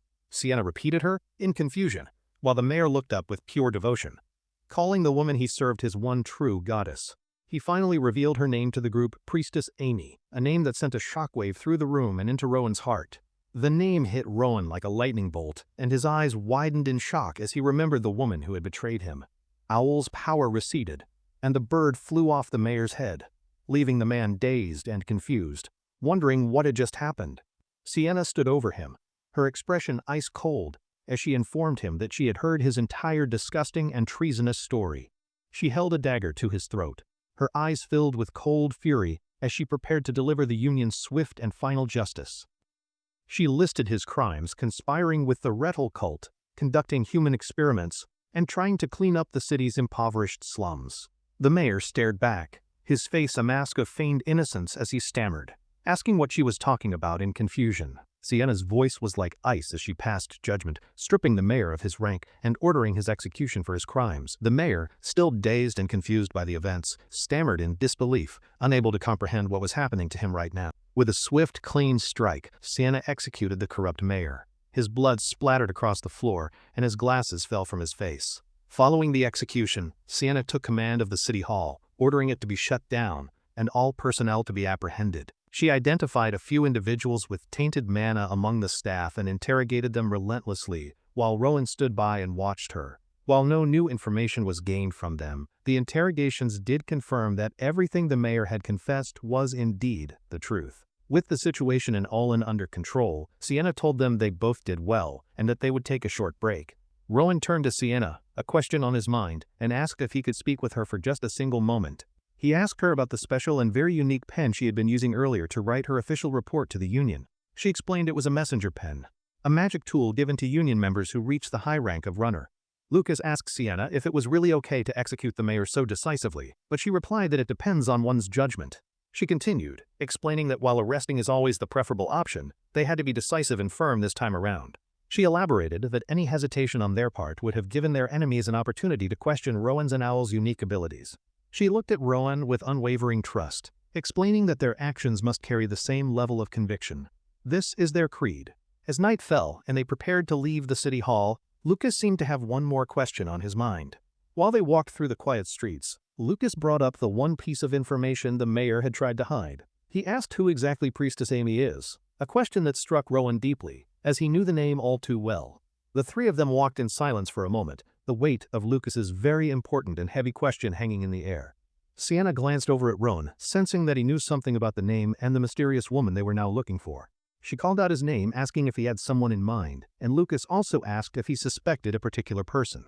Rowan touched his neck, a gesture of deep thought and discomfort, before admitting that he was not entirely sure about his suspicions. He explained that 5 years ago, at the Tungtoon shelter, the woman who taught him how to read had the very same name. Sienna placed a hand on his shoulder, her expression serious as she gently reminded him of the union's strict and important policy. She told him that now that he was a member of the union, he must let go of any personal grudges. Rowan looked down, understanding her meaning. He quietly agreed to keep her wise and important words in his mind moving forward. He then turned to her with a new question, asking if she had suspected the mayor from the very beginning of it all. He pointed out that she had gone to the trouble of disguising them, even though they could have likely gathered enough information openly. She explained that her decision was to prepare for the future, as an open conflict with the city of Allin would be troublesome. A memory flashed through her mind of giving orders 5 years ago, at the same time as the incident at the Tungtoon shelter. Rowan's eyes widened as the pieces fell into place. He realized reports on Rettel were always sent directly to Deputy Chief Oscar. Rowan stared into the distance, his mind filled with grim thoughts about the endless atrocities committed by the foul Rettel cult. The recent events had reminded him of his core purpose, the very reason he had decided to join the union in the first place. He clenched his fist, his resolve hardening. He knew that unless the Rettel cult was completely eradicated, these horrors would keep repeating. To protect the future he envisions and the people he cares for, he knew that he must keep moving forward with his friends. He looked up at the massive gates of the quarantine zone, a symbol of the challenge that lay ahead of them all. Sienna stood before the remaining city guards, introducing herself as a runner of the union and asserting her high-ranking authority over them. She announced that for his collusion with the Rettel cult, the mayor of Allin had been sentenced to execution by a beheading. Holding up an official union document, she declared that the city of Allin would now be temporarily managed by the union. Her first order was clear: the quarantine zone would be fully opened, and anyone who obstructed their operation would be considered an enemy. She commanded that all residents near the entrance and the walls of the zone be evacuated immediately for their own safety. One of the guards panicked, asking how they were supposed to handle the paupers and ghouls that were still left inside the zone. Sienna looked at him with a cold, piercing gaze and asked if he was a member of Rettel or a city guard. She told him that it was his responsibility to stop anyone who gets in the way. The guard clenched his jaw, accepting. The evacuation began as the city guard started to guide the residents out of the dangerous and crumbling quarantine zone to safety. Rowan and Sienna watched the slow evacuation proceed, and Rowan noted that the dawn was already beginning to break over the horizon. Suddenly, a commotion was heard in the distance, and Rowan commented on how fast the newcomers were approaching the now open area. He asked Sienna if it could be the Rettel cult, but she dismissed the idea, stating they would never make such a ruckus. The sound of galloping hooves grew louder, signaling the arrival of a large group on horseback, their approach swift and very direct. A contingent of Union members arrived, led by Commander Magda of the Honor Council and Commander Adrian of the Conviction Council. Adrian greeted them with a warm, cheerful smile, acknowledging that they had been waiting for his arrival for quite some time. Sienna greeted him formally, thanking him for coming, and mentioning that they could have prepared if he had sent word ahead. Adrian held up her report, explaining they were following her instructions. Sienna, surprised, noted she hadn't known Commander Magda would also come. Adrian mentioned Magda rarely comes to the field, but the juniors, Deeds, must have piqued her interest, honoring Rowan and Lucas. Rowan looked at the imposing woman on horseback, immediately recognizing her as Commander Magda of the highly esteemed Honor Council. He bowed respectfully before the commander, introducing himself as an Oz-ranked member of the Conviction Council under her command. Magda looked down at him, her expression cold and dismissive, as she acknowledged that he must be the Rowan from the rumors. She stated plainly that she was only interested in the Rettel cult's magic book, leaving Rowan completely speechless by her bluntness. Hearing her request, Rowan used his telekinesis, and the grimoire floated out from his belongings, enveloped in his turquoise and powerful mana. The book hovered in the air before him, held aloft by his magic. As Magda looked on with keen and focused interest, she glanced back at Rowan with surprise, complimenting his mana control as being as natural as flowing water, beyond her high expectations. Commander Magda muttered to herself in frustration, realizing she was too complacent and should have questioned the governor about Rowan's unique abilities. She dismissed her own thoughts with a wave of her hand, clearly annoyed with herself for her previous and very short-sighted oversight. She addressed the others, confirming that the main problem was the massive barrier wall separating the city from the quarantine zone.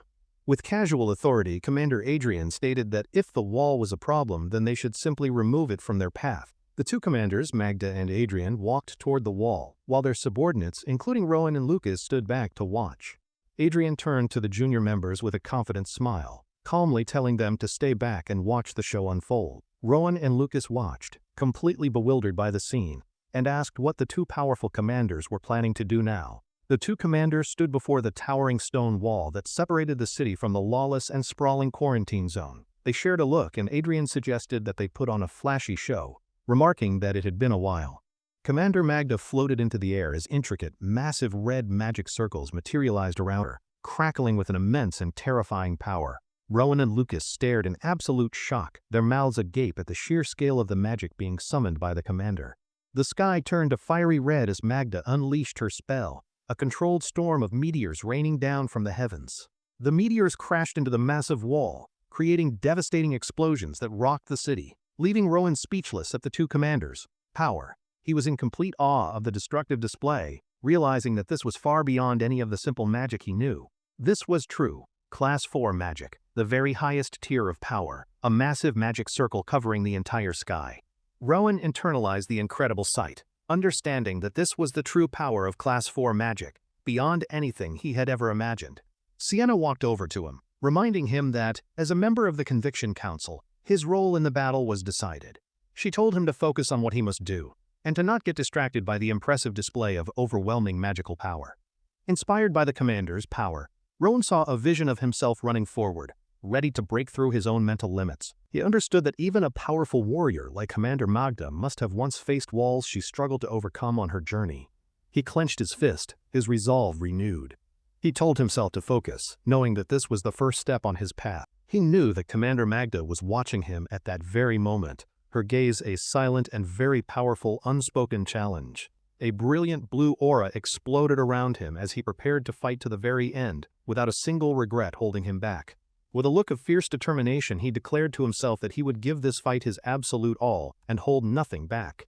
The bombardment continued, the fiery explosions completely demolishing the massive wall and clearing the way for the Union forces to finally advance.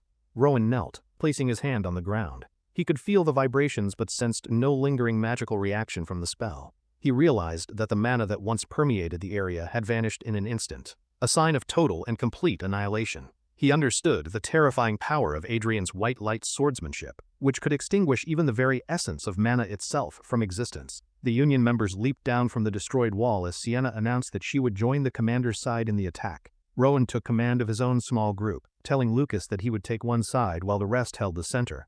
With the plan set, Sienna told Rowan she would leave the center to him before she leaped into action, charging forward. Rowan watched her go, impressed by her incredible speed and knowing that even the Rettel cult would feel pressured by her assault. He looked at a map of the quarantine zone, understanding the strategy was to drive the enemies into the center gap.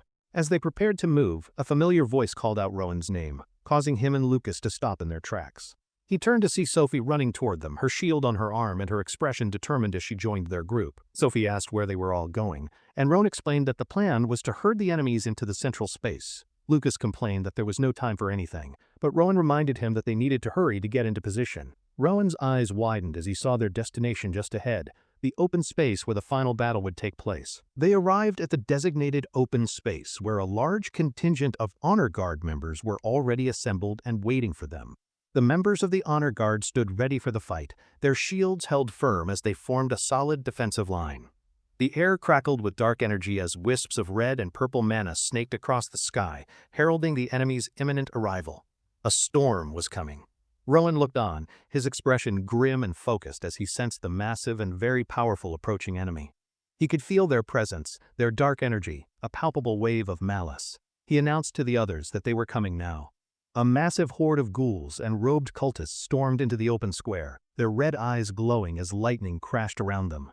Sophie, taking her position as a leader in the Honor Guard, shouted for her unit to form up and prepare for battle. A senior member of the Honor Guard turned to his comrades, telling the lower-ranked Oz members to stay alert and be ready. Rowan scanned the approaching horde, his eyes narrowed in concentration.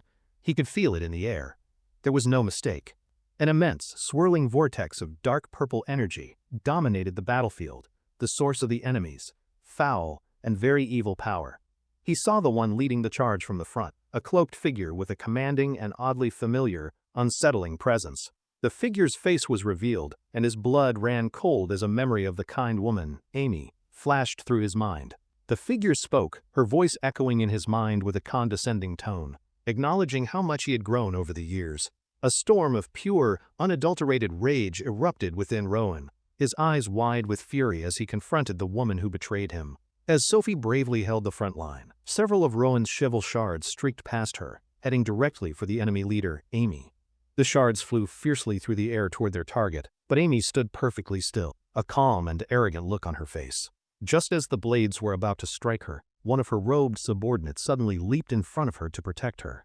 The loyal cultist took the full force of the attack, the glowing blue shards embedding themselves deep in its back as a shield. Watching from a distance, Rowan's expression twisted with contempt, thinking what a scumbag she was for using her own subordinates as shields. He knew the distance between him and the enemy leader was too great for his blades to be fully effective on their own. Rowan clutched his chest, breathing heavily as the strain of using so much mana at once began to show on his face. But despite the fatigue, his mind felt sharper and clearer than ever before, a strange and unexpected side effect of his exertion. He realized that his ability to launch his shovel blades without hesitation meant that a part of his own mental barriers had broken. A ghoul suddenly lunged at him from the side, and someone shouted a desperate and loud warning for him to look out. Before the creature could reach him, his best friend Lucas leaped in, his sword raised high to defend him from the attack. Lucas was caught off guard by a strange, invisible force that seemed to pull on his sword, throwing him completely off balance. The mysterious force sent him spinning through the air, but his momentum allowed him to slice cleanly through the attacking ghoul. Lucas landed, looking at his blood-stained sword in confusion and wondering why it had felt so unnaturally light for just a moment. Suddenly, another voice shouted his name in warning, pulling his attention away from his own confused and very puzzling thoughts. A second ghoul, its claws sharp and ready, leaped down from above, aiming a deadly strike directly at the distracted Lucas. Lucas was frozen in shock, his eyes wide with terror, as he found himself completely unable to react to the attack in time. But before the ghoul could land its fatal blow, Sophie dashed in, blocking the attack with her sturdy and reliable new shield. She looked back at Lucas, who had dropped his sword in surprise, and scolded him, asking him to get it together.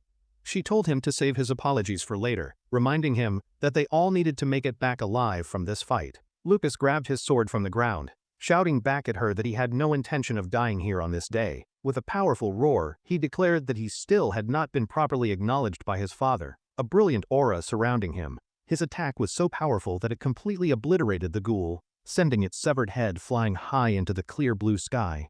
Sophie called out to Rowan, her voice pulling him back to the present moment and the ongoing chaotic battle all around them. He saw his two best friends standing back to back, ready to face the enemy, with a glowing blue path connecting them to Amy. Rowan's mind was filled with images of his past, the kindness of the woman who taught him, and the cold betrayal that followed. He and Amy stared at each other from across the battlefield, the source of his trauma now standing right before his eyes. He thought to himself that the person he must defeat was right in front of him, and he had to act now. On one side, Amy stood atop her pile of defeated ghouls. On the other, Rowan prepared his magic, a ball of energy forming. He began to run straight toward Amy, his focus entirely on her as he ignored all the other chaos of the battle. He laid down a path of pure mana leading to her, but saw the horde of ghouls as mere obstacles in his way. Facing this situation, he summoned a cheval blade to his hand, a brilliant and deadly idea forming in his clever, strategic mind. He declared that he would simply cut them all down. He sent his blade flying forward, and it became a destructive blur. As his cheval blades cleared a path for him, Rowan dashed into the heart of the fighting zone, getting closer to Amy. As he ran, he noted that thanks to the Union members, the battle was under control and the remaining ghouls were weak. The other Union soldiers were efficiently cutting down the last of the ghouls, their disciplined movements, a stark contrast to the chaos. Seeing the main battle handled, Rowan knew this was his chance, and sent his blades flying toward his main target, Amy. But his eyes widened in shock as he saw something completely unexpected happen right before his attack could possibly land on its target. A robed cultist leaped in front of Amy, taking the full force of Rowan's cheval blades to protect his evil, manipulative leader. The blades pierced the cultist's body, but Rowan gritted his teeth, his expression strained as his powerful attack was completely stopped. He realized with fury that his path was blocked, and declared that the cultist was in his way as he prepared another attack. But before he could act, Amy simply stated, "Not yet," as she stood calmly, her sword held ready for the fight. Rowan suddenly felt a sense of unease. He looked around the battlefield, realizing that something was very, very wrong with the situation. He looked at the figure of Amy, standing on the pile of bodies, but he could not sense any mana flow from her. From a distance, Commander Magda watched, a knowing smirk on her face, as she asked if the situation was not strange. Rowan was completely bewildered by the sudden lack of mana from his target, leaving him confused and very much on edge. Magda floated down from above, explaining that the Amy on the battlefield was not real, but merely a sorcerer's puppet minion. Rowan looked at the fake Amy on the battlefield, the new and very shocking piece of information finally sinking into his mind. He clenched his fist in frustration, realizing that this had been just another one of the enemy's cruel and elaborate traps. The fake Amy was revealed for what it was, a lifeless puppet controlled by magical strings. He knew this was their magic. If the figure was just a puppet, then there must be someone behind the scenes, controlling it from a safe distance. Magda told him not to be discouraged, explaining that the magic used to control the puppet was incredibly subtle and hard to detect. As they spoke, the Amy puppet unsheathed a sword. Magda noted how it acted just like a real commander of the ghouls. She turned away from Rowan, her expression serious as she prepared to take matters into her own very capable and powerful hands. She looked out at the battlefield, where the bodies of the defeated ghouls were scattered, and stated it was time to sort this out. A powerful red aura surrounded her as she began to chant a complex incantation in an ancient, powerful, and very magical language. A massive, glowing red magic circle spread across the sky, its intricate runes pulsing with immense power as the ghouls looked up. Flames began to rain down from the magic circle, the fiery embers igniting the very air itself with their intense, magical heat. Magda continued her chant, her eyes glowing with power as she looked up at the sky, her spell reaching its absolute zenith. A massive pillar of fire descended from the heavens, engulfing the entire battlefield in a cleansing and all-consuming destructive inferno of flames. The ghouls were instantly incinerated by the attack, their bodies turning to ash in the overwhelming and unstoppable heat of the spell. Rowan stood amidst the flames, realizing that both the ghouls and the fake Amy were nothing more than empty, disposable vessels. He looked at the puppet of Amy as it burned, its form twisted in torment, wondering why it looked so pained. As the fake Amy was completely consumed by the fire, he was left with a single, burning question that filled his entire mind. If the one before him was a fake, then where was the real Amy? The scene shifted to a Union flag fluttering. The view transitioned to the grand, imposing tower of the Union's very own, highly respected and powerful Conviction Council headquarters building. Sometime later, Rowan walked alone down a long, ornate hallway, his footsteps echoing in the silent, sunlit, and completely empty space. He arrived at a large, intricately carved door and raised his hand to knock. A voice from within called for him to enter. Rowan entered a grand office and was greeted by Commander Adrian, who welcomed him and commended him for all of his hard work. The room was filled with the key figures from the mission. Adrian praised Rowan for his excellent results, saying this treatment was natural. Rowan looked down, a thoughtful expression on his face as he considered the results, before offering a simple and polite thank you. He asked why he had been summoned. Adrian leaned forward, explaining that there was something he wanted to ask the young man. Adrian specified that his question was about the owl that is always by Rowan's side, catching the boy slightly off guard. Adrian explained the report only said Rowan discovered the treason with unique magic, and that the higher-ups would not pry too much. Oscar asked if that was all right, explaining that while tracing swordsmanship is hard, tracing unique magic is even more difficult for them. Rowan felt a wave of relief, realizing that if they had investigated, Owl's strange and very unusual nature would have been exposed. But his relief was very short-lived as the conversation continued, and his commander revealed his true and somewhat selfish intentions. Adrian leaned forward with a curious smile, admitting that, to be honest, he was a bit intrigued by the unique magic himself. He told Rowan that he needed his help, leaving the young man to wonder what kind of assistance he could possibly provide. Oscar stood up and retrieved a large, dark bundle, as Adrian asked Rowan if he could show them his special ability. Oscar held up the heavy sack, its contents clearly grim, and related to the recent and very difficult ghoul subjugation mission. The sack was opened, revealing the severed heads of several ghouls, their faces frozen in grotesque expressions of rage and undeath. Rowan stared, his mouth slightly agape, as he realized with a jolt what the commander was asking of him now. Adrian confirmed his unspoken suspicion with a simple, direct, and very casual statement, telling him that his assumption was completely correct. With a twinkle in his eye and a cheerful smile, Adrian suggested that they should feed Rowan's familiar owl at least once. Rowan was completely flustered by the unexpected and very bizarre request from his high-ranking and very powerful commanding officer. He stammered, asking why. Adrian gestured casually, telling him that it was nothing serious but simply a matter of pure curiosity. Adrian asked if Rowan was familiar with the concept of a possessed vessel, which Rowan confirmed he had seen in the past. Adrian explained the old saying Holy Spirits reside in the heart, while the foul and evil demons reside in the head. He clarified that the ghouls could simply be monsters, but they also might hold traces of a demon, which explains Owl's power. Rowan looked at him, his expression serious, and asked if the commander was suggesting that his dear friend Owl is a demon. Rowan's gaze became sharp and direct. He looked at his commander and posed a crucial question about Owl's fate if it were one. Adrian answered with a single calm word, telling Rowan that he would do absolutely nothing about it if it were true. Rowan was taken aback, confused by his commander's surprisingly lenient stance. Adrian simply asked why he should hate a quiet demon. Rowan let out a breath of relief, a small smile on his face, glad that the commander intended to just leave it be. Adrian clarified that normally, they could not just ignore a potential demonic presence, but Owl had helped resolve the mission so quickly. He told Rowan to think of it as a special reward for his good work, and to do whatever he feels is right. Rowan bowed his head respectfully, thanking the commander for his consideration, and saying that he would summon his familiar now for them. With a look of quiet determination, Rowan prepared to summon his familiar, Owl, for the demonstration his commander had just requested. A bright light shone in the room, and Owl appeared in a flash, spreading his majestic and powerful wings wide for all. Commander Adrian looked on with a bright, curious smile, remarking that the bird was much bigger than he had initially thought. He continued his appraisal, noting Owl's sturdy legs and splendid head feathers, which caused the bird to chirp proudly in quick response. Rowan translated for the commander, explaining that Owl was agreeing with his assessment. Adrian laughed, amused by the bird's charming personality. Owl hopped over to one of the severed ghoul heads and chirped, as Rowan confirmed he was asking for permission to eat. Rowan gently scolded his eager familiar, telling him to wait as they were not finished with their discussion yet.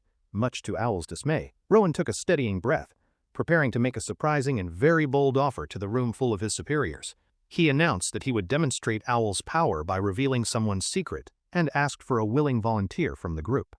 Adrian and Oscar looked at each other, considering the offer, while Sienna and the man beside her immediately declined the strange proposal. Lucas waved his hands frantically, shouting that he would pass and insisting that he did not even have any secrets to hide.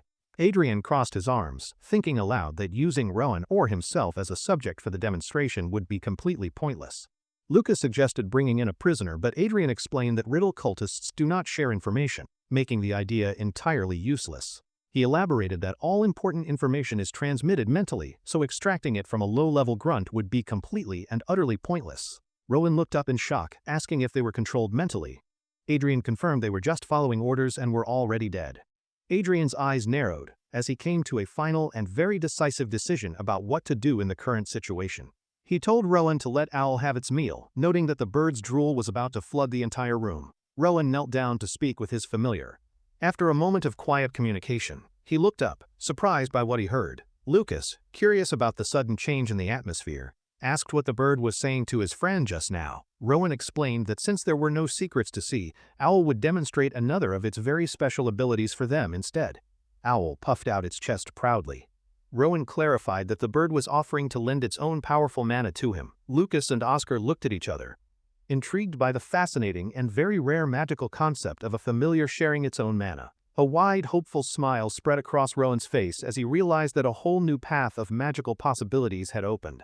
He gently stroked Owl's head and told him to begin the demonstration, eager to see what would happen with this new power. Lucas groaned, clearly dreading having to witness the gruesome and very bizarre scene of the bird eating a head all over again.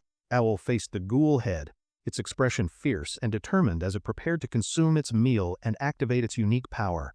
In a single, swift motion, Owl opened its beak impossibly wide and swallowed the entire head in one very large gulp. Oscar and Adrian stared in utter shock, their jaws dropping as they witnessed the incredible and seemingly impossible magical feat right before them. Owl let out a contented burp, a small cloud of smoke puffing from its beak as it finished digesting its strange meal. The familiar sat on the table, looking plump and satisfied. Rowan praised him for his good work and wondered what to do now. Owl opened its beak impossibly wide, revealing a dark, empty void within as it chirped, expecting something to be put inside. Lucas asked what the bird was saying now, and Rowan explained that Owl was telling him to put something inside its mouth. Rowan clarified that Owl wanted him to put his hand inside its mouth, a dark and mysterious void that seemed to lead nowhere. He hesitantly held his hand over the dark void, unable to see anything inside, and wondered if there was really something there. He disliked the strange and unsettling idea, but knew he had no other choice, and slowly lowered his hand toward the opening. He plunged his entire arm into Owl's mouth. Lucas and Sienna watched in stunned silence as his arm disappeared into the bird. Suddenly, Rowan's eyes widened in surprise. He could feel something inside the void, a strange object that he immediately grabbed onto. He pulled his arm back out of the void, his hand now closed around the mysterious object he had just retrieved from within. Resting in the palm of his hand was a smooth, translucent, blob-like object made of pure, highly condensed and powerful magical mana. Lucas pointed, asking if it was some kind of egg, while Sienna remarked that it looked like a strange sea creature. Rowan examined the object. It was a clump of tightly compressed water, the mana within it tangled in a very familiar way. He admitted that he could not think of a way to use it and wished he had a wizard to help him. Still, he knew that with this much condensed mana, he should be able to cast a very powerful and impressive magical spell. Sometime later, two members of the Honor Council, Sarah and Miguel, questioned the decision to bring in a 15-year-old as an advisor. One of them remarked that while the new recruits stood out as students, they questioned if they were really worth consulting now. They recalled the memory of a young Rowan impressively rewriting spells for telekinesis and fireball during his early and impressive academy days. Despite his past achievements, they were still skeptical about asking a kid for advice, though they admitted the recruits were exceptional. The two of them walked down a set of stone stairs, heading toward a training ground to meet with the young genius. Suddenly, an immense wave of blue, watery energy erupted from the training area, stopping them in their tracks as they stared. They admitted that this was completely unexpected. Rowan stood calmly in the middle of a massive vortex of pure water magic. Rowan held the glowing mana egg, feeling its immense power. His preparations were complete, leaving just one crucial question: what awesome thing should he do? He remembered the golem's mana core from his exam. This new power source felt strangely similar, giving him a brilliant golem-smashing idea for practice. Rowan treated the orb like a magical magnet, pulling in surrounding energy. He began shaping the power, ready to build something truly spectacular and probably destructive. He realized bigger wasn't better and started compressing the water magic. His goal was to make it smaller, faster, and dense enough to punch holes. His mind flashed to Commander Magda's fiery meteor spell. He aimed to create something just as impressive, but hopefully with a lot more water involved. A blush crept onto his face as he felt the overwhelming power. He was a bit shocked that he, a rookie, was controlling this much energy. He looked up in absolute awe at the massive water vortex. This was way beyond his usual magic, and he was thoroughly enjoying the upgrade. A huge, thrilled grin spread across his face. This incredible new strength felt amazing, and he was loving every second of this wild power trip. Rowan began chanting in a formal, ancient language. He carefully focused the swirling energy, trying very hard not to mess up the complicated spell. The massive orb of water churned violently above him. The spell was growing more powerful, responding perfectly to his every command like an obedient water puppy. With the final words of the chant, the magical runes glowed brightly. The spell was complete, holding its shape just before he planned to unleash it. An unexpected wave of water suddenly drenched the two senior agents. They were completely soaked, looking less like elite runners and more like surprised cats. Rowan looked around at the now devastated training yard in confusion. He had a sneaking suspicion that he might have overdone it just a little. Commander Adrian appeared, looking over the watery chaos with an impressed smile. He commented that the magical display was far more incredible than he expected. Adrian cheekily pointed out that Miguel seemed to have gotten the worst of it. The poor man was completely soaked from head to toe in magical water. Miguel trembled with absolute fury, his face a mask of pure rage. Being drenched by a rookie's out-of-control spell was not on his agenda today. He furiously pointed at the group, yelling that they were dangerously reckless. He insisted that if they had been hit, they'd be flatter than pancakes. Sienna calmly stepped in with a very unimpressed stare. She reminded them that training yards were for training, and they probably shouldn't wander in blindly. Miguel was still shaking with rage, while Sarah tried to argue back. She stammered out a weak defense, but was quickly interrupted before she could finish. Adrian stepped between them, holding up a hand to stop the fight. He declared that was quite enough bickering for one magical disaster. He turned to the two drenched agents from the Honor Division. He calmly asked what important business had brought them to his side of campus. A flustered Sarah quickly pulled a document from her coat. She explained it was an official dispatch for him, sent directly from Commander Magda. She held out the soggy, ruined paper. Unfortunately, the important official message now looked more like a piece of abstract art made of smeared ink. Adrian stared at the dripping mess, stating the obvious. He couldn't read it. Sarah looked mortified, clearly wishing the ground would swallow her whole. Adrian asked what the message was about. Miguel vaguely recalled it was a request from Magda for some kind of magical consultation, though details were fuzzy. The commander noted that a magic question wouldn't be for him. After all, his main skills involve swords, not complicated spells and flashy lights. He then turned to Rowan, guessing the request was for him. Rowan looked back with a confused expression, wondering what the commander wanted with him. Miguel confirmed it was for Rowan, then sneered about the situation. He couldn't believe the notoriously proud Commander Magda was asking a rookie for help. Miguel secretly admitted he had thought Rowan was just an overrated kid. He had been completely prepared to be unimpressed by the famous young agent. But the memory of that enormous, powerful water spell changed his mind. That was no rookie magic. It was the work of a true magical powerhouse. Commander Adrian cheerfully handed the soggy, unreadable letter back to Rowan. He seemed to find the whole messy situation rather amusing, much to Sarah's dismay. Miguel realized Rowan's magic was on par with Adrian's skill. Adrian wondered aloud if Magda was targeting Rowan, and Oscar agreed it was likely. Adrian decided that if Magda was acknowledging his rookie, there was no reason to refuse. It was a good opportunity for Rowan to shine. Adrian put a hand on Rowan's shoulder, telling him to go ahead. He promised they would chat later, sending the young agent off on his mission. Rowan paused, the feeling of that incredible magic still fresh in his mind. The immense power had left him feeling a little breathless and slightly flushed. He thought about the mana egg from Owl that made it all possible. It hadn't solved his core problem, but it sure was a fun temporary fix. Filled with gratitude, Rowan clenched his fists with newfound determination. He knew this amazing power-up was all thanks to his mysterious little feathered friend. The scene changed to the impressive main building of the Honor Division. Its tall, grand tower looked both beautiful and incredibly intimidating to any visitor. Rowan entered a large, fancy office filled with books. A stern voice immediately called him out, noting that he was running a bit behind schedule. Commander Magda sat at her desk with her arms crossed, looking severe. She mentioned hearing about some kind of mess at the training yard. Rowan apologized, explaining his new spell got a bit out of hand.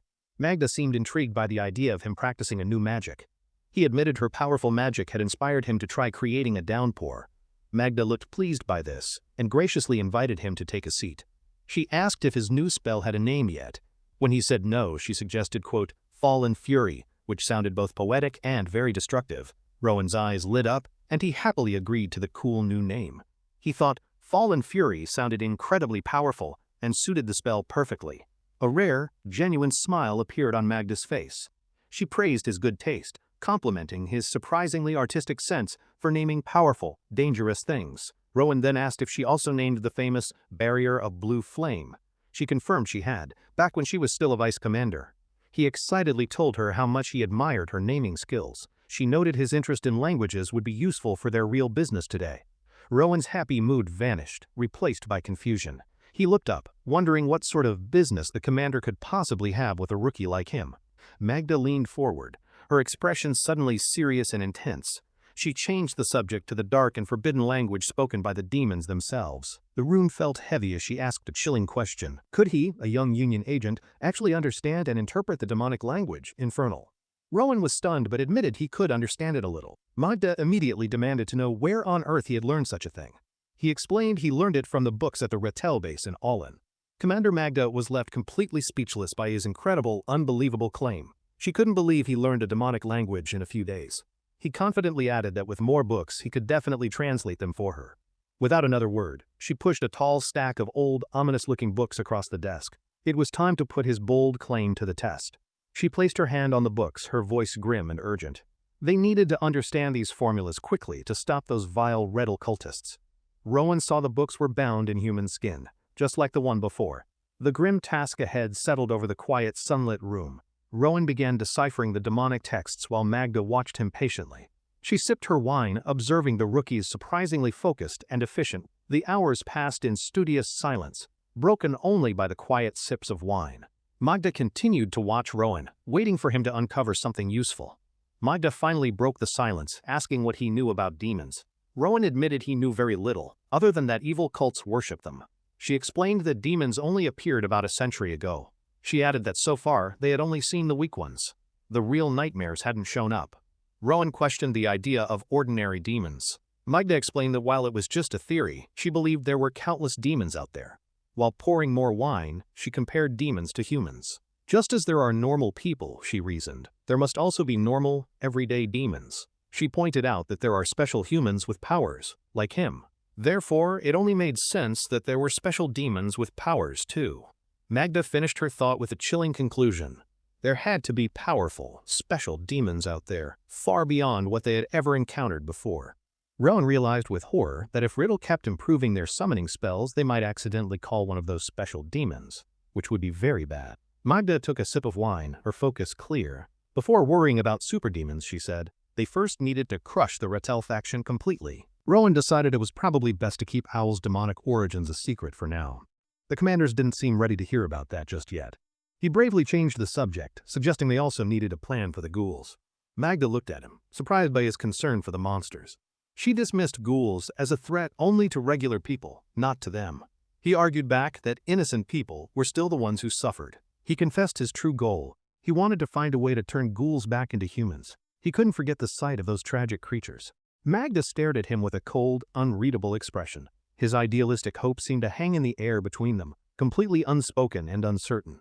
Her expression softened into one of grim finality. She looked at him with a hint of pity and stated that his goal was utterly impossible. She explained the ghoul transformation was an irreversible divine power. While some things could be purified, ghouls were unfortunately a one-way trip to monsterhood. Rowan refused to give up, arguing that they had to try. He believed finding a cure would also help them understand and break demonic formulas. With passionate resolve, he promised to find a way. He then formally requested the full strength and support of her powerful honor division. The next day, Rowan walked through a sunlit corridor. After a long and intense night of work, he was ready for the next step. He let out a huge yawn, feeling completely exhausted. He had been up all night translating those creepy skin-bound books without a single break. Despite his tiredness, his eyes were sharp with determination. The long night of work had only strengthened his resolve to see his mission through. He recalled his passionate plea to Commander Magda. He had been nervous asking for help, but he knew it was a necessary step to succeed. He remembered her answer with a feeling of relief. After a moment of consideration, the powerful commander had agreed to cooperate with his ambitious plan.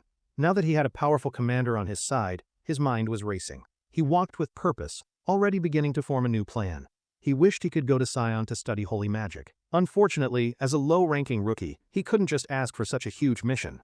Feeling a bit stuck, he decided to start with what he knew. His first step would be to return to his division and review everything. Back in Adrian's office, Rowan reported his findings from the grimoires. He explained the dark magic he had managed to decipher throughout the long night. Commander Adrian listened carefully, absorbing all the complicated new information. He seemed impressed by the sheer amount of work Rowan had accomplished so quickly. He stroked his chin thoughtfully, processing the dark implications of the demonic texts. The information was valuable, but it also painted a very grim picture. Adrian smiled, asking if his meeting with Magda went well. Rowan confirmed that it had, much to the commander's visible relief and amusement. Adrian leaned back, joking that he could finally face his anti-Magda now. He admitted he would never understand magic, but he appreciated the effort. His playful mood shifted, and he asked Rowan for one last thing. Rowan looked up, wondering what else the commander could possibly need from him. Adrian revealed a large map covered in chess pieces. He explained that this was his current project, tracking the Rattel faction's main headquarters. Rowan asked what the markings on the map meant. Adrian explained they were Union strongholds built right on top of Rattel's destroyed human farms. Rowan realized this meant there were likely no other Rattel bases. Adrian was intrigued and asked the clever rookie to explain his strategic thinking. Rowan explained his theory about the bases. The older ones were on the outside, while the newer ones were closer in, forming a clear pattern. He concluded it was a slow encirclement, just like an Olin. They were tightening the net to trap those awful cultists in their main base. A proud, knowing smile touched Adrian's lips. He was clearly very impressed by his rookie's sharp mind and excellent strategic assessment of the situation. Adrian agreed, confirming they were very close to finding the main base. He picked up a chess piece, the final victory feeling closer than ever before. He placed the piece back down with purpose, his eyes fixed on Rowan. He told him to use the time they had to become even stronger. Rowan met his commander's serious gaze with his own look of determination. He nodded, understanding the heavy responsibility that now rested on his shoulders. He promised to do his best, and Adrian gave him a cheerful pat. He told him to keep up the great work he was already doing. Rowan hesitated for a moment before asking his commander for some advice.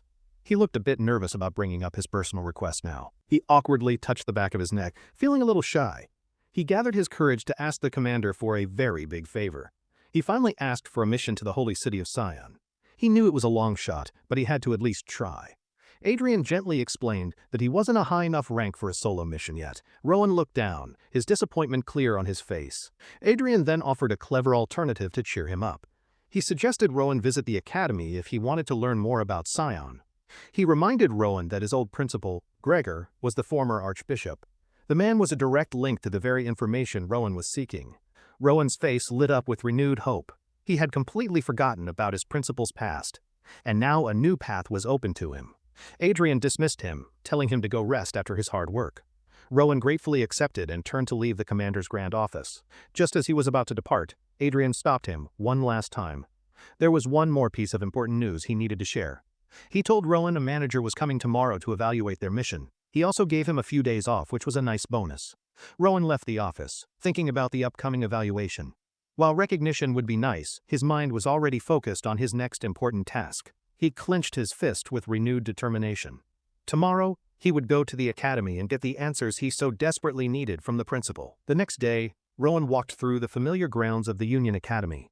It felt strange to be back at his old school so soon. Principal Gregor stood behind his desk and offered a warm, welcoming smile. He seemed genuinely happy to see his former star pupil visiting him. The principal shook Rowan's hand firmly, congratulating him on his work. He said he had heard great things about his role in the All-In mission. The principal's friendly demeanor became more serious. He cut to the chase, asking Rowan the real reason for his unexpected but welcome visit. Rowan was a little flustered by the principal's directness. He hadn't expected to be put on the spot so quickly by his old mentor. He answered honestly, explaining he wanted to learn about the church's power. He knew the principal was the only one who could give him answers. The principal understood immediately, guessing he wanted to gauge Rettel's strength. He seemed to know exactly what was on his former student's troubled mind. The principal adopted a teacher's tone, ready to give a new lesson. He explained that to understand the church, Rowan first needed to understand power. He explained that the priest's power was essentially divine magic. However, it wasn't the spell itself, but the difficult conditions required to use it. He described the power as a mysterious miracle or blind faith. This strange, incomprehensible force was the true source of all their divine abilities. The principal wished he could show Rowan directly, but explained he was banned. He seemed frustrated by the restriction that held him back now. He gave Rowan an archbishop's brooch, urging him to visit Sion someday. He apologized for not having a better answer for the young agent. Rowan accepted the beautiful brooch, his new goal now a physical object. The principal offered a final blessing, wishing him well on his difficult journey. Later, at the Union Great Stadium, formally dressed agents gathered. The air was filled with a quiet, nervous energy before the merit ceremony began. Rowan looked for his seniors while hearing gossip about the Crown Prince. The news that royalty was attending made the event feel much more important. Other agents whispered that the prince was a nitpicky troublemaker. They said he liked to test people's strength by making bets with them. This gave Rowan an idea as he walked alone through the courtyard. A bet with the prince might be just the opportunity he was looking for. Holding the brooch, his expression turned determined. This ceremony could be his one and only chance to earn a direct mission to the city of Sion. Lucas suddenly appeared, startling Rowan from his strategic plotting. He greeted his friend, surprised to see him standing alone and lost in thought. Lucas excitedly reminded him about the Crown Prince's surprise appearance. He noted the prince was second in rank, making this a very big deal. They took their seats together among the other agents from their division. The stadium buzzed with quiet conversation as everyone waited for the ceremony to start. Lucas asked where Rowan had been all morning. Rowan simply replied that he had made a quick stop at the academy for a little chat. An announcer's voice boomed, calling for the Crown Prince to take his seat. In perfect unison, every single agent in the stadium stood up. A tall man in a magnificent royal uniform walked onto the stage. His commanding presence was felt even from behind as he approached his seat. The Crown Prince turned, revealing a handsome and serious face. He carried an air of nobility and power that immediately captivated the entire audience. Rowan bowed his head low in a sign of deep respect. He, like everyone else, showed proper deference to the powerful royal before them. He sneaked a peek at the prince, immediately impressed by his powerful aura. This was clearly a man who was accustomed to being in charge. The prince scanned the crowd, his sharp eyes noticing something odd. He sensed a mana that was bright but also strangely dull and unusual. The prince's intense gaze swept over the crowd. His eyes seemed to narrow slightly, as if he was searching for the source of that strange energy. For a split second, the prince's sharp eyes locked directly with Rowan's. The unexpected connection was intense, and Rowan felt a jolt of surprise. Rowan quickly looked away, his attention drawn to a figure on a balcony. He was momentarily confused by the strange man watching from high above. As the governor was announced, Rowan wondered if he imagined the eye contact. It felt real, but the prince was already looking away from him. A blindfolded, elf-like woman was escorted to the stage. This was the governor, the highest authority in the land, and she commanded immediate respect. The moment the governor entered, a calming energy settled over the stadium. Her serene presence was so powerful it seemed to silence the entire crowd. Her tattooed escort stepped to the podium to begin the ceremony. He announced it was time to reveal the names of the award recipients. He first praised the kingdom's sword for defeating Olin's corrupt mayor. Rowan was amazed, wondering what it took to earn such a title. He dreamed of one day being recognized by the governor herself. Just then, the announcer called his name, Faith Division's Oz, Rowan, to the stage. Rowan and the agents around him stared in stunned silence. He was completely shocked to hear his own name called out for the prestigious award. Rowan walks up the stairs to the stage, looking completely out of place at a ceremony that's suddenly all about him. He keeps a straight face, but internally wonders why he was called, convinced this whole award show was not on his schedule. He glances back at his clapping seniors, still utterly baffled as to why his name was announced instead of a real hero's. Rowan respectfully bows before the blindfolded Governor-General, trying his best to look like he belongs in such esteemed company. A pair of polished boots appears from above, signaling the grand entrance of someone who clearly loves a dramatic reveal. The crown prince descends to the stage, instantly making the formal event feel much more like an impending interrogation. The prince stares at Rowan with an intense gaze, looking less like royalty and more like a predator sizing up its meal. Rowan realizes the creepy feeling of being watched earlier was just the prince doing his homework on the new guy. The prince officially presents an award to Rowan for his heroics, though his tone suggests he doesn't believe a word of it. He announces Rowan will get a cash prize and a top-tier item, handing over the plaque like it's a court summons. Rowan is completely bewildered by the honor, wondering if this is all just an elaborate and very confusing practical joke. The prince leans in and skeptically asks if Rowan is even a sorcerer, clearly unimpressed by the supposed hero before him. Rowan confirms his credentials, but the prince says he's more familiar with the dead mayor,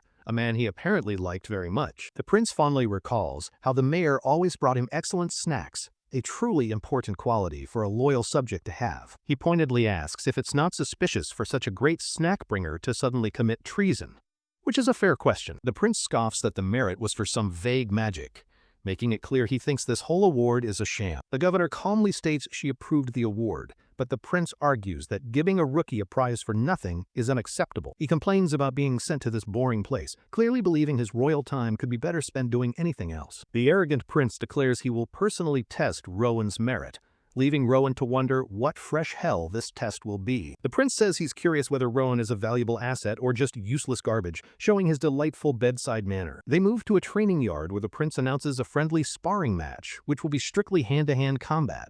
Onlookers worry for Rowan, a known magic user, who is about to fight a combat expert with only his bare hands. Even the commanders look concerned, unsure how their promising rookie will handle a fist fight with a famously difficult royal. An official calls it a guidance spar. A fancy term Rowan knows is just code for a royally sanctioned beatdown. Rowan understands this isn't about training, it's just the prince's favorite hobby of bullying someone to feel better about himself. The prince cracks his knuckles and invites Rowan to attack, looking far too excited to start the guidance. A flash of blue light shines from Rowan's eye as he prepares to show the prince what a rookie can do. Rowan closes the distance in a blur of motion, leaving a streak of light behind as he rushes the startled prince. The prince is visibly surprised by the rookie's speed, his arrogant expression faltering for just a brief, satisfying moment. He dismisses the impressive burst of speed, planting his feet firmly to stop Rowan's charge as if it were nothing. The prince's confidence evaporates when he realizes his feet are mysteriously stuck to the floor, courtesy of some clever magic. Rowan uses the prince's immobility to land a solid blow, proving that a little magic can go a long way in a fistfight. The hit sends the prince stumbling back, his royal composure completely shattered by the surprisingly effective opening move from the rookie. The prince smirks, admitting that Rowan's little trick was amusing, though he still seems determined to pulverize him for it. Enraged, the prince lunges with a wild punch, yelling that Rowan is still just an inexperienced brat who got lucky. Rowan calmly watches the sloppy attack coming, his expression suggesting he's already calculated 10 ways to counter the telegraphed punch. The prince grunts in frustration as his punch misses, his anger making his movements increasingly clumsy and easy to predict. Rowan looks down on the flailing prince with an almost bored expression, thinking that royalty isn't what it used to be. He observes the prince's lack of grace and intelligence, silently judging him for being such a tactless and unrefined fighter. The prince lets out a furious scream, his frustration boiling over after being so thoroughly outmaneuvered by a mere rookie. Rowan effortlessly dodges a flurry of angry punches, making the enraged prince look like he's fighting a very agile ghost. Deciding to end the farce, Rowan gathers a ball of energy, preparing to give the prince a taste of real power. The prince is thrown off balance by a wave of unseen force, stumbling around the yard, completely disoriented by the attack. He furiously yells at Rowan for daring to use such a cheap trick to mock him in front of everyone. The desperate prince unleashes a powerful blast of his own, determined to show the rookie what real royal magic looks like. Rowan stands completely unharmed inside a shimmering blue shield, having anticipated the prince's panicked and very predictable counterattack. The immense power output causes Rowan to wince in pain as his mana flow is momentarily disrupted by the strain. He notices the prince is also struggling, realizing that his opponent must have foolishly used up too much mana at once. Rowan admits to himself that he is also running on empty, making this a battle of who passes out first. He knows the fight must end now, so he closes his eyes to focus his remaining energy for one final attack. The exhausted prince looks up in disbelief, shocked that the rookie still has enough energy to prepare another spell. Utterly humiliated, the prince screams in rage, calling Rowan a bastard for pushing him to his absolute limit like this. Swirls of dust and energy create a chaotic tornado between them as the training yard becomes a battleground of wills. The prince shamelessly calls for a sword, proving he has no problem cheating in a fistfight he is clearly about to lose. The Governor-General turns her head slightly, her subtle movement indicating that she has finally decided this royal temper tantrum is over. Her calm voice rings out across the stadium as she officially declares that this ridiculous sparring match has finally been concluded.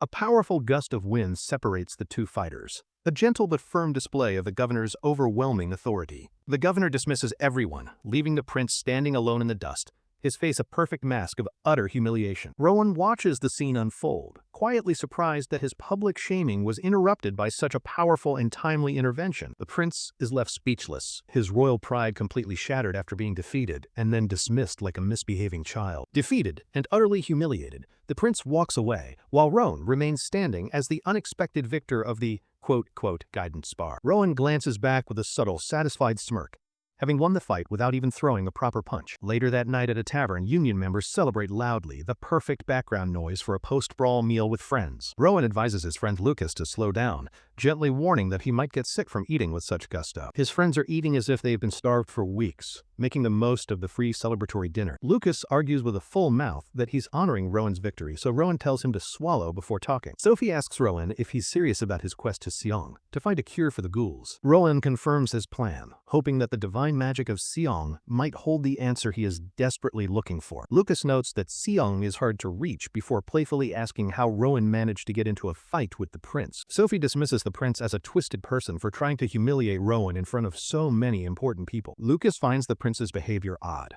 wondering why someone who has everything would act with such petty and insecure aggression. Rowan realizes the prince's erratic behavior is likely tied to a traumatic incident from his past, connecting the dots. He explains the kingdom's history, revealing that the current king took the throne after his older brother, the former king. The previous king was a great ruler who kept the world peaceful, but his reign was cut tragically short by betrayal. The former king's own son plotted treason, and the current king, his uncle, failed to stop the bloody coup. The rebellion ended with the king's assassination, leaving a blood-stained crown as a symbol of the kingdom's dark past. This all happened over a decade ago, but the emotional scars of that day clearly still linger within the royal family. Rowan explains that the current prince was just a child who witnessed it all, making his trauma completely understandable. Lucas listens sympathetically, admitting that he would probably be just as messed up if he had experienced such a horror. Rowan reflects that childhood wounds often worsen with time, drawing a silent parallel to his own painful, unspoken past. Sophie gently taps Rowan's arm, pulling him from his somber thoughts and back to the present conversation at the table. She warns him that after his very public confrontation, the entire royal family will definitely be keeping a close eye on him. She advises him to be cautious, because getting involved with royalty usually leads to trouble, not just a simple promotion. The next morning, bright sunlight shines into Rowan's room, signaling the start of a new, hopefully less dramatic day. Rowan decides it's finally time to talk with his familiar, All, after being too busy with missions and royal brawls.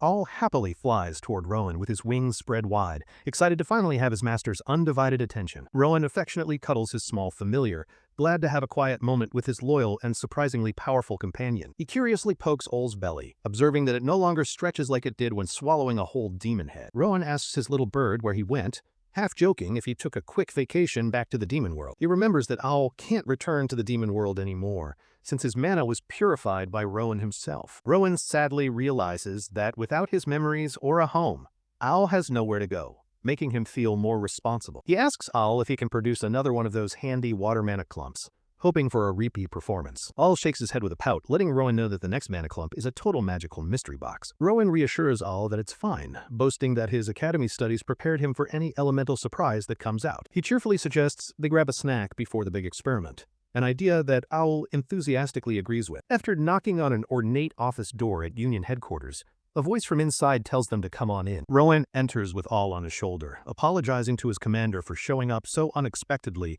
and interrupting his work. Commander Adrian, looking utterly exhausted, is surprised to see them, asking what brings the duo to his humble office. Rowan asks for the priest's head back, explaining he wants to study its magic without draining his own mana reserves. Adrian remembers the grotesque artifact, snapping his fingers as he recalls where he stashed the unusual magical research material. He searches his office, explaining that the head was so ugly he had to hide it somewhere out of sight. He triumphantly produces a heavy bag, asking if one head is enough for Rowan's very strange magical experiments. Rowan politely thanks his commander for keeping the severed head safe for him, taking the rather morbid-looking package. Adrian offers to supervise the experiment, suggesting that a commander's oversight would surely be helpful for such dangerous magic. The commander's eyes sparkle with excitement as he insists on coming along, looking more like a kid than a superior. Rowan reluctantly agrees, feeling like he's just been railroaded into a much bigger event than he had originally planned. They arrive at Adrian's private training yard, which is fully equipped with an impressive collection of swords, shields, and armor. Owl gives a big yawn,